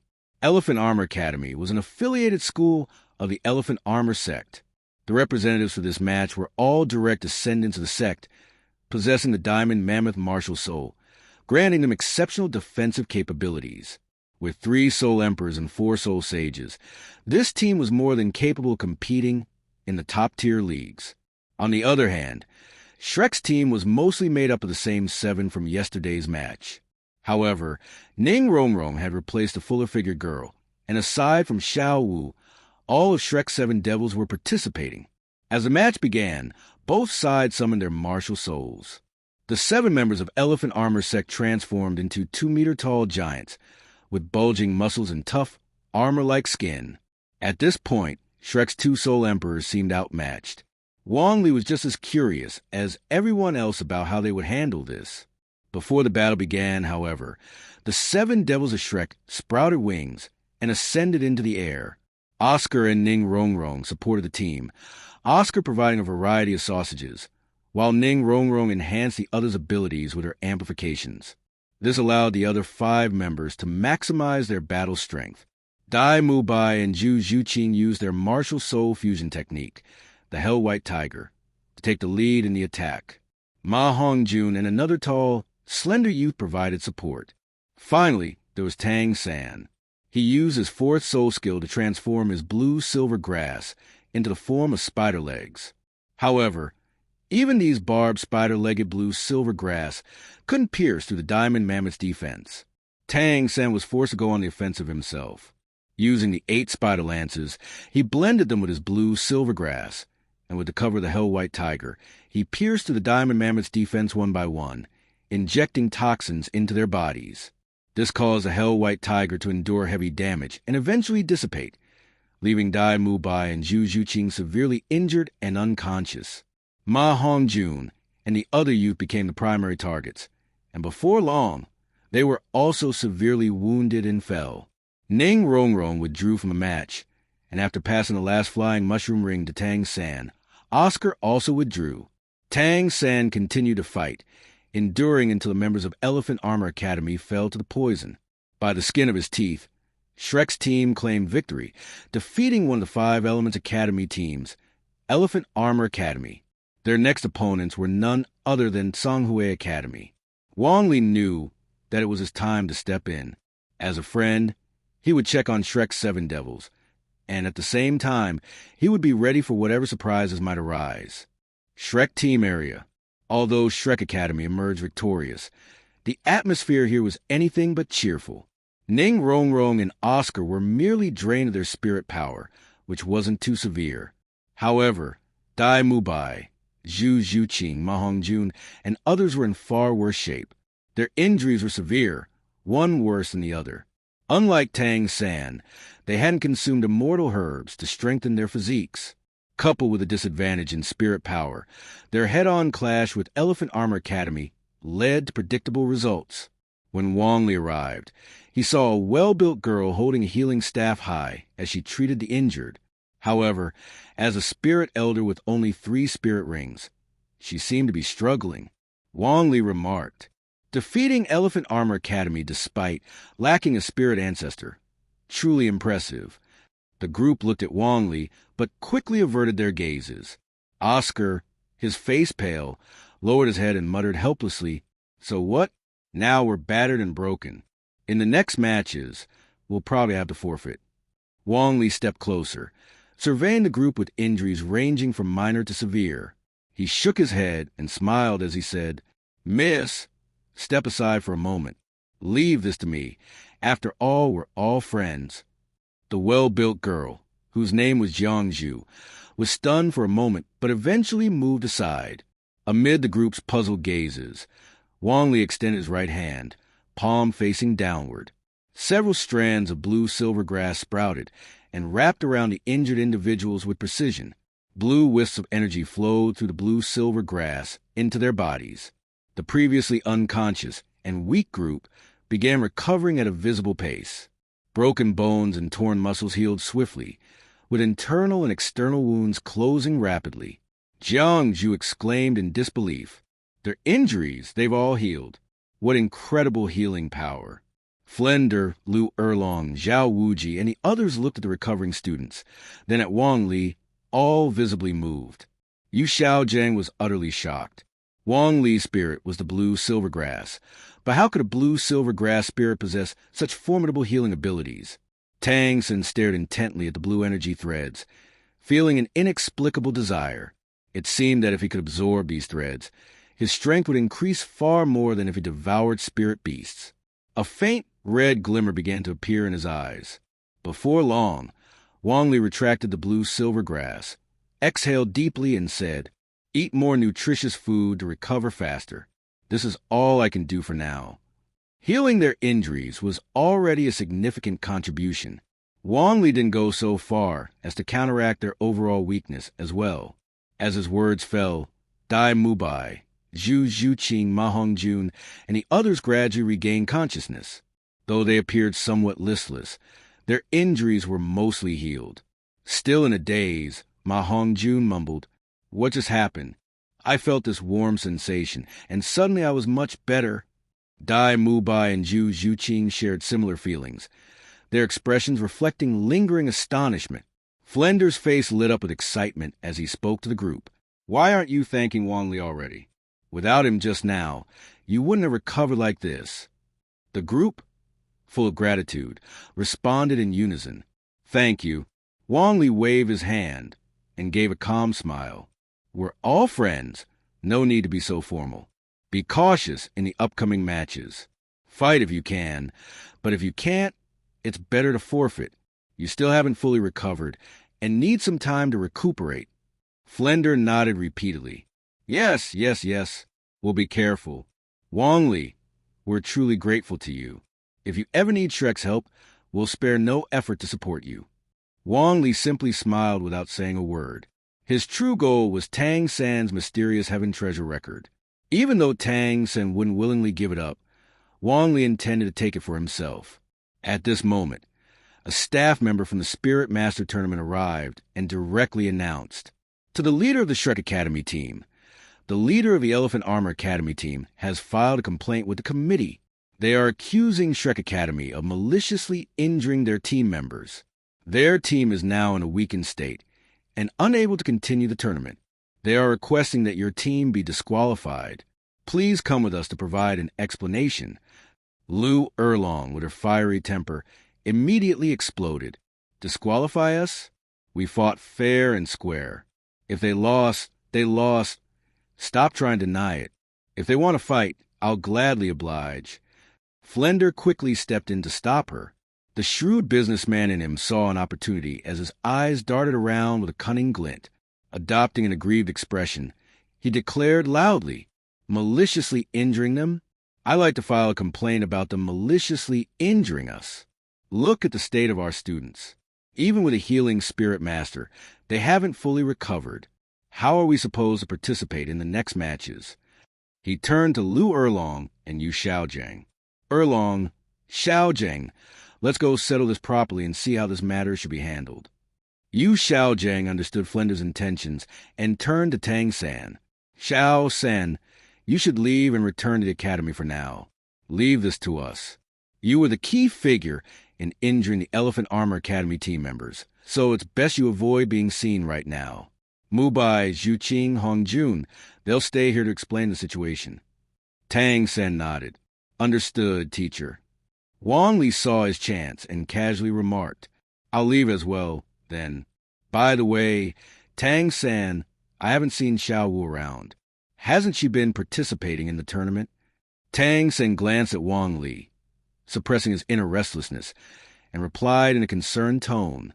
Xiao was trying to break through to the next level, but she failed and injured herself. She still hasn't fully recovered. Wang Li appeared genuinely surprised. So that's what happened. Sometimes rushing can backfire. Cultivation requires steady progress. How about I go with you to see if I can help Xiao Wu in any way? Recalling Wang Li's miraculous healing abilities earlier, Tang San hesitated but then nodded. All right, I'll leave it to you. With that, Wang Li accompanied Tang San as they left the Grand Spirit Arena, while Flender, Lu Erlong, Yu Xiaojang, along with the recovered Dai Mubai, Zhu Zhuqing, and Ma Hongjun, headed to the tournament committee to demand an explanation. On the way back to Shrek Academy, Tang San repeatedly wanted to ask Wang Li about his healing abilities, what exactly those blue energy threads were, and how they worked. But he couldn't bring himself to ask, especially since it was Wang Li, the person he both envied and resented. Even after learning about his own origins, Tang San had never been able to truly let go of his complicated feelings toward him. Wang Li paid no attention to Tang San's internal struggles. Silently, he scanned their surroundings, a flicker of light flashing in his eyes before everything returned to normal. It was time. Unknowingly, he and Tang San had veered off their original path, heading deeper into the wilderness. Having consumed the gaze-penetrating dew, with both a spiritual spirit ring and a spiritual spirit bone, Wang Li was unfazed by illusions. Even the illusions of a spirit saint or those of a titled Douluo were incapable of trapping him. Summoning his spirit, Wang Li activated his domain. His blue-silver grass spirit and spirit rings were disguised, blending seamlessly into the environment. At the same time, he subtly unleashed his fifth spirit ability. The blue-silver grass grew rapidly, sprouting beautiful, multicolored blossoms. Yet within the domain, nothing was visible. Pollen and fragrance gradually spread, imperceptibly taking hold. Elsewhere, a white-robed elder stood, his thin frame exuding a sinister air. His cheeks and eye sockets were sunken, his expression radiating malice. Eyeing Tangan and Wang Li, who had unknowingly followed him into the wilderness, the elder sneered disdainfully. Geniuses? Just so. Anyone who obstructs my Douluo Academy shall be eliminated one by one. Tangan of Shrek Academy, Wong Lee of Heaveno Imperial Academy. Your misfortune lies in your closeness to Tangan. Both of you will die here today. The white-robed elder wore an eerie smile, but suddenly his expression froze. In reality, Shrek had already fallen into a deep sleep, trapped within a dream of his own making. Everything in this dream played out exactly as he desired, leaving him smiling peacefully. But his physical body told another story. Thick, snake-like blue silvergrass vines were coiled tightly around him, constricting with tremendous force. A sickening series of cracks echoed as bone shattered. Despite his internal organs being crushed and blood flowing from his orifices, Shernyen's face remained frozen in a serene smile, never regaining consciousness. When he finally died, a radiant light gathered atop his head, slowly condensing into a shining skull. It seemed almost alive, emitting a pulsating glow. Wong Lee approached step by step, gazing down at the smiling corpse. Shaking his head, he remarked, "If you hadn't been careless enough to fall into my illusion without realizing it, defeating you head-on would have been far more difficult." His eyes fell on the spirit bone forming atop the corpse. Wong Lee picked it up, quickly recognizing its ability, illusion space, a skill resembling a domain. However, Wong Lee already possessed a skull spirit bone. Stashing this one into his storage soul tool, he thought of saving it for Dugubo. He also knew that another spiritual wisdom condensing skull awaited as a prize in the Spirit Master Tournament. With a wave of his hand, the blue-silver grass vines constricted further, fully retracting.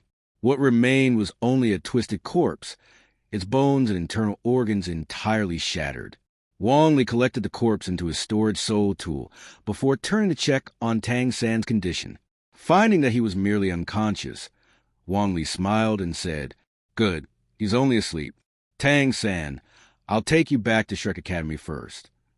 With that, Wong Lee picked up the unconscious Tangan and began the journey back to Shrek Academy from the desolate wilderness.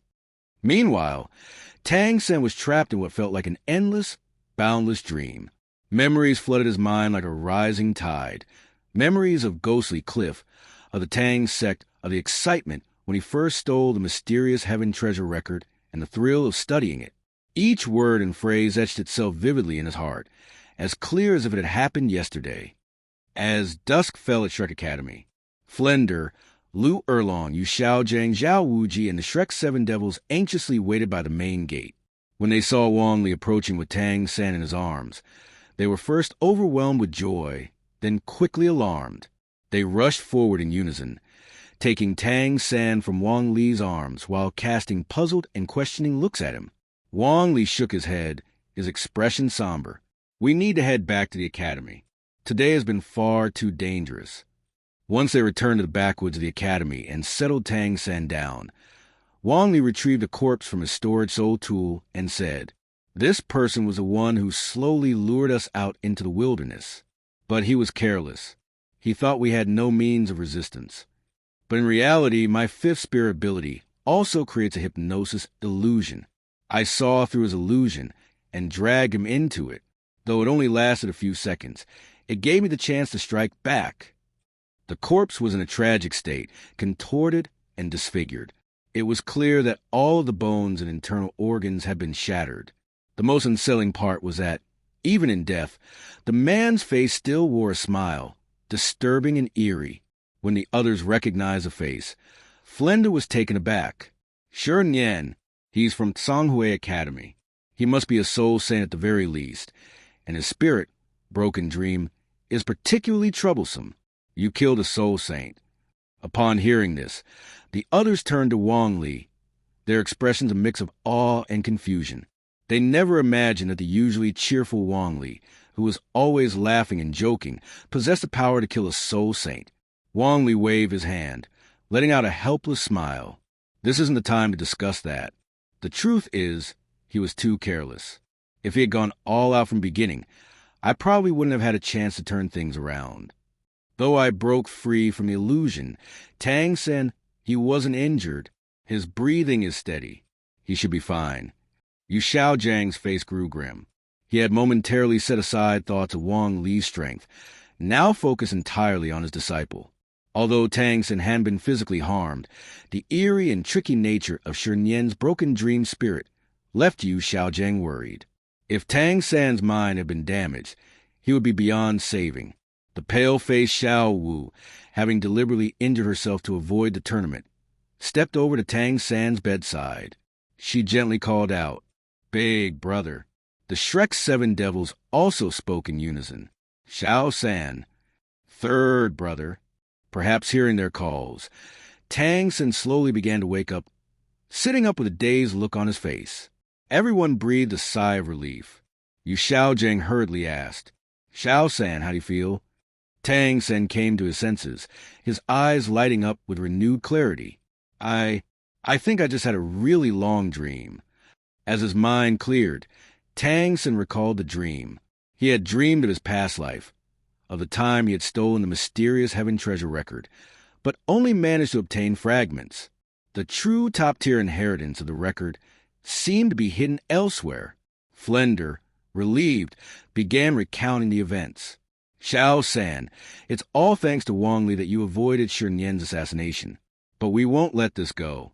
Now that we have Shi Nian's corpse, we can report to the organizing committee and have Tsanhui Academy expelled from the Soul Master Tournament. That way, we won't need to compete tomorrow. Everyone can rest and recuperate." Tang San turned to Wong Lee, feeling a bit awkward. "Thank you." Wong Lee smiled lightly, replying, "No need to thank me."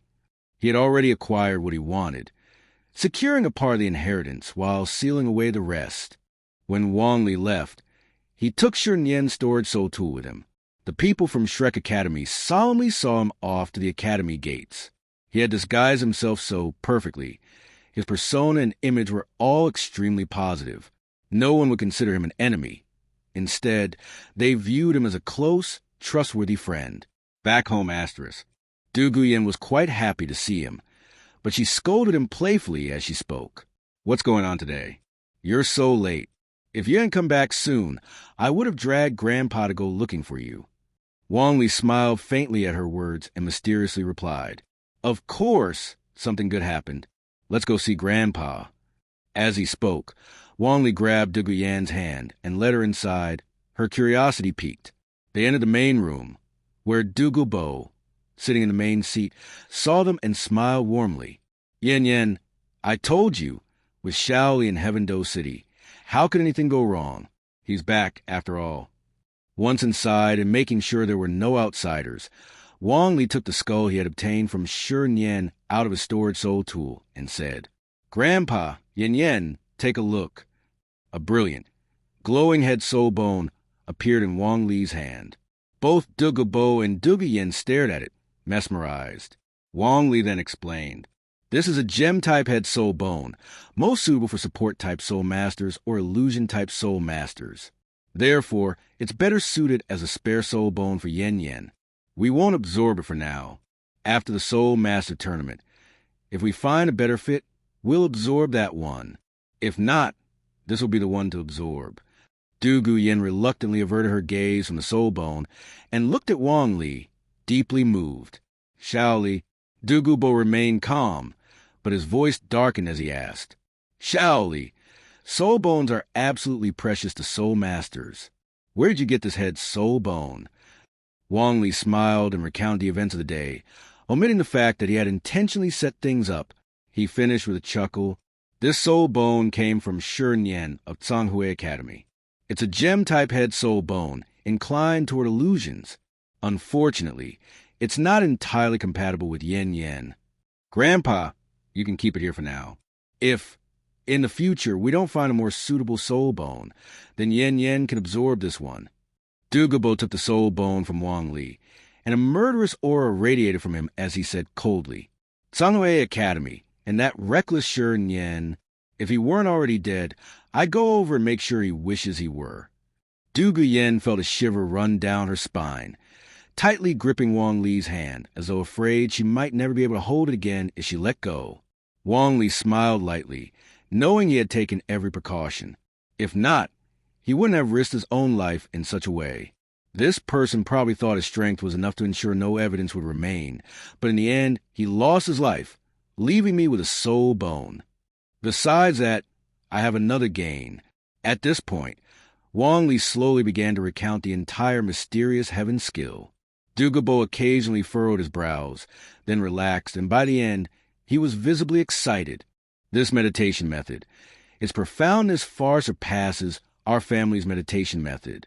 There are so many aspects we can learn from. If we can merge it with our family's method, our own meditation technique will improve even further. Shaoli, this is... Dugubo already had an idea. The mysterious heaven skill was known for its balanced and harmonious nature, cultivating soul power that was both thick and robust, moving faster and having greater endurance. If it could be integrated with their family's meditation method, the flow of soul power will resemble the Ouroboros, a snake eating its own tail, constantly circulating. In the future, whether in training or combat, the soul power would flow ceaselessly and inexhaustibly. Wong Lee smiled and lightly tapped his forehead as he spoke. This is an unexpected gain. Grandpa, have you forgotten about my head soul bone skill? While it's not useful for combat, it still has its uses. Additionally, at this point, Wong Lee turned to Dugu Yen. Yin Yen, I also obtain a legacy related to poisons.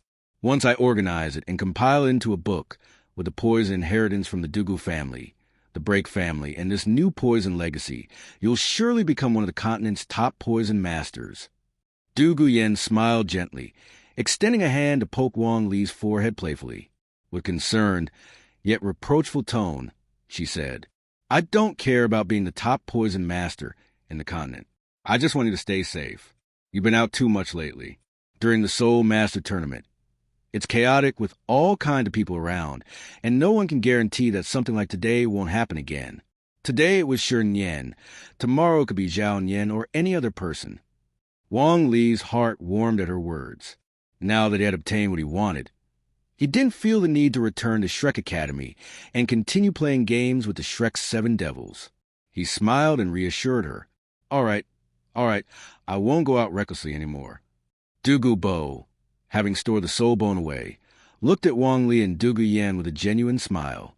His greatest wishes now were to see the green phosphor snake reach its ancestral stage, and to watch Wong Lee and Dugu Yen truly grow. Apart from these, he had no other major desires. Wong Lee had gained a lot this time. Not only Shern Yen's head soul bone, but also Tang San's mysterious heaven treasure record. The mysterious heaven treasure record, in addition to the mysterious heaven skill, Jade Hand, Control Crane and Capture Dragon, Ghost Shadow Steps, Purple Extreme Demon Eyes, and 100 Ways of Hidden Weapons, also contain a vast amount of knowledge. Truly all-encompassing. Wong Lee found it incredible. Even though it was a core inheritance of the Tang sect, it was still overly broad, practically cramming everything Tang Sen needed for his growth into one record. But now it all belonged to Wong Lee. As of now, he had found the most suitable things for Dugubo and Dugu Yen, the mysterious heaven skill and the poison inheritance. The other knowledge would be organized and compiled into a book, so that Dugubo and Dugu Yen could study together. In certain ways, as sole masters of the green phosphor lineage, Dugubo and Dugu Yen were also well suited to practice the ultimate techniques from the mysterious heaven treasure record. After this day, Wong Lee no longer paid close attention to the Soul Master Tournament's preliminary rounds or the qualification matches. He had his own matters to focus on. All he heard was that Shanhui Academy had been expelled and Shrek Academy won without a fight. However, they faced defeat against Godwin Academy, Chihua Academy, Thunder Academy, and Tianshui Academy, losing all of those matches. Despite this, they managed to eliminate Elephant Academy and secure a spot in the top 5. During the qualification rounds, the top 5 teams from the Heaveno region competed fiercely against the 10 strongest teams from other kingdoms and principalities to determine who had the highest strength. Shrek was somewhere in the middle, not too strong but not weak either. Once the preliminary and qualification rounds were over, it would mean that the final competition was about to begin. South of Heaveno City, the sound of hooves echoed as 500 royal knights, tall and imposing, equipped with fine gear and well-trained, marched under the leadership of Heaveno's crown prince, Shwechingha. They were tasked with escorting the 16 academy teams, including Heaveno's first team, to Spirit City for the grand finals. The poor performance of Heaveno's second team did not affect the importance placed on Heaveno's first team. Whenever Shwechingha had free time, he would visit them. He never neglected anyone and maintained a refined, approachable demeanor, earning the favor of all those around him. Wong Lee had to admit that if he didn't know Shwechingha was actually Qianrenshua and Qianrenshua was Shwechingha, this crown prince of Heaveno would certainly seem like the perfect heir. After more than 20 days of travel, they arrived safely and smoothly at Spirit City, located at the border between 2 great empires, without encountering any attacks from tidal Douluo forces. Spirit City, entirely controlled by the Spirit Palace, was a place where only soul masters or their families could live. It was a stronghold for the direct forces of Spirit Palace. Though the number of soul masters was not overwhelming, the descendants of soul masters had a much higher chance of becoming soul masters themselves. This meant that Spirit City could continuously provide a steady stream of reserve forces for Spirit Palace. The 500 royal knights were stationed outside the city. Shwechingha, the representative of Heaveno Empire, only brought a small entourage with him, accompanied by the teachers and students of the 16 academy teams. Totaling just over 500 people, they entered Spirit City. There would be no competition today. First, arrangements for accommodations were made. In the vast Spirit City, the 16 teams from Heaveno Empire and the 16 teams from Douluo Empire were housed in adjacent quarters. The Spirit Palace's intentions were blatantly obvious and not well-intentioned. At this moment, Wong Lee saw Tangan once again, clad in eccentric attire with the Shrek Academy team, standing out awkwardly among the other teams. Among the Shrek Academy team, Tangan looked unremarkable. His eyes were bloodshot, his face haggard, and he appeared completely disheveled, exuding a sense of defeat. The past 2 months of qualifiers and advanced rounds had shattered his confidence and pride. But if he thought about it, he was only 14, not yet 15, competing against talented soul masters from high-level academies in their 20s. He had no reason to feel ashamed for losing. However, Tangan was a stubborn person, insisting that his failure was entirely his own fault, which led to his current miserable state. As Wong Lee saw Tangan noticed Wong Lee as well.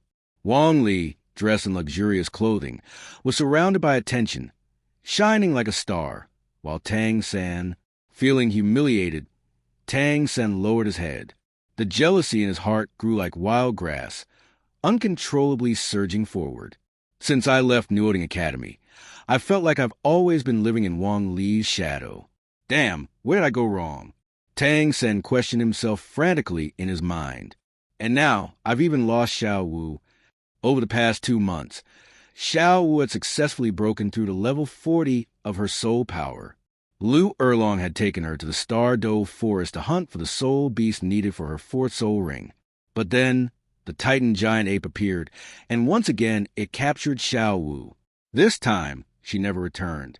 The pain of failure, the pain of losing Xiaowu, was something Tangan could never recover from. Seeing Tangan in this state, Wong Lee felt no emotion. He withdrew his gaze and strode forward toward the Heaveno first team's accommodations. Inside the room, the leader, Qinming, along with the 8 members of the Heaveno team, were gathered here. Qinming addressed everyone. The finals are about to begin, and our match is coming up. However, from today until tomorrow, everyone can rest well. The Spirit Palace team, Heaveno Royal team, and Douluo Royal team, these 3 seed teams, will have a bye on the first day of competition. The other 30 teams will face off in tomorrow's brutal elimination round. The elimination will be in team format. Winners advance, losers are eliminated, and half the teams will be out by the end of the day. We will join the elimination rounds on the second day, where the strongest 3 teams will emerge. The top 3 teams will compete in individual duels, one-on-one, until the last person remains. The team with that person will be the first to advance. The remaining 2 teams will compete in a team battle to decide who moves forward. Finally, the 2 advancing teams will face off in the championship match. Among the 8, Wang Li and Yuguan were the most relaxed, as they had never considered the possibility of losing. The other 6, Yufeng clenched his fist excitedly and said, "Finally, it's our turn. We've been watching the 5 Elements Academy's matches, and now it's time to show them what a true top-tier team looks like." Oslo, Sure Mo, Yi Lingling, and even Yu Qianheng were all excited. This was the best stage for them to prove themselves. Qin Ming looked at the excited 6 and the calm Wang Li and Duguyan. After a moment of thought, he could only helplessly say, "Tactics and strategy don't matter much at this point. All I hope for is that each of you can showcase your best on the field." Hearing this, Wang Li responded, "Teacher Qin, there are 8 of us. Before the final championship match, only one of us, either me or Yen Yen, will compete and will mostly serve as support. One reason is to hide part of our strength, and the other is to give everyone time to fully showcase their own abilities." As Wang Li finished speaking, several grateful looks were cast his way. Oslo, Yufeng, they all knew that once Wang Li stepped in, they wouldn't have a chance to compete. Now that Wang Li was stepping back, they were deeply grateful. 5 years of training, 5 years of hard work, all for the chance to achieve something extraordinary in this competition. Even Qin Ming felt a sense of satisfaction. Looking at Wang Li and Duguyan, he nodded and said, "Then we'll go with this strategy. One of you 2 will step forward, and the other will stay hidden. When the final match arrives, we'll give our all against the Spirit Palace team." The next day, the first day of the competition, on the plaza in front of the Pope's palace, the crowd had already gathered. The spectators were all soul masters or their families from the city. All 33 teams were present, except for the Spirit Palace team, and they were waiting for the final competition to begin. As time passed, the atmosphere grew solemn. Soon, a woman dressed in a purple golden robe, wearing a splendid crown and holding a scepter, walked out. She exuded an air of elegance and grandeur. On her sides were Yuguan in white and Gue Mei in black. As they appeared, or more precisely, as Bibi Dong made her entrance, all eyes in the arena turned toward her. Excitement, fervor, respect, and reverence. This woman had, before her final descent into madness, managed to take control of all of Spirit Palace's forces, excluding the worship hall. She had done so with her own methods and charm. Truly, she was a formidable figure. "Your Holiness the Pope." With a gentle raise of her hand, Bibi Dong spoke kindly to the crowd. "Please, there is no need for such formalities. I thank the 32 elite teams from the 2 great empires for joining the finals of the Continental Advanced Soul Master Competition. In the previous 3 tournaments, we have witnessed the rise of many outstanding soul masters, and I believe this time will be no different. We are sure to see many remarkable performances. Let us all look forward to what is to come." As soon as these words were spoken, the entire arena erupted in excitement. However, after scanning the crowd, Bibi Dong's gaze landed on Wang Li and Duguyan from the Heaveno Royal Academy. She didn't pay them much attention and quickly shifted her focus entirely to Yu Xiaojiang. Xiaojiang, a mix of emotions surged within her. Even though she was a titled Douluo and the Pope of the Spirit Palace, she was not immune to being affected by these emotions that made her weak, foolish, and irredeemable. After a long pause, Bibi Dong spoke again. And this time, the prize for the final champion of the Continental Advanced Soul Master Competition, which Spirit Palace is offering. As she spoke, Bibi Dong waved her hand. 3 jeweled boxes flew out of her storage soul tool and floated mid-air, supported by her soul power. Bibi Dong continued. 3 soul bones, the wisdom skull of spirit condensation, the flame right arm of explosive burning, and the wind left leg of speed. These are all treasures from the Spirit Palace's vault. Among them, the wisdom skull of spirit condensation comes from the previous generation's pope, who hunted a holy phantom demon ape over 50,000 years old. A wave of astonishment swept through the crowd. Soul bones, prized treasures for every soul master, were priceless, difficult to come by, and worth more than gold, if not for the presence of Pope Bibi Dong, Yuguan in white, and Gui Mei in black at the Pope's palace. Many would have been unable to resist the urge to snatch these treasures away. After displaying the soul bones, Bibi Dong carefully stored them away and waved her hand. Now, aside from the Spirit Palace team, Heaveno Royal Team, and Douluo Royal Team, the leaders of the remaining 30 teams, please come up to Grand Hall to draw lots and determine your opponents for the first round of the competition. In the plaza, Wang Li spoke quietly to Dugubo. This wisdom skull of spirit condensation is quite impressive. Dugubo nodded. The conversation seemed a bit unfinished because only Wang Li and Dugubo understood the true meaning. What they were really saying was that this wisdom skull of spirit condensation was superior to the illusion skull from the past. Dugubo was a control-type soul master, specifically one who used poison. The illusion skull wasn't the best fit for her. In contrast, the wisdom skull of spirit condensation, as its name suggested, could greatly enhance her mental power, which would suit her much better. Today's match held little significance, as the Spirit Palace team, Heaveno Royal Team, and Douluo Royal Team were not participating. The next day, the second day of the competition, Qin Ming returned from drawing lots, looked at Yu Qianheng and said, "Our match today will be against one of the 5 Element Academy teams, Thunder Academy. For the first match of the day, we have to face Thunder Academy, which is also part of the Heaveno Empire. This is really..." Yu Qianheng's expression tightened for a moment, but then relaxed. There was no possibility of losing, not for him, and certainly not against his cousin, Yu Qianxin. Soon after, the Cardinal, who was serving as a referee, announced, "The next match, Heaveno Royal Academy versus Thunder Academy. Both teams step onto stage." The Heaveno Royal Academy and Thunder Academy teams stepped onto the 100-meter-wide arena, one after the other. Around the arena, no matter whether it was the Douluo Royal Academy team or the Heaveno Empire's teams like Godwin Academy, Chiwa Academy, or Qinshui Academy, all eyes were focused intently on the match. Even Pope Bibi Dong, seated in the Pope's palace, was watching with interest. Amidst the attention of thousands, the Cardinal loudly called, "Both teams salute and summon your spirits." As both teams bowed and saluted, they summoned their spirits, which immediately caused an uproar across the arena. The Thunder Academy team had 3 Soul Zone and 4 Soul Venerable.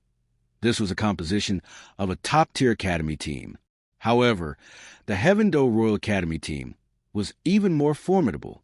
Every member was at the Soul Zone level or higher, each possessing 2 yellow and 2 purple soul rings. In particular, Wong Lee's soul rings were what caused the most astonishment. 2 yellow, 2 purple, and 1 deep black soul ring. The profound black soul ring was the reason for the astonishment. This Soul Master competition had truly seen the emergence of the first Soul King-level expert. Davis and Zhu Zhuyan from the Douluo Royal Academy looked serious. Their team always aimed to secure second place while contending for the top spot. They hadn't considered Heaveno Royal Academy a threat. Spirit Palace was a real target for them to defeat. They hadn't expected that this year's Heaveno Royal Academy team would be so powerful. 6 Soul Zone and 1 Soul King. This made them feel uneasy. Zhu Zhuyan, whose figure was as striking as Zhu Zhuqing's, spoke uneasily. "This..." Davis's expression remained unchanged. He raised his head, puffed out his chest, and said, "We will use our spirit fusion technique. With the power to defeat a Soul King, we just need to have our teammates hold back their Soul Zone. As long as that happens, we have a chance to win." The players from Godwin Academy, Chiwa Academy, and Qinshui Academy, Feng Xiaotian, Huo Wu Shuang, Shui Binger, finally understood that their earlier show of force had been completely disregarded by the opposing team. Even Pope Bibi Dong, seated in the Pope's palace, looked knowingly at Dugubo in the VIP section and said, "Lord Bylan, you've indeed cultivated an outstanding younger generation." Dugubo, always proud and unyielding, still gave a respectful nod to Bibi Dong, acknowledging her with, "I have only one granddaughter and one grandson-in-law. Of course, I'll nurture them with everything I've got, unlike the Spirit Palace, where there are countless talents." Meanwhile, on the arena, the battle had already begun. Wong Lee stood with his arms crossed over his chest, showing no intention of taking part in the fight, as he merely protected the team's only support Soul Master, Yilingling. The defensive Soul Masters, Sure Mo and Sure Mo, wielded their Shuangwu shields, which shimmered with an inky black glow. When lightning struck the shield, it only caused ripples, without even a scratch. The attacks didn't manage to break through the formidable defense. The battle raged on like a bulldozer, as the team members launched a fierce offensive, bulldozing through their opponents. As agile attack-type Soul Masters, Osro and Yufeng became the main force in the battle, working seamlessly with Shermo and Shermo to push Thunder Academy back step by step. Meanwhile, Yu Qianheng was granted the long-awaited opportunity to engage in a one-on-one duel with his cousin, Yu Qianxin. Both were Blue Electric Tyrant Dragon Soul Masters, both at the Soul Zone level, but Yu Qianheng had a higher Soul Power level, 2 levels above his cousin. The battle between the two soon began, with deafening thunder and flashing lightning filling the arena. The two figures, wrapped in electric energy, collided and separated repeatedly. Each time they crossed paths, it caused earth-shattering explosions. In the end, during their final exchange, Yu Qianxin fell, while Yu Qianheng remained standing. The outcome was decided. Yu Qianxin smiled bitterly. "Tianheng, in the end, you won." Yu Qianheng shook his head. "I have one opponent now that I can't defeat, and perhaps I won't be able to defeat them in the future either. The Blue Electric Tyrant Dragon Soul Masters. We can't afford to look down on true geniuses. If we want to restore the pride of the Blue Electric Tyrant Dragon Soul Masters, we need to keep pushing ourselves." Yu Qianxin thought of Wong Lee, who always appeared carefree and never seemed to take a fight seriously. A Soul King with 5 rings. The very thought made him shudder. "We lost, Thunder Academy lost, but I will get my revenge." Sadly for them, no matter how intense the fight was, all the eyes in the arena were on Wong Lee, who remained silent and calm, his relaxed demeanor showing no signs of concern. After the competition concluded for the day, Wong Lee, who revealed his Soul King level but hadn't yet taken action, became the focal point of intense scrutiny from all sides. And so, on the 3rd day of the competition, the Cardinal announced loudly, "The next match, Heaveno Imperial Battle Team versus Star Luo Imperial Battle Team." Both teams stepped forward. As soon as the announcement was made, the crowd erupted into a frenzy. 2 of the tournament's seeded teams, the Heaveno Imperial Battle Team and the Star Luo Imperial Battle Team, were set to clash on just the 3rd day of the event. This match was bound to be a spectacular showdown. Wong Lee said indifferently, "Looks like I'll need to make a move this time. Their spirit fusion skill will be mine to handle. As for the rest of the Star Luo Imperial Battle Team, I'll leave them to you." Yu Qianheng, with a determined expression, nodded. He carried his own pride and refused to become a useless bystander who won through luck alone. He replied in a resolute tone, "Don't worry, we'll handle it. No one will interfere in your fight." As both teams stepped onto the stage, the crowd fell silent, their eyes glued to the participants. Dai Weici and Zhu Zhiyun's faces were grim. It was clear that they were being used to test Wong Lee, this mysterious Soul King's abilities. However, things had already come to this. Complaining was useless. They weren't without a chance of winning. Their spirit fusion skill, the Netherworld White Tiger, was a trump card capable of rivaling a Soul King's might. The Cardinal's voice rang out again. "Both teams, bow and summon your spirits." After the formalities were completed, both teams unleashed their spirits. Dai Weici, with spirit power at level 47, and Zhu Zhiyun at level 46, combined their strengths. Their white and black spirit energies intertwined, forming a swirling vortex. From within the vortex emerged a netherworld white tiger, a massive beast spanning 7 to 8 meters in length. Facing Wang Li, the enigmatic Soul King, they wasted no time unleashing their ultimate move. Wong Lee stepped forward voluntarily, starting with his first spirit skill. The surrounding blue-silver grass surged upward with the wind, spreading in all directions like an unrelenting tide, clawing toward the opposing team. Meanwhile, the others each picked their targets, and the 100-meter-wide arena provided ample space for everyone to fight freely. Roar! The netherworld white tiger let out a ferocious roar, using its sharp claws and fangs to relentlessly tear apart the incoming blue-silver vines, which resembled giant serpents. But if these vines could be so easily shredded, wouldn't that mean all of Wong Lee's efforts over the years had been in vain? In the blink of an eye, the netherworld white tiger became ensnared within the dense web of vines. Wong Lee smirked and activated his fourth spirit skill. Whoa! Every vine erupted with an energy-draining ability, causing the netherworld white tiger's spirit power to drain rapidly. Dai Weishi and Zhu Juyun's expressions shifted dramatically as the white tiger let out a mournful cry.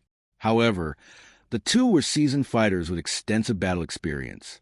They immediately severed their spirit fusion skill and escaped from the vine's entrapment. To outsiders, their decision seemed incomprehensible. Why would such a powerful netherworld white tiger suddenly cancel its spirit fusion skill? But from the Papal Palace, Bibi Dong discerned the truth and thought to herself, the toughness of those vines, coupled with their ability to drain spirit power, is indeed troublesome. So this is the genius Qian Renxue has her eye on. Very well, let me see what other abilities you possess. This match had been orchestrated under Bibi Dong's orders. Fairness? Justice? Those notions didn't exist here. If anything, the only fairness was that strength alone dictated the outcome within the arena. In the arena, Dai Weishi and Zhu Juyun managed to escape the reach of the vines, but the netherworld white tiger not only failed to contribute, it also left them with half their spirit power drained. Furious and alarmed, the two launched long-range attacks at Wong Lee as soon as they landed. Dai Weishi's fourth spirit ring lit up. Fourth spirit skill, White Tiger Meteor Shower. Zhu Jiyun's fourth spirit ring also flared. Fourth spirit skill, Netherworld Crescent Slash. The Netherworld White Tiger was powerful, but to Wong Lee, it was merely a target. Without the Netherworld White Tiger, even though Dai Weishi and Zhu Jiyun were spirit elders with top-tier spirits, they were little more than minor obstacles for Wong Lee, easily handled with a single skill. With a sweep of his hand, Wong Lee activated his third spirit skill. The vines were coated in a metallic sheen and moved so swiftly they left afterimages. They shattered the White Tiger Meteor Shower, destroyed the Netherworld Crescent Slash, and surged forward like an unstoppable tide, sealing off every retreat. The vines finally struck Dai Weishi and Zhu Jiyun directly. Thud, thud. The blue-silver grass, now enhanced with a 50% boost in all attributes, sent the pair fly with force that left them coughing up blood as they crashed to the ground, unable to continue the fight. The entire arena was stunned. Bibi Dong watched in astonishment and thought to herself. In less than a minute, he neutralized the Netherworld White Tiger and then completely overwhelmed Dai Weishi and Zhu Jiyun with raw power. His strength rivals that of a high-tier Soul King. And his age, she added silently, poison Douluo Dugubo. He's capable of nurturing such an extraordinary talent? But since Qian Renxue has taken an interest, I'll leave him to her. With Dai Weishi and Zhu Jiyun's defeat, the Star Luo Imperial Battle Team lost all fighting spirit. The rest of their members were swiftly eliminated one by one. This match ended with a resounding victory for the Heaveno Imperial Battle Team. Wong Lee's dominance in defeating the Netherworld White Tiger in just 1 minute, without even needing to use his 10,000-year spirit skill, was proof of his terrifying power. The audience erupted into thunderous cheers, celebrating his brilliance. With such a formidable Soul King on their side, it became clear to everyone that this year's Continental Advanced Spirit Master Academy Championship would come down to the Spirit Hall Battle Team and the Heaveno Imperial Battle Team. Day 4 of the competition. The Heaveno Imperial Battle Team faced their next opponent, the final academy representing the Star Luo Empire. Despite their decent strength, they were effortlessly defeated. By this point, the competition had narrowed to the final 3 teams: the Spirit Hall Battle Team, the Heaveno Imperial Battle Team, and the Blazing Academy Battle Team. This was no surprise. The Star Luo Imperial Battle Team had already been eliminated by Heaveno, while the powerful Godwin Academy Battle Team, led by Feng Xiaotian, had never been able to overcome the sibling duo of Huo Wu and Huo Wu Shuang from Blazing Academy. Day 5 of the competition. For the final stage, the 3 remaining teams would engage in a round-robin format. Each team's members would take turns battling, and the team with the last Spirit Master standing on the arena would advance directly to the finals. The remaining 2 teams would fight for the final qualifying spot. When Huo Wu from Blazing Academy took the stage, she loudly declared, "Heaveno Imperial Battle Team, remember my name, Huo Wu from Blazing Academy. For this battle, we forfeit." She added, "We're not doing this to make it easier for you to face the Spirit Hall Battle Team. We're simply waiting for the 2 of you to wear each other down so we can reap the benefits." Surprisingly, the Spirit Hall Battle Team also announced their forfeiture shortly afterward, possibly under some unknown directive. With that, the Heaveno Imperial Battle Team advanced directly to the finals. Next, the Spirit Hall Battle Team and the Blazing Academy Battle Team would face off for the final slot. As both teams took the stage, it became evident that the Spirit Hall Battle Team had made adjustments. 3 of their original members had been replaced, and the newcomers exuded an intimidating aura of strength. After their spirit possession, the audience was left in awe. 3 Soul Kings stood on stage, revealing themselves as the golden generation of the Spirit Hall: Hulaina, Xieyu, and Yen. Hulaina and Xieyu activated their spirit fusion skill, Enchanting Charm. A blood-red mist engulfed the arena, reducing the Blazing Academy team's sensory perception by 50%, suppressing their spirit power by 50%, and slowing all their movements by 50%. Though the Blazing Academy team was strong, they were utterly crushed. Members of the team were thrown out of the blood-red mist, coughing up blood as they were violently expelled. As the mist cleared, the outcome was unmistakable. In the square before the Pope's Hall, the Golden Generation made their first move. Hulaina and Xieyu unleashed their formidable martial soul fusion skill, showcasing their terrifying strength. Huo Wu and Huo Wu Shuang were thrown out of the arena, blood spraying from their mouths as their weak breaths revealed the severity of their injuries. Aside from Feng Xiaotian, who anxiously rushed over to them, carrying Huo Wu and supporting Huo Wu Shuang, the entire audience's attention was focused on the Spirit Hall team, particularly on the Golden Generation. At this moment, however, Hulaina, Xieyu, and Yen, all members of the Golden Generation, had their eyes fixed on Wang Li, exuding an intense battle spirit. 2 years ago, they had already heard of Wong Lee and his exploits, a soul elder at the age of 12.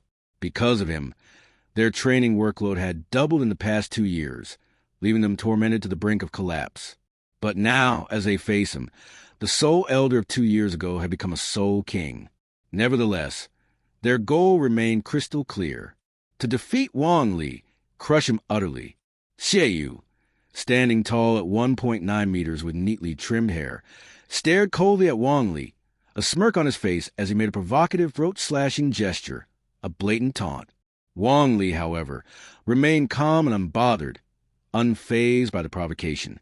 Instead, he clapped his hands and praised them loudly. Impressive, a very strong martial soul fusion skill. It seems you're worthy opponents after all. I thought this year's Continental Advanced Spirit Master Academy tournament would be just as boring as before. As his words fell, the expressions of the Golden Generation darkened. They had issued a serious challenge, only for Wong Lee to dismiss them with such a casual response, clearly not taking them seriously. Yen, with his Flame Lord martial soul, dark red hair and eyes of the same hue, couldn't suppress his anger and was about to shout. But Hulaina raised her hand to stop him. With that simple gesture, Yen calmed down immediately, staying quiet and restrained. Hulaina, who bore some resemblance to Xieyu, wasn't stunningly beautiful, but her allure was undeniable. Her enchanting eyes glimmered as she smiled faintly and said, "Thank you for the compliment. I look forward to an exciting final match with you tomorrow." Wong Lee's expression remained unchanged. Hulaina had tried to charm him, likely aiming to embarrass him. But while beauty could be a sharp blade, Wong Lee's was as unyielding as steel. Her efforts were futile.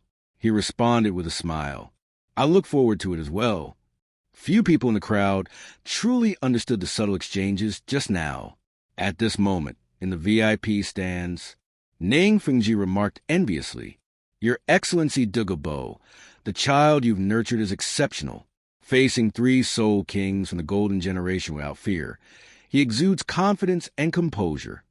Dugubo replied with a smile, "That boy has never shown fear, not even when facing me. Do you think 3 soul kings from the golden generation could intimidate him? Only by confronting true strength can one become fearless." After speaking, Dugubo leaped down and strode toward Wong Lee and Duguyan, who were with the Heaveno Imperial Academy team. Left behind, Ningfongji appeared thoughtful, as did his guardian, Chen Xian.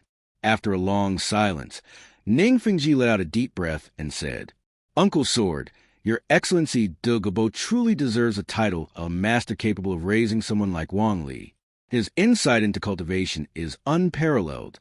Without facing true strength, how can one become strong?" Chen Xian nodded in agreement and replied, "You're right. Ever since I reached my current realm, I've never had a true battle, let alone face someone stronger than myself. No wonder my strength has stagnated. Master Ning, that old poison master, carries a unique aura. Perhaps it won't be long before he, too, breaks through to my level." Ningfongji nodded thoughtfully. In his mind, he resolved to stick to his original plans, even increasing future investments. The once weakest title Douluo was no longer the weakest. On the other side, Dugubo escorted Wong Lee, Duguyan, and the Heaveno Imperial team away from the square. The next day, Wong Lee woke up from cultivation. Instead of adjusting his state for the match, he focused on refining his soul power. Glancing at his stats, he noted his soul power was currently at level 59, just 5% away from breaking through to level 60. He thought to himself, "I hope today's final battle puts enough pressure on me to trigger a breakthrough. Once I win the championship, I'll head straight to the Stardow Forest to find the soul beast for my 6th ring." After getting up, he washed, ate, and joined the rest of the Heaveno team as they gathered and headed toward the square before the Pope's Hall. This year's Continental Advanced Spirit Master Academy tournament had finally reached its ultimate conclusion. The finals, this decisive battle, had drawn the attention of countless spectators. By the time they arrived at the venue, the place was already packed. Everyone took their positions, and after a while, Pope Bibi Dong appeared in the Pope's Hall. Her presence signaled that the match was about to begin. As expected, a red-robed cardinal stepped onto the stage.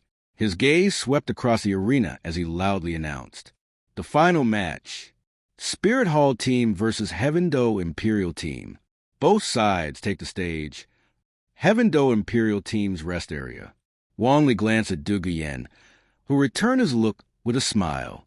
He then turned to Yilingling and said softly, "Lingling, I'm sorry to trouble you." Yilingling shook her head, not particularly bothered. "Our opponents are incredibly strong. The Golden Generation includes 3 Soul Kings. You all need every ounce of strength you can muster." With that, Wong Lee, Duguyan, Yuqianeng, Oslo, Yufeng, Shirmo, and Shirmo's brother stepped onto the stage. They had opted to leave their support spirit master behind. Then again, calling Wong Lee a support spirit master wouldn't be entirely wrong. On the opposite side, the Spirit Hall team, led by the Golden Generation, Hulaina, Xiaoyu, and Yen, also took the stage with their 7 members. Even before the battle began, the atmosphere was thick with tension, like gunpowder ready to ignite. The red-robed cardinal spoke gravely. The rules remain the same. Once both sides are ready, you may unleash your martial souls. Moments later, whispers rippled through the crowd. The Spirit Hall team consisted of 3 Soul Kings from the Golden Generation and 4 Soul Elders. The Heaveno Imperial team, however, had a surprise for the audience. Besides a well-known Wong Lee, they had another Soul King, Duguyan. Her martial soul possessed her, and 5 rings, yellow, yellow, purple, purple, and black, appeared in sequence. The icy, commanding aura radiating from her displayed her formidable strength. The Spirit Hall team, already aware of this through prior intelligence, remained composed.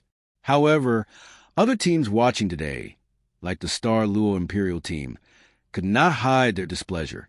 Dai Weici and Zhu Zhuyan wore grim expressions. In the past, the Heaveno Imperial team had been dominated by the Star Luo Imperial team.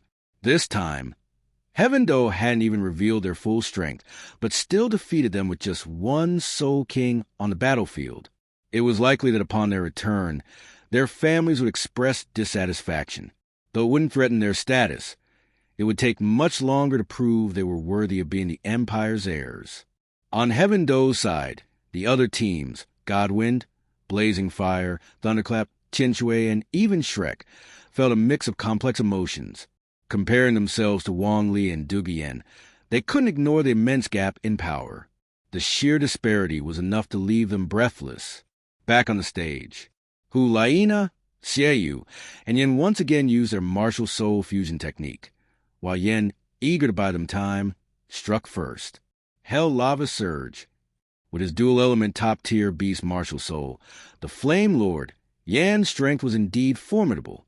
Using his Soul King-level soul power to unleash his first soul skill, the intense heat of the lava caused the very air to scorch. A fiery red pillar of molten lava sped toward the Heaveno Imperial team. Even with Sure Mo and Sure Mo's defensive abilities, they couldn't fully block the attack. But Dugubo acted swiftly. Her black soul ring flashed brightly, and her terrifying soul power instantly condensed. A massive, world-swallowing serpent shot out from her body, opening its giant mouth to swallow the lava pillar whole. The serpent, about 7 or 8 meters long, coiled around Dugubo's body. As Dugubo's signature soul skill, the world-swallowing serpent could devour any energy-based attack until it reached its limit. If it didn't reach that limit in one go, it could still absorb energy. While not absolute defense, it was nearly invincible at her level. Yan's expression changed slightly. Though it was only his first soul skill, its power was undeniably strong. What made him nervous was that the serpent didn't dissipate after swallowing his Hell Lava Surge. He quickly deduced it was a soul skill that could continuously absorb energy-based attacks. Meanwhile, Hulaina and Xieyu had completed their martial soul fusion, and the blood-red mist began to spread. Wong Lee turned to Dugubo. Yen, leave the outside to you. I'll deal with the martial soul fusion and take care of Hulaina and Xieyu. Dugubo, having full confidence in Wong Lee's abilities, didn't worry at all. She responded, "We'll handle the others." Upon hearing this, Wong Lee moved toward the blood-red mist, while the rest of the team quickly spread out. Once Wong Lee disappeared into the mist, Dugubo spoke. "You Qianheng, I'll take on that Soul King. You all go deal with the other 4 Soul Elders from Spirit Hall's team. Oslo, you Feng, your target is a Soul Elder with a brilliant golden staff. Don't let them maintain their continuous buffs." As she spoke, Dugubo used her first and second soul skills to enhance Yu Qianheng, Oslo, Yu Feng, Sure Mo, and Sure Mo's offensive and defensive capabilities with frenzy and paralysis poisons. As a control-type soul master who specialized in poison, Dugubo had to be especially careful, as poison didn't distinguish between friend and foe. Thus, she had to time her use of her soul skills to ensure she didn't accidentally strengthen the enemy or harm her allies. Yu Qianheng clenched his fists tightly, entering a heightened state of exhilaration. In this state, he would feel no pain or fatigue. He spoke gravely. Sure Mo, Oslo, Yufeng, follow me. Our first priority is to eliminate those 4 Soul Elders." With a crackling sound, his arms transformed into dragon-like appendages, crackling with lightning. He was the first to charge forward. Behind him, Sure Mo and Sure Mo followed closely, while Oslo and Yufeng, having received their orders from Dugubo, locked their sights on the Soul Elder wielding the brilliant golden staff. On the arena, Yen didn't attempt to stop Yu Qianheng and the others. He trusted his teammates. His goal was to defeat Dugubo. The world-swallowing serpent that circled around Dugubo's body neutralized his energy attacks, But he wasn't just a beast martial soul user with energy attacks. After activating his martial soul, Yin transformed into a towering fire rock giant and charged toward Duguyen. Duguyen narrowed her eyes. As a control-type soul master, she lacked offensive soul skills, but with proper timing, she could easily disable Yen, who seemed so powerful. Third soul skill, phosphorescent purple poison. A purple toxic mist shot out, blocking her path. Yan's expression remained unchanged as he used his second soul skill, Granite Rock. His body was encased in a thick, rocky armor, exuding a heavy, mountain-like aura. Determined to push through the poison mist, Yen charged forward, enduring the corrosive effects. He gritted his teeth and held his breath, increasing his speed to force his way out of the mist. But waiting for him was Duguyen's fourth soul skill, phosphorescent soul-stunning formation. The ethereal poisonous mist was not immediately deadly, but far more terrifying. Yan's senses were instantly obliterated. He couldn't see, hear, or smell anything. Panic set in as he frantically activated his soul power, launching erratic attacks around him. Duguyen cast a cold glance at him, dodging easily as though she were a mythical serpent. She simply waited for Yen to exhaust his strength, knowing that once he did, she could deal with him at her leisure. Meanwhile, in the center of the arena, within the blood-red mist, when Wong Lee entered the mist, it tried to invade his body, obscure his senses, suppress his soul power, and slow his movements. However, once he activated his domain, the disruptive energies were expelled, and he returned to his peak condition.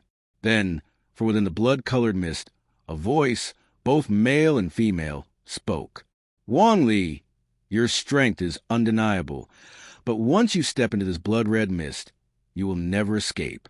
Wong Lee chuckled softly. "I don't intend to escape. If this is all your martial soul fusion technique has to offer, I must say I'm quite disappointed." A cold snort echoed in response. Out of nowhere, a dazzling figure, wearing a mask and wielding twin crescent blades, silently dashed toward Wong Lee.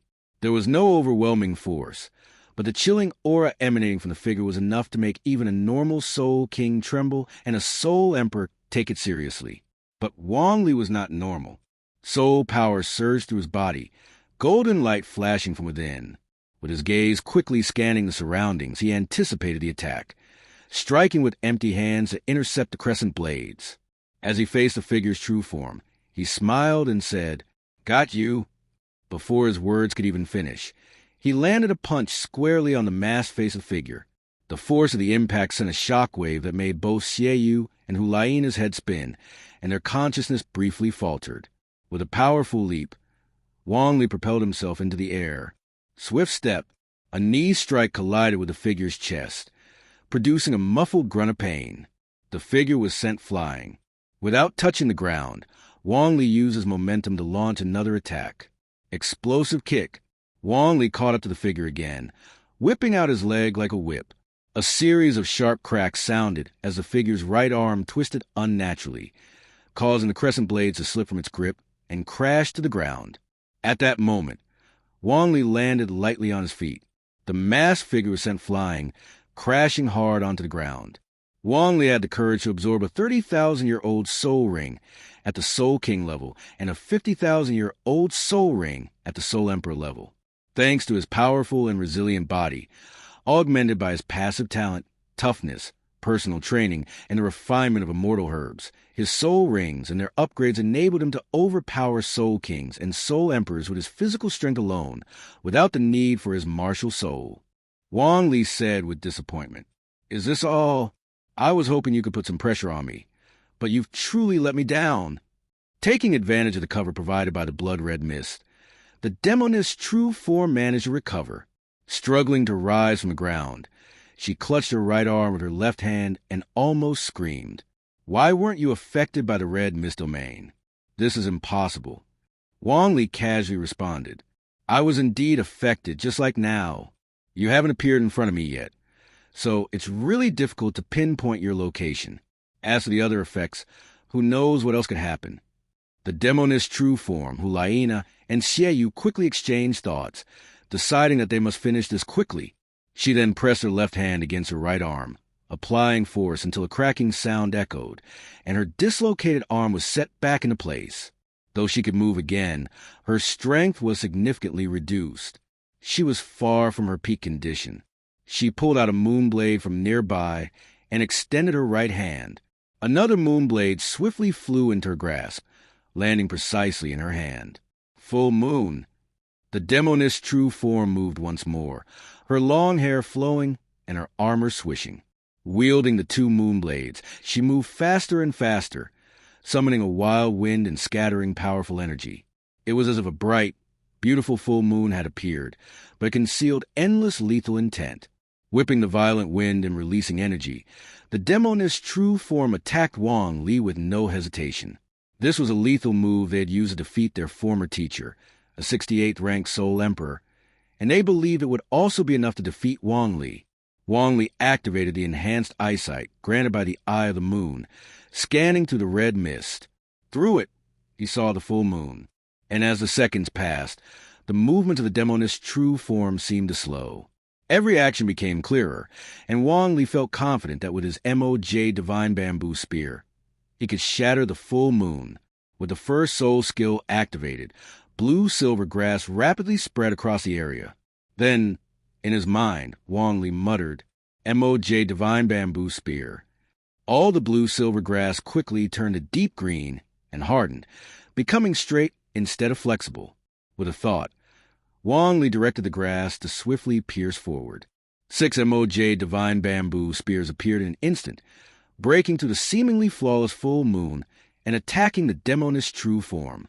Poof! The demoness spat out blood, her eyes filled with disbelief. The flawless full moon had actually been shattered. The full moon's power relied on its high rotation speed, creating immense destructive force and hiding the user's movements. But Wong Lee, with his Eye of the Moon, could see through its motions, and the MOJ Divine Bamboo Spear's toughness was so great that even the full moon couldn't break it in one strike. This turned the once flawless full moon into something full of openings, which Wong Lee easily exploited. The subsequent MOJ Divine Bamboo Spears forced the demoness' true form out of her martial soul fusion state. Hulaina and Xieyu reappeared, their bodies weak and flying backward. Cough, cough, cough. The two of them coughed up blood as they slowly rose to their feet. As the red mist dispersed quickly, the situation in the arena was revealed to the outside world. The entire audience was stunned. Hulaina and Xieyu, who had used their martial soul fusion skill, were now pale and coughing up blood. Had their fusion skill been broken? Wong Lee remained calm, waving his hand as a large number of MOJ Divine Bamboo Spears flew toward the two. Xieyu's face changed dramatically. Ignoring his injuries, he rushed to Hulaina's front, forcibly drawing soul power to unleash his fourth soul skill, sky-consuming flying blades. The two moon blades spun in the air, turning into a storm of flying blades. Xieyu shouted angrily, "Nana!" Hulaina's spirit was revived, and with a small amount of time Xieyu bought for her, she gathered her soul power and released her 10,000-year soul skill. A black soul ring suddenly flashed. At that moment, the MOJ Divine Bamboo Spear shattered a storm of flying blades, piercing through Xieyu's body and martial soul, causing blood to scatter across the arena. Xieyu flew backward, crashing to the ground, his life uncertain. Hulaina's eyes reddened. Her brother had been severely injured, and their defeat in battle caused her to unleash all her soul power and mental energy. Fifth soul skill, Amorous Eyes. Wong Lee stood frozen for a moment, suddenly finding Hulaina incredibly beautiful. But what does she think she is? Does she think I will submit to her? Using his mental energy, he activated the ferocious aura within his martial soul. This aura, even when Wong Lee was still at the soul sec level, had been enough to make a nearly 30,000-year-old dream flower demon tremble. Now, after absorbing the dream flower demon's soul ring and soul bone, Wong Lee's mental strength had reached the level of a soul Douluo. When he activated this fierce aura again, it was truly terrifying. Hulaina attempted to control Wong Lee, but in the next instant, her mental power was overwhelmed by extreme heat and cold. It seemed as if she saw two giant dragons, one red and one blue, soaring through the sky. A casual glance from them felt like divine retribution. Poof! Hulaina spat out blood once again. Her eyes went unfocused, and she collapsed backward, her life uncertain. Wong Lee shook his head to clear the haze and quickly regained his composure. With a wave of his hand, the blue-silver grass rapidly retracted. He then surveyed the arena. Yin had already fallen, with varying degrees of corrosion marks on his body. Even facing someone as strong as the Fire Lord, with such a powerful martial soul, defeat was inevitable. The remaining 4 members of the Spirit Hall had been eliminated.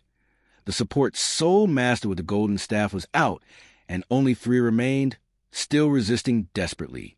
Wong Lee tilted his head and smiled. Looks like I still need to clean up the mess. Stop. A calm but commanding voice rang out from the Pope's seat. Bibi Dong, looking down from above, fixed her gaze on Wong Lee. Her expression carried a strong sense of scrutiny. Defeating the Spirit Hall's golden generation wasn't surprising, but doing so without any cost, without even using a 10,000-year soul skill, that was truly terrifying. However, as the Pope, this was not enough to shake her composure. She calmly said, "This competition is lost by the Spirit Hall." The Pope Bibi Dong conceding defeat sent shockwaves through the entire arena. At this moment, countless eyes, full of varied expressions, some kind, some malicious, some curious, some greedy, were directed at Wong Lee. Bibi Dong spoke again.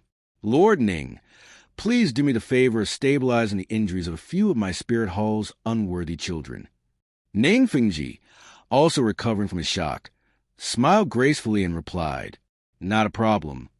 He summoned his martial soul, and a 7-layered, multicolored glazed pagoda appeared in his hands.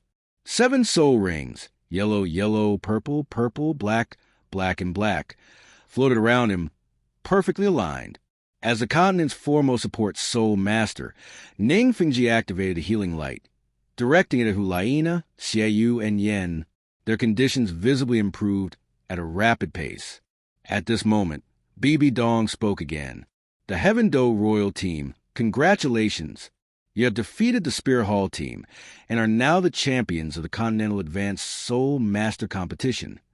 Now, please send a representative to collect your prize." Hello, everyone. As we wrap up this video, I want to share a quick note. I have a Patreon account. If you'd like to support me and enjoy on-demand audiobooks, you can become a Patreon member. Alternatively, you can check out my Google Drive link, which has 500+ novel audiobooks available through my Ko-fi or Patreon shop. I appreciate your support.